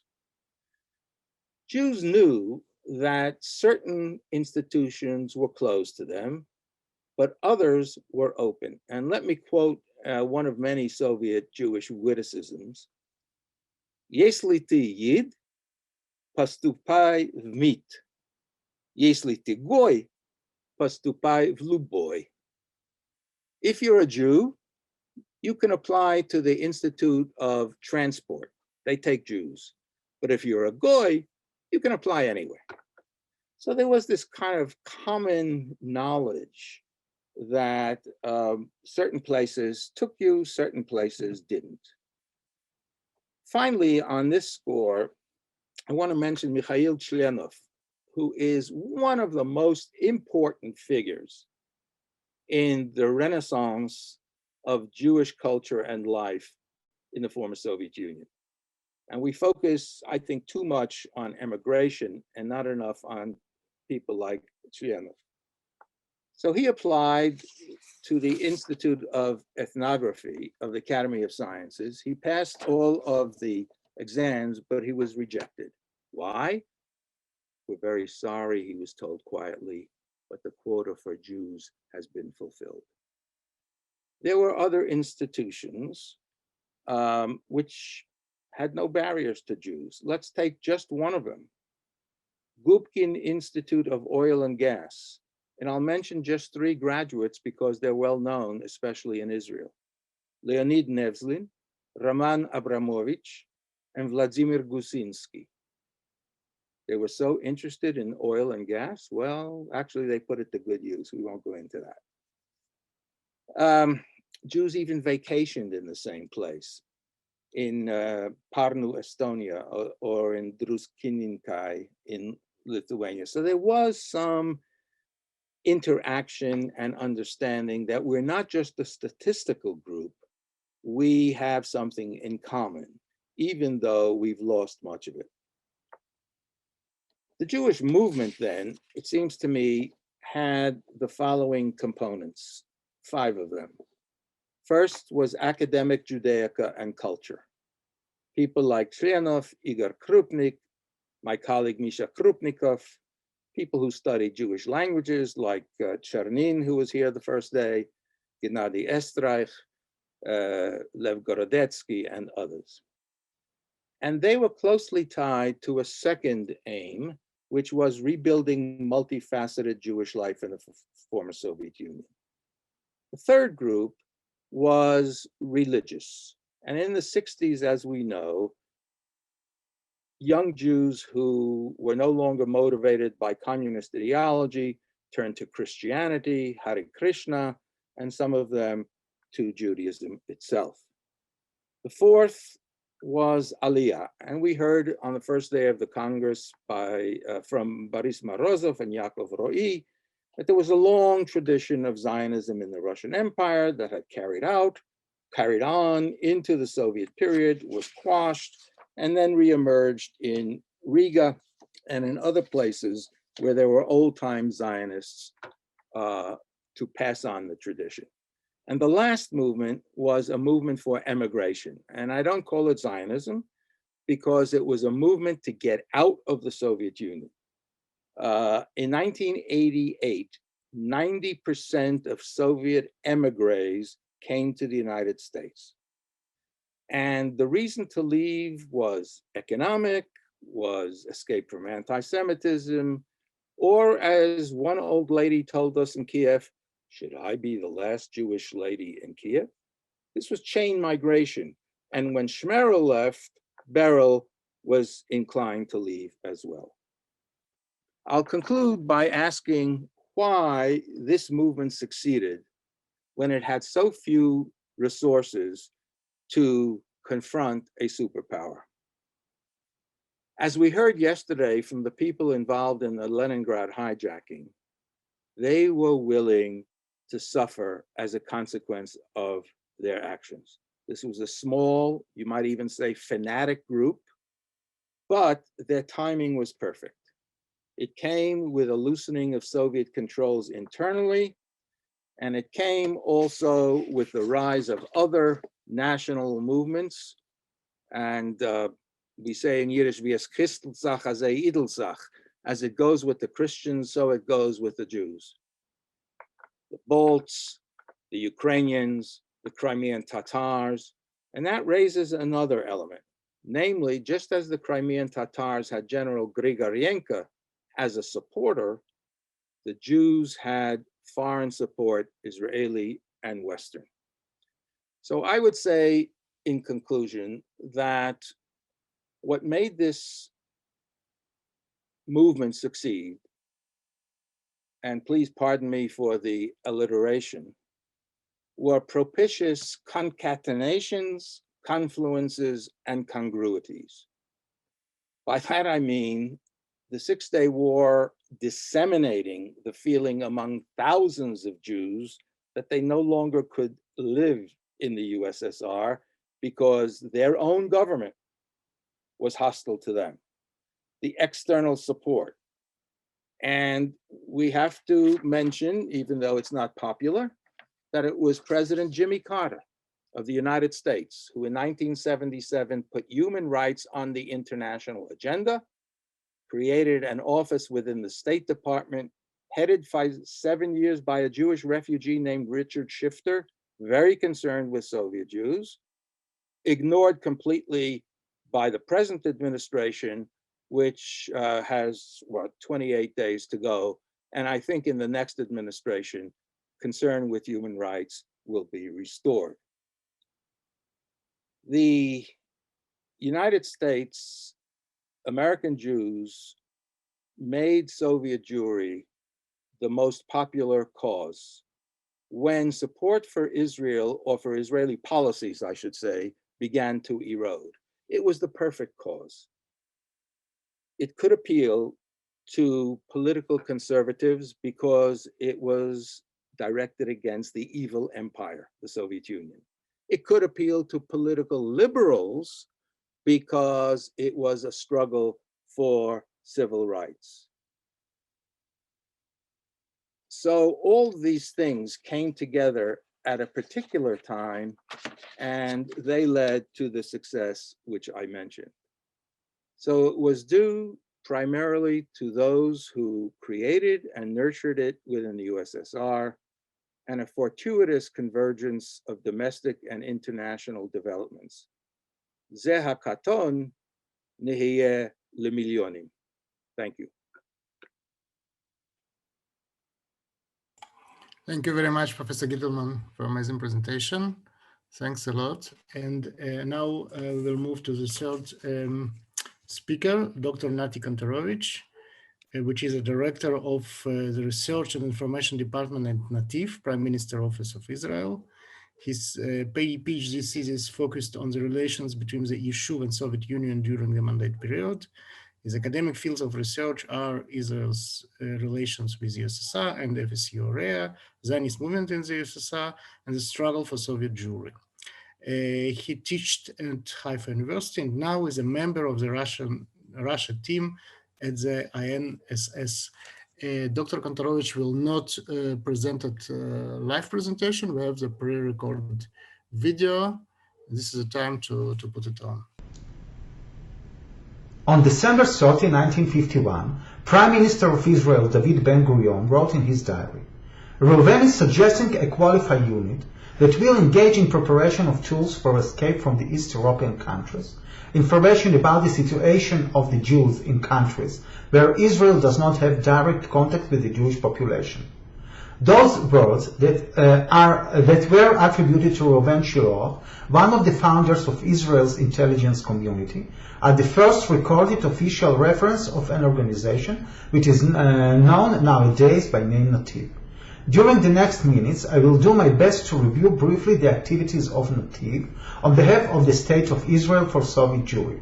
I will elaborate on the most important points in the history of the organization. I will try to discuss the guidelines that stood in the foundation of its activity, as well as the ways in which this activity changed till the beginning of the 1970s. Part of this activity is already known to the public thanks to the researches of my mentor, Professor Yaakov Ro'i, whose lecture you heard on Monday. However, this is the first time that an open academic research is trying to present a comprehensive picture and the periodization of Nativ's activity. This became possible thanks to a strategic decision by the organization's management and its head Neta Briskin-Peleg to start the declassification of Nativ's legacy. The decision of Israel to challenge the USSR raises many questions about the motives of the Israeli leadership in making this so crucial decision. The available documentation still does not enable to receive an unequivocal answer to this question. So, for now, we can only assume that the moral motive for action was driven from the clear knowledge that the East European Jews as a whole, and Soviet Jews in particular, did not lose their longing to the Jewish continuum. Already in June 1950, different people, headed by Foreign Minister Moshe Sharel, began to examine options for a secret activity among the Jews within the Eastern Bloc, in order to let them know that Israel had not abandoned them. The most practical and clear plans were raised by veteran of Mossad Le'aliyah Bet, Yeshayahu Shai Kedan, and Akiva Levinsky of Mossad. With the assistance of Shiloh, These plans were presented to Ben-Gurion, who approved the idea as that was described in his diary. As opposed to Dan and Levinsky, the Jewish Agency acted to establish the status of a body that will do special missions for the state in the Jewish field. However, Ben-Gurion rejected this proposal outright, claiming that this issue will be handled by the state only. But it was hard for the Jewish Agency's leadership, including Mapai members, to accept this. As a result, Ben-Gurion had to impose party discipline that will cut off any opposition immediately. So, on March 21st, 1952, an agreement was signed between the management of the Immigration Department of the Jewish Agency, headed by Yitzhak Raphael, and the Mossad, that was represented by Reuven Shiloh and Akiva Levinsky. According to the agreement, all the activity among the Jews in Eastern Europe will be transferred to a special state Aliyah organization, which will be established under the wings of the Mossad. Following the agreement, during the months of April-May, a special unit, which is now known by the name Nativ, started to take shape. During its first years, Nativ, or Bilu and later Melet, operated within the Mossad. However, already at the beginning of 1953, it was headed by Shaul Avigur, who was granted a lot of independence by Prime Ministers Ben-Gurion and Moshe Shoret. Upon his appointment, the organization's activity was divided to three branches. The first one was the headquarters, which were located in Zurich and headed by Avigur himself. The headquarters' main role was to coordinate the direct the activity of Nativ's emissaries. Another role of the headquarters in Zurich was to send, in cooperation with the JDC, the aid packages to Jews. Switzerland was chosen because of the naive assumption that this way the security services of the Eastern Bloc will not be able to find out the real source of this aid, Israel. Vienna, the capital of Austria, was during this period a comfortable way to get to all the countries of the Eastern Bloc at its borders. For this reason, Avigur decided to place there another branch of Nativ, where was named the front headquarters. This branch was headed by Shai Kedan, and it provided a direct contact with the Eastern Bloc countries and Nativ's emissaries there. In addition, this branch had another unique mission: to help in the smuggling of Jews to the other side of the Iron Curtain. The escape Milut operation did not take place in the Soviet Union for obvious reasons. However, during several years, more than 100 smuggled mumlatim, as they were called in Hebrew, were able to pass the border and reach Vienna or other European capitals, and from there to Israel. The operation was stopped in the second half of 1950s. Israel made secret agreements with a few East European countries to let Jews immigrate freely. The third branch of Nativ, the rear headquarters, was placed in Israel and headed by another veteran of the Mossad Aliyah Beit, Moshe Cherninsky, who changed his name to Kornil. This branch in Tel Aviv served as a professional and logistic headquarters. The modus operandi of Nativ in its beginning was almost identical to that of the Mossad Aliyah Beit and the Bricha organization, locating and contacting veteran Zionist activists with the solid hope that they will be the main infrastructure of the Israeli activity. This naive hope helped Nativ to find many activists, but it also laid the foundations for the great fiasco in 1955.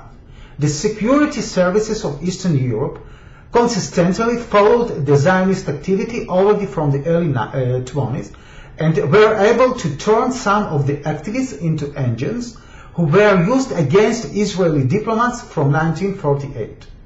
In those days, Israel exported to the Soviet Union citrus fruits by Israeli cargo ships that reached ports at the shores of the Black Sea.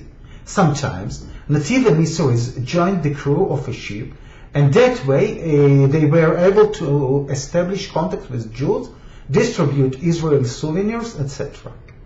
A number of events in 1955 had direct influence on natives' activity and even determined its path for the coming years. The main events were the exposure of a Zionist network in the Soviet Union and the deportation from Moscow of 3 natives emissaries in the summer, as well as a failed attempt to raise the problem of the Soviet Jewry by the Prime Minister of Burma, UNU, in November. UNU eventually told the Soviets about the role he got from the Israelis. Both events provide beyond any doubt that the old methods are not relevant anymore. All this revealed the main dilemma with which Nativ had to deal. A recurrence of the event would grant the Israeli diplomats the status of persona non grata and an immediate deportation home at the most. On the other hand, each Jew who contacted with them risked himself and his family. This is why it was decided, loud and clear, to avoid as much as possible activity that might be interpreted as an underground activity. This perception will characterize Nativ's activity till the late 60s.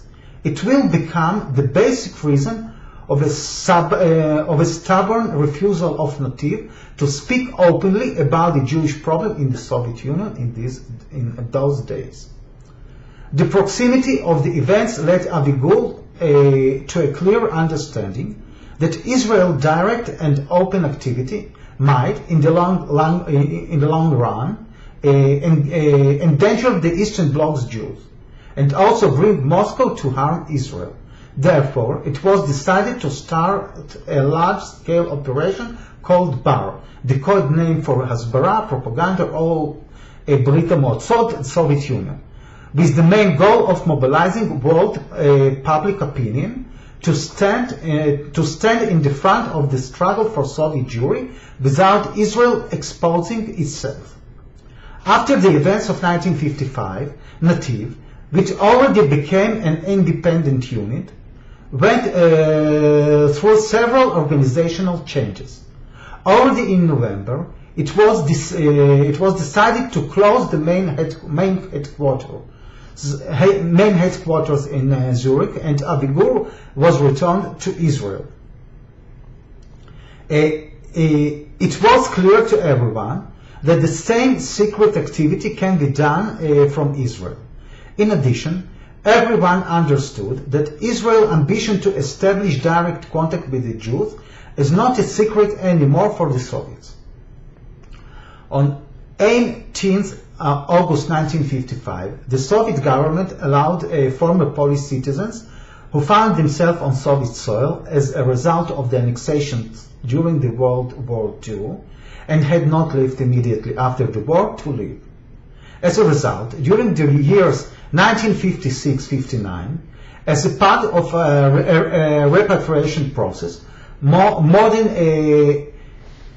250,000 former citizens of Poland left the Soviet Union. About 19,000 of them were Jews. From these, about 14,000 repatriated to Israel eventually. This was in fact the first massive aliyah of Soviet Jews to Israel, albeit disguised. Native emissaries in Warsaw and Moscow tried to help the repatriates to become Olim as soon as possible. The emissaries from Moscow came to Lithuania and Western Ukraine, from where most of the repatriates left. Native people at the Israeli embassy in Warsaw helped the repatriates before they could continue to Israel. Tzvi Netzel, Native's emissary in Warsaw, even went a few times to the Soviet Union to learn the issue closely. The most important lesson of 1955 events was an almost complete change of the characteristics of activity. Instead of relying on the former members of the Zionist movement, it was decided to use what is called now the Israeli brand. Since their arrival in Moscow in September 1948, any appearance of embassy staff attracted a lot of interest among the Jews, who used to gather around every diplomat wherever he came. A cultural event, visit to a synagogue, or even at the beach, a restaurant or faraway resort. The best example of the coordinated activity of Nativ to bring a taste of Israel to the Soviet Jews in cooperation with Israeli delegations is the 6th Youth and Students Festival, which took place in Moscow in July-August 1957. This festival, which attracted tens of thousands of participants from 131 countries, was one of the most significant first successes of Nativ. Till 1967, an Israeli delegation took part in every important international event, cultural or sportive, in order to demonstrate Israeli presence for the Jews. International cinema festivals, fairs, exhibitions, sports competitions, and performances by Israeli artists attracted a large Jewish audience who came from its own free will and expressed interest in information about Israel. Most of Soviet Jews lived outside Moscow, in the western areas of the country. There were also communities in the Caucasus and in Central Asia. In order to expand the exposure of the Jews to Israeli contest outside Moscow, Nativ's emissaries used to travel around the country at the extent that was allowed to diplomats. Each such travel became a direct meeting with Jews. In addition, every summer Nativ's people used to travel to the main resort in the shores of the Black and Baltic Seas, to where millions of Soviet citizens came, including hundreds of thousands of Jews from all around the Soviet Union. This was a chance to meet Jews at an unofficial environment, which often caused a more open and emotional meeting. It's important to note that any attempt to meet Jews was a mission of all the staff, but it was no less a family mission. The spouses of Nativ staff had full responsibility as to the success of the mission. Visits of diplomats' wives to a synagogue, conversations at a seashore or a train, all were no less important than the diplomat's activity. A separate place is dedicated to the children who had no less responsibility than that of the adults. For example, in the summer of 1958, Nativ's emissary in Warsaw, Tzvi Netzel, was sent to a few months to Moscow and visited with his family the resorts at the shores of the Black Sea. As always, the main goal was to meet Jews.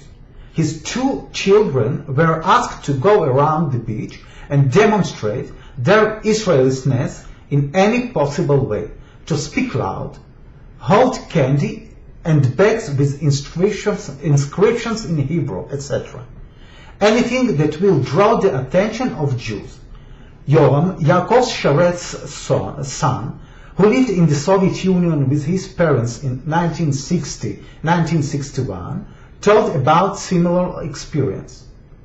Nativ's activity included, among other, visits to religious institutes, and even distribution of religious artifacts, prayer books, Hebrew calendars, talesim, etc. Some of the emissaries, who were members of kibbutzim and had a socialist worldview, testified later that during the time they spent in Eastern Europe, they prayed a lot and visited synagogues more than they had done before.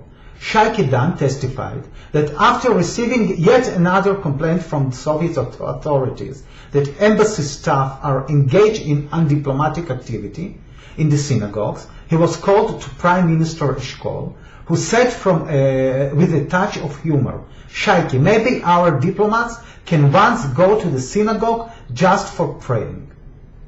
One of the most exciting but mentally difficult activities was receiving notes and messages.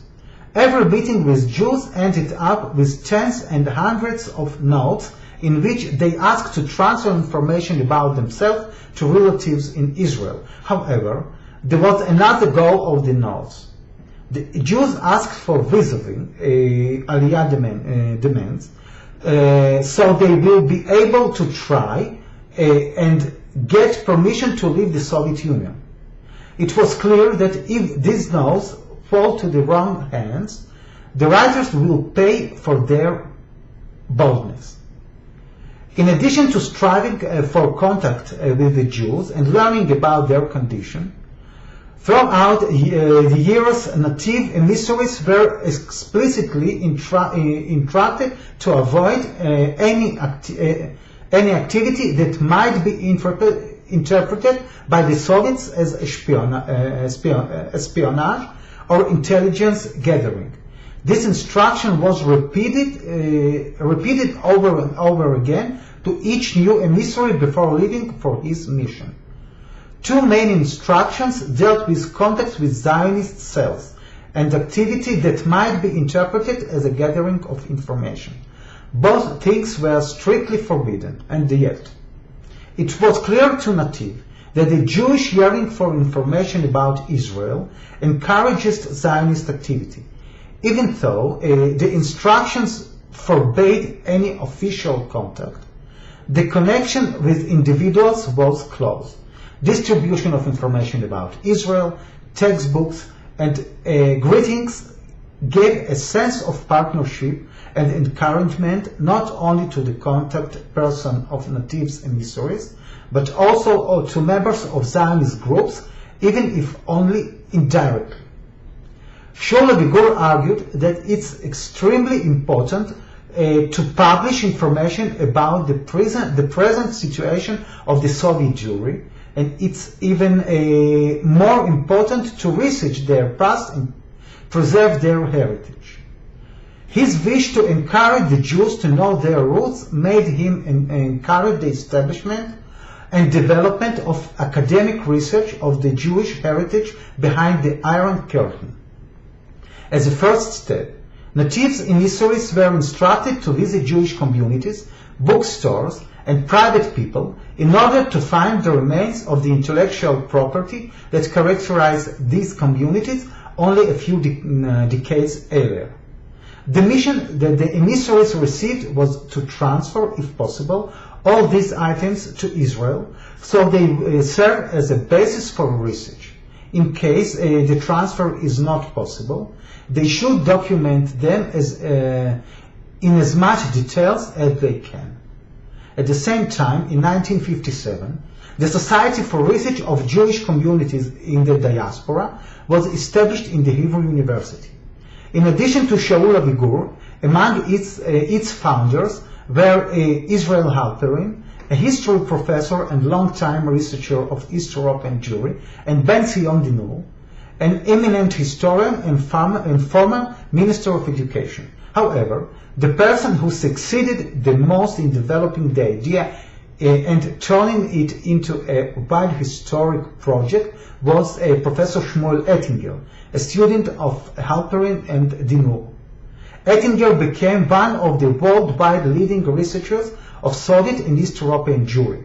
Actually, since the late 50s, until the collapse of the Soviet Union, Nativ served as a basis for the Israeli academic research on Soviet issues as a whole, and Jewish issues in particular. Nativ supplied unique sources for the researchers, and even used its results for its own activities. The expulsion of Israeli diplomatic missions from Eastern Europe in June 1967 cut the direct contact between Israel and the Jews. However, Moscow had ignored one phenomenon. The Six-Day War made many Jews, elderly and young alike, very proud and triggered them to look for their national sources. In opposition to many opinions, this change was not created in a vacuum immediately after the Israeli victory. This was the last phase of a process that was taking place during more than a decade, and it was based on natives' activity trying to keep the flame burning.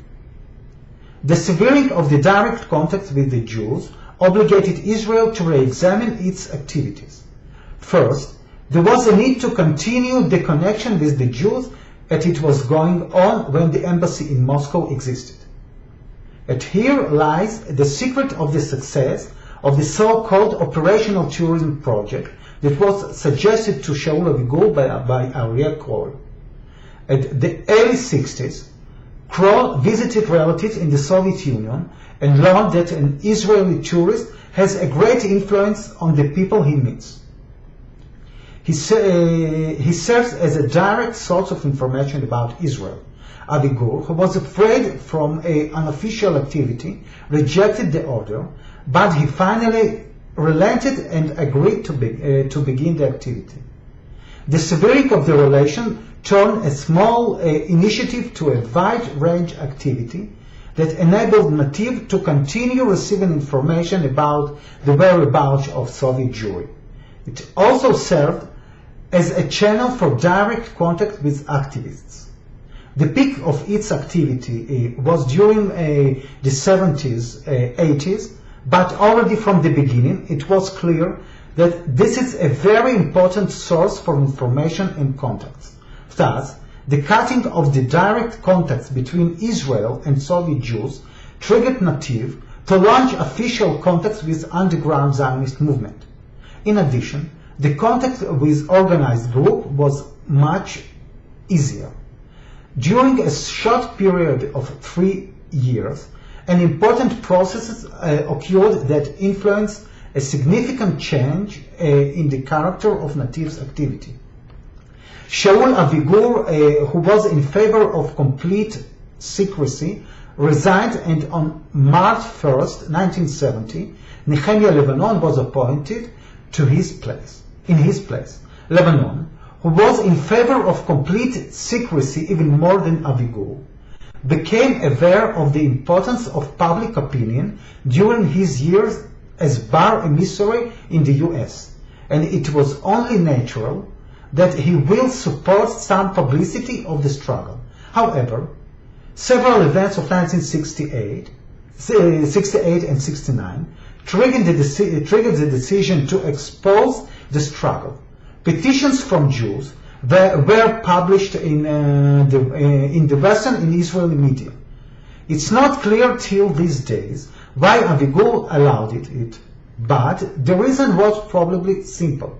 The letters has been transferred by the Dutch embassy, and Israel understood that there is no way to conceal it from the West. So, on the eve of Operation Wailing, it was clear that Israel's activity is changing. Members of the group asked Israel for permission to act, but they were refused. However, the refusal was not entirely absolute. After the arrests became known, Lebanon gathered all the chief editors of the main newspapers in Israel on June 23rd to provide them with the detailed information about what happened. Before the meeting, Lebanon received a situation analysis that stated loud and clear that the members of the group are expected to get severe punishments, and only a mass public protest will be able to influence the Soviet leadership. Nativ's activity during 50s and 60s went through a significant change.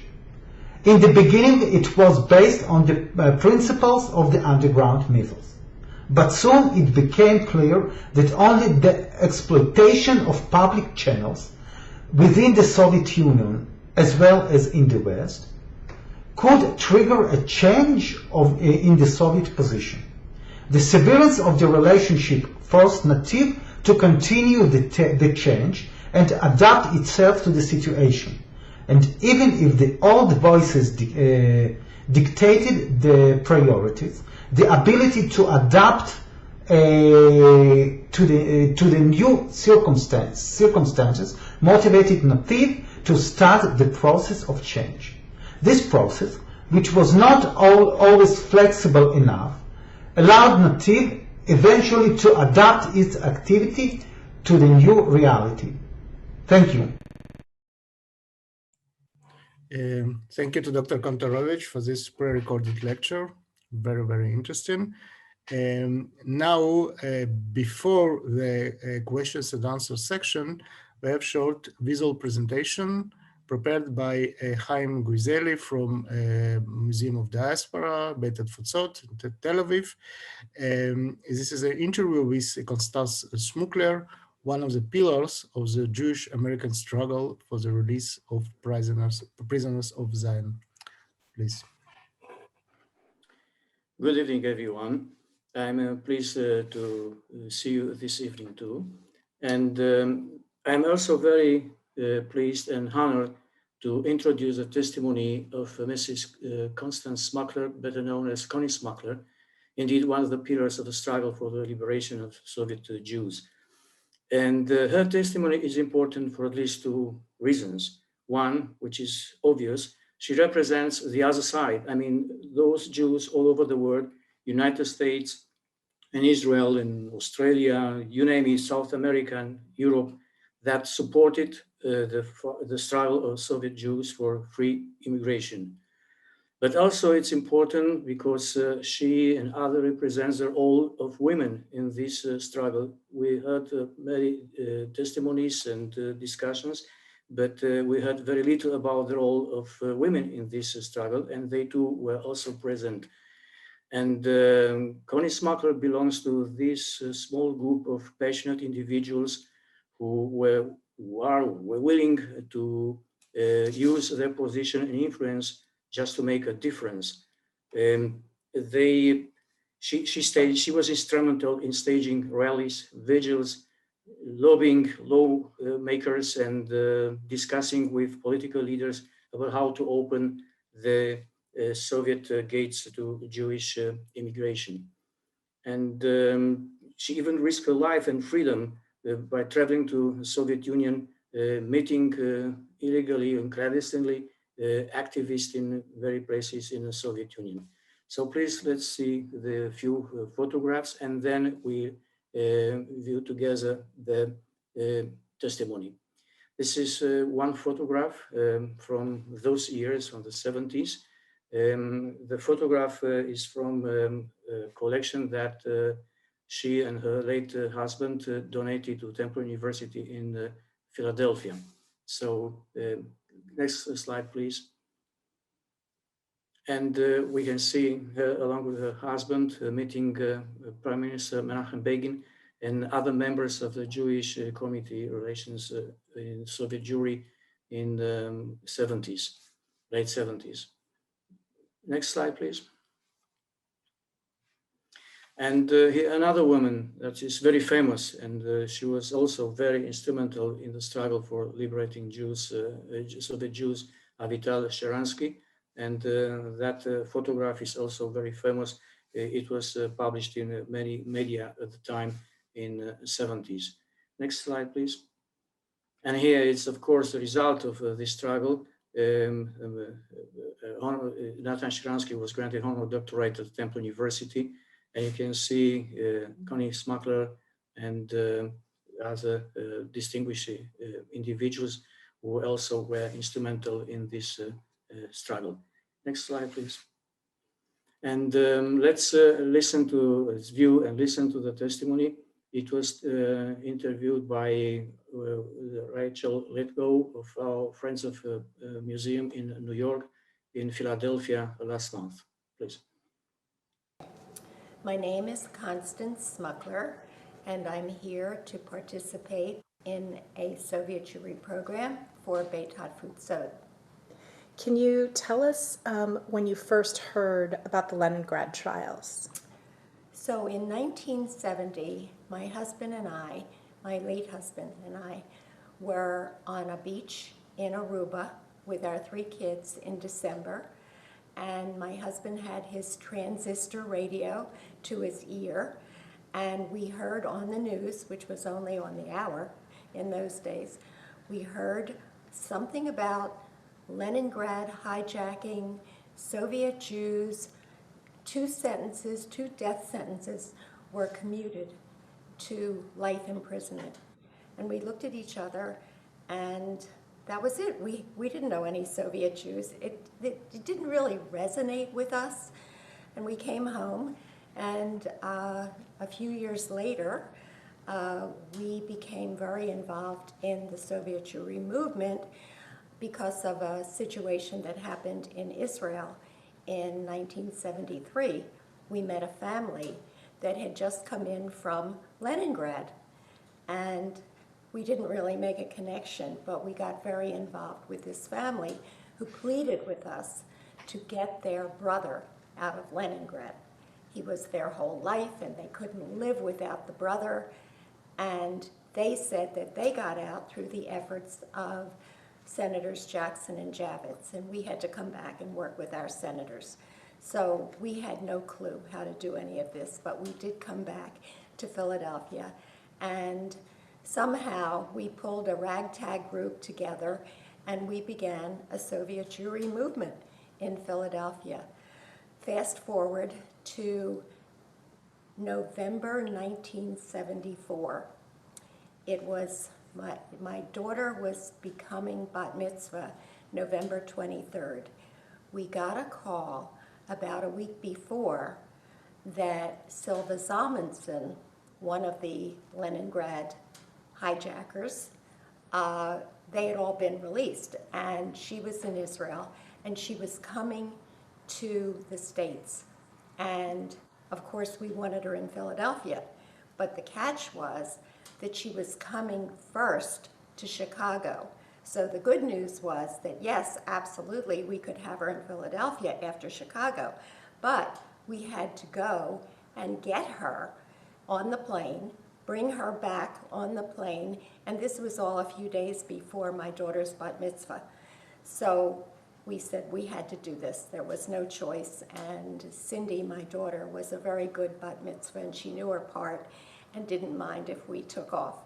So this is what we did, and we picked up this heroine of ours who could hardly speak English. We had to hire an interpreter in Philadelphia, but the plane ride back was kind of quiet, but it was so thrilling to have Silva Zalmanson in Philadelphia for the first time that it really catapulted our Soviet Jewry movement into something that it might not have been had it not been for Silva.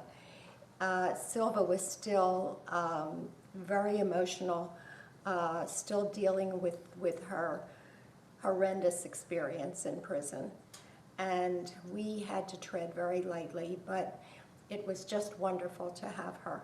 So that was my Silva Zalmanson Leningrad hijacking experience, and I'll never forget it. And I'm just so thrilled now to see her daughter, and that she's made a life in Israel, and things seem to be really good for them. What was the event like for Silva here in Philadelphia? It's hard for me to really know because she had such little English. I mean, how she felt about it. But we rallied the troops together and used a synagogue to have her speak. And just to be in her presence was something so unique for all of us. She really was probably the first former refusnik, that certainly the first former prisoner of Zion that we had in Philadelphia. So it was very, very moving, and everybody was thrilled. So it really galvanized the movement here on the East Coast. I think it did. I think it did. I can't remember where we took her afterward, probably New York, but the whole experience of bringing her on the plane to Philadelphia, I mean, this was, you know, a person who had really just come out of prison and with a very bad prison experience. And so we had to tread very lightly. She didn't want to stay in anybody's home. She wanted to stay in a motel. The door had to be locked all the time. You could see the vestiges of her experience, but we were, mindful, and it worked. It really worked. She was a trooper. And the trainings that you had just by nature of being involved in the Prisoner of Zion movement, the Soviet Jewry movement, I'm sure helped to kind of ease you in and let you know what her experience had been and how to tread. Is that accurate? A little bit. We were mostly involved with refuseniks who had not had prison experiences. So it was kind of learning on the job and just being kind to her and considerate of her. But our experiences had been really with just refuseniks who had maybe been in refusal some 8 years, some 10 years. That was trauma enough, but it was very different. But the experience that we had certainly by 74, I had been there, I guess just the once, but ultimately it was about 8 trips that I was able to make. But it was, Silva was early on in my history in the Soviet Jewry movement. So she clearly made a profound impact. Absolutely, absolutely. She'll always be my first heroine that I brought to Philadelphia. Thank you so much. Thank you.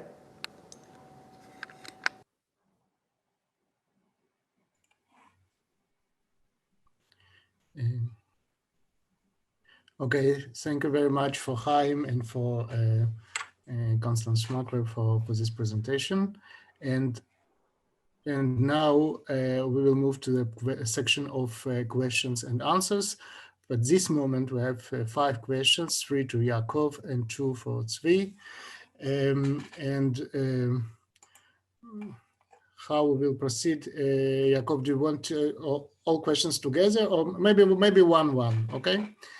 So the first one from David Stahl, Jerusalem, is: how do you view reports that Israel's ambassador Golda Meir handed over lists of Soviet Jews seeking contact with Israel to Soviet leaders and thus endangering them? Is there any historical validity to this story? Well, I think the story is quite famous. I'm not sure that it happened exactly in the way that it was described, but frankly, it could have happened. I mean, I've also mentioned it. The fact is that the diplomats that came here, Golda Meir among them, that came to Moscow, had little understanding of what was going on in that country at that time.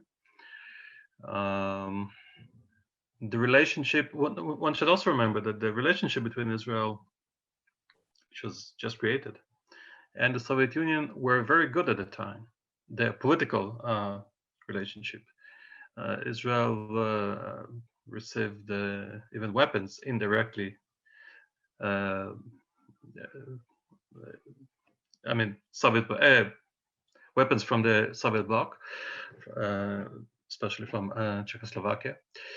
And there was a lot of political understanding on various issues. So there might have been something similar to this as part of what seemed at the time a good, positive, even very close for Israel strategic dialogue between Moscow and Jerusalem. But I have not seen such a document, so I think this is something that still has to be checked.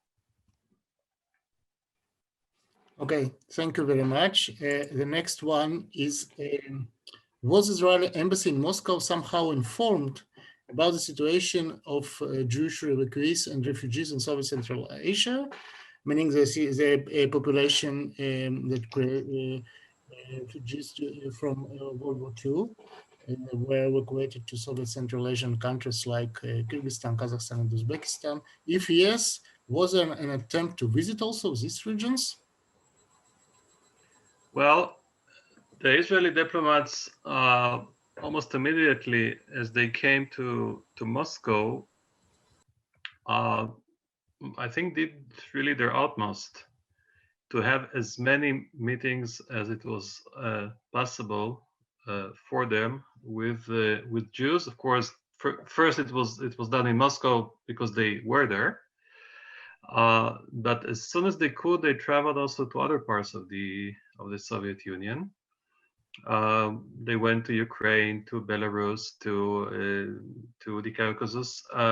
I'm not sure that they had trips to Central Asia, at least not at the beginning. But I think their main goal was to spread the issue that Israel exists, that there are Israeli diplomats in the Soviet Union whom Jews could meet. They wanted to have as many Jews know that that there is an address, that they could address someone, that they could, even if theoretically, have some contacts with the Jewish state that was just established. But of course, there were many difficulties to this. I think Nati Kantarovich also spoke about this. Yeah, so these were, I think, the framework of what has happened back then. Thank you, Yaakov. The next question, do we know who were the main Jewish Soviet local activists in Moscow who were in contact with the Israeli embassy? Well, I referred to one of them. This is the first big Zionist affair that happened in Moscow in July 1955. Once again, Nati Kontorovich also talked about this a lot. This was the first event in which a large Zionist action actually took place vis-a-vis the Jewish, vis-a-vis the Israeli embassy. It was the first event of this magnitude, and also the first event in which the Soviet authorities expelled Israeli diplomats. Actually, three of them. Yitzhak Levanon, who was to become later the head of Nativ, was one of them. The person who headed the Zionist activist who headed this group was Eliyahu Goberman. There were a few dozens activists who gathered around him. Yeah, later, of course, came other people. Thank you very much, Yaakov. And now we will move to questions to Tzvi Gittelman. I'll start from two short questions and one longer after. So the first one, why did Ronald Reagan finally give priority to the rights of Soviet Jews to immigrate to the US? In other words, to what extent was it a question of US national interest? There was no American national interest in having people immigrate from the Soviet Union, except insofar as this was an embarrassment to the Soviet Union, which long claimed to be the ideal society and the best form of government. The reason people came to the United States is that they wanted to, not that they were coerced, not that they were seduced, as the Israeli government, very embarrassed by the fact that Jews who were leaving the Soviet Union overwhelmingly chose not to go to Israel at a certain point, and was motivated, in fact, to make a deal with the United States, the details of which I do not know. But apparently, then Prime Minister Shamir agreed to go to Madrid and talk to the Palestinians, represented by the PLO at the time, in return for the discovery by Edwin Meese, and I use the discovery sarcastically, who was then the Attorney General of the United States under President Ronald Reagan, that Jews were no longer persecuted in the former Soviet Union or in the Soviet Union, and that therefore they did not qualify for refugee status. And as soon as that decision was made, it became very difficult for Soviet Jews or any other Soviet citizen to immigrate to the United States.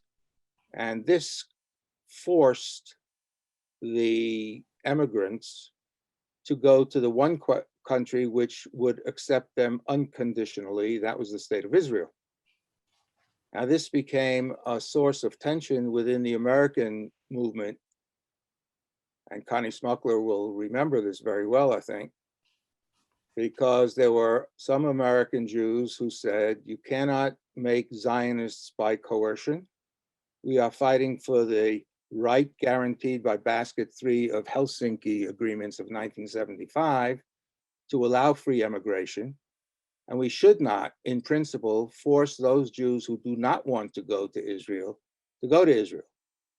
As a matter of fact, a Soviet Jew who was told by an American Jew, why don't you go to Israel, would say, well, you first. No one's ever prevented you from going to Israel. I'll follow you. And then there were American Jews who said, no, we have to listen to the Israeli direction. And whatever Israel wants, we will do unquestioningly. So there was a debate within American Jewry, I think if I'm not mistaken, that eventually the decision came for welcoming Soviet Jews to the United States and not trying to force them to go anywhere else. An even more poignant and difficult issue arose, which is not generally discussed in polite circles. How did 200,000 Jews immigrate to Germany? Mm-hmm. In fact, including some Jews who had fought in the Red Army all the way to Berlin, to a country which had murdered 2.5 million Soviet Jewish citizens. So there are a lot of sensitivities and complex issues that are involved. Thank you, Tzvi. Thanks. Another short question is, to which category from mentioned by you would you put the refuseniks' cultural activities? Which category? Well, to several categories. In other words, in the Soviet Jewish movement, when after 1979, the Soviets basically had let out 51,000 Jews in 79. But on December 13th, if I'm not mistaken, of that year, they invaded Afghanistan.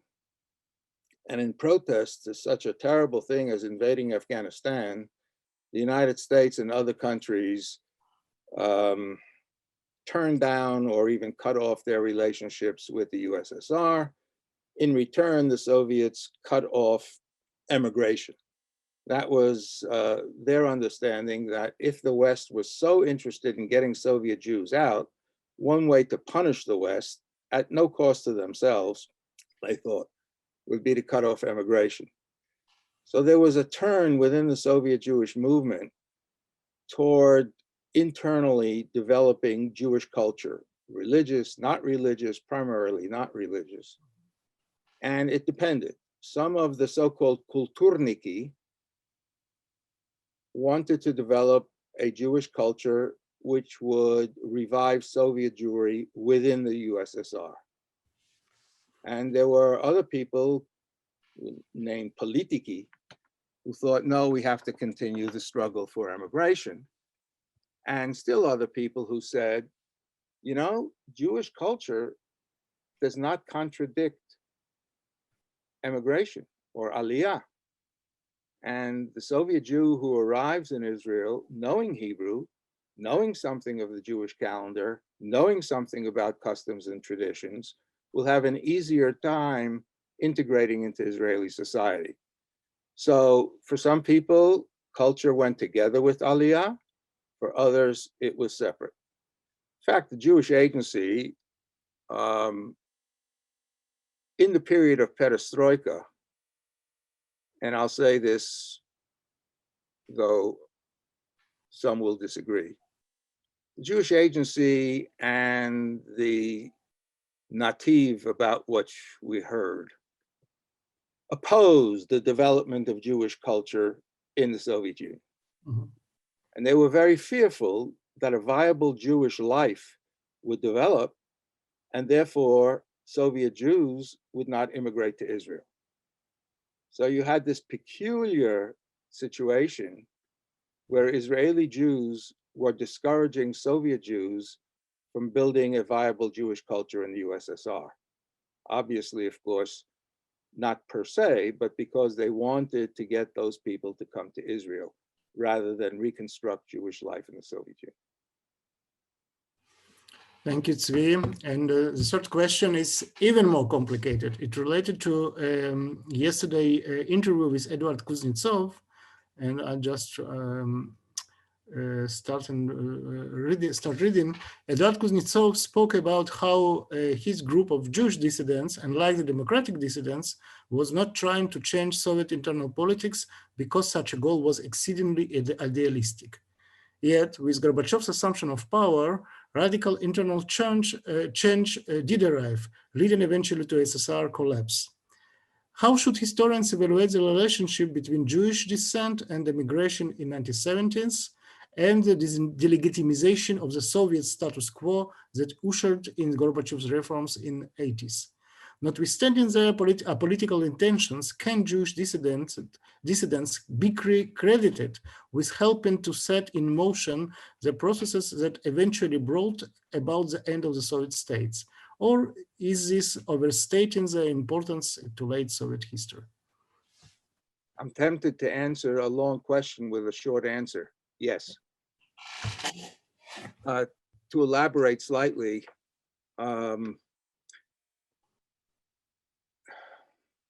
there's too much of a tendency in certain circles to focus narrowly on the Jewish movement. As I tried to say today, the Jewish movement did not develop in a vacuum. In fact, it was accompanied by or even preceded by other national and religious movements. Catholicism in Lithuania, Crimean Tatars' desire to return to their homeland as they saw it, Ukrainian people who felt culturally and politically deprived, so that the erosion of Soviet power, which operated in a circular way, namely, first, there was a relaxation of terror. That happened already in 1954-55. Then there were certain reforms under Khrushchev, who really struggled with how much change could be permitted. And then there was, for example, the Sinyavsky-Daniel trial of 1966, the protests against the Soviet invasion, or Soviet-led invasion of Czechoslovakia in 1968, and the emergence of a wide variety of dissidents who, like in the Jewish movement, differed on how to change the Soviet Union. There were the legalists or the Leninists, including one of the Medvedevs. There was the Sakharov, who wanted to change the Soviet Union to a Western kind of democracy. There were Stalinists, who wanted to change the Soviet Union back to what it was before February of 1956, when Nikita Khrushchev denounced Stalinism.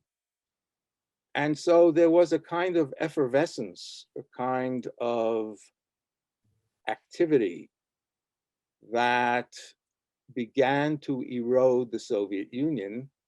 And the reason I said yes to the question was that I think that this was one more brick in the wall of the Kremlin, if you will, that was extracted when the Jews showed the world that life was not ideal for a large number of people, that the Soviet Union's claim to have solved the ethnic and religious issues was false. And because they had so many co-ethnics and supporters all around, at least the Western world, Soviet Jews were very successful in damaging the image of the USSR, and in persuading their governments. It was a two-step procedure. It wasn't that people rallying in Philadelphia influenced the Soviet government. People rallying in Philadelphia or New York or Los Angeles put the pressure on their respective governments, senators, governors, and the federal government, and the parallel with the 35s in England, to make representations to the Soviet Union. And that worked. Okay, Tzvi, thank you very much. And one last short question to you about the Kulturniki that you mentioned. Were they the heirs rather of the Bund, relatively those politici who opted for immediate repatriation to Israel?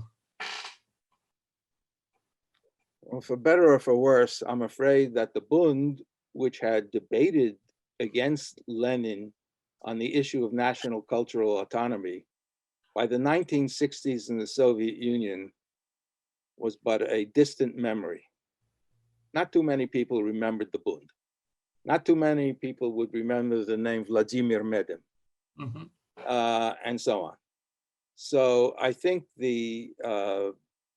actually, ironically, in 1989 and thereafter, when the Va'ad was created, the overall Krisha, the roof organization of Jewish organizations in the Soviet Union, some people advanced the idea of creating national cultural autonomy. And later on, the Russian government actually provided, never came to anything, but provided institutions to the non-Russians, who are about 20% of the population of the Russian Federation, to have autonomy and culture.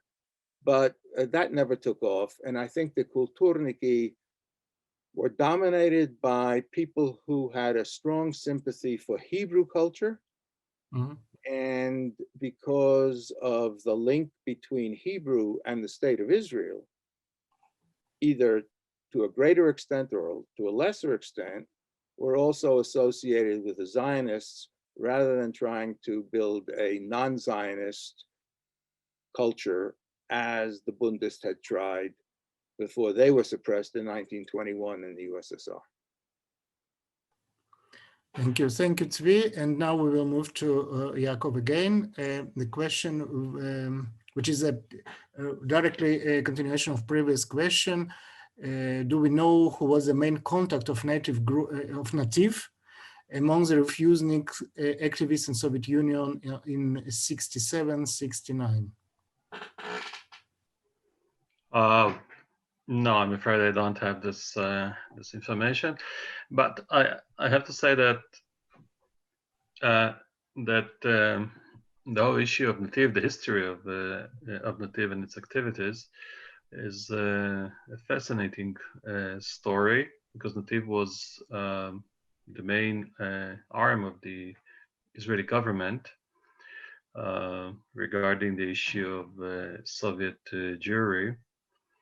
And right from the beginning of its activities in 1952, 1955, and later, you could see a very strong tension between the will of the Israeli government ready to assist Soviet Jewry, the freedom to have them come to Israel. But on the other hand, you had very considerable realpolitik issues right from the beginning,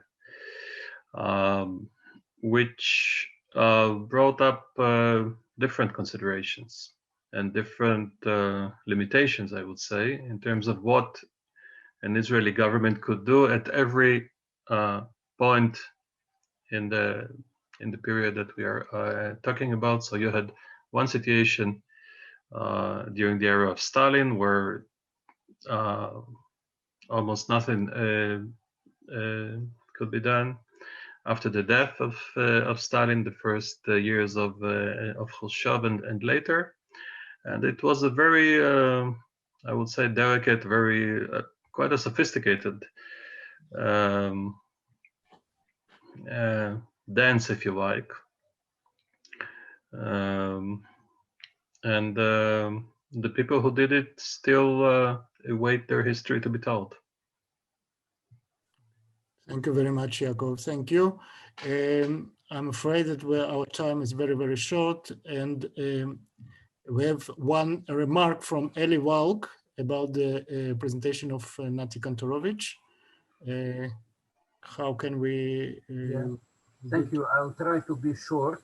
My remark relates not only to today's Kantorovich interesting presentation, but also to the very issue of this conference about Operation Wedding.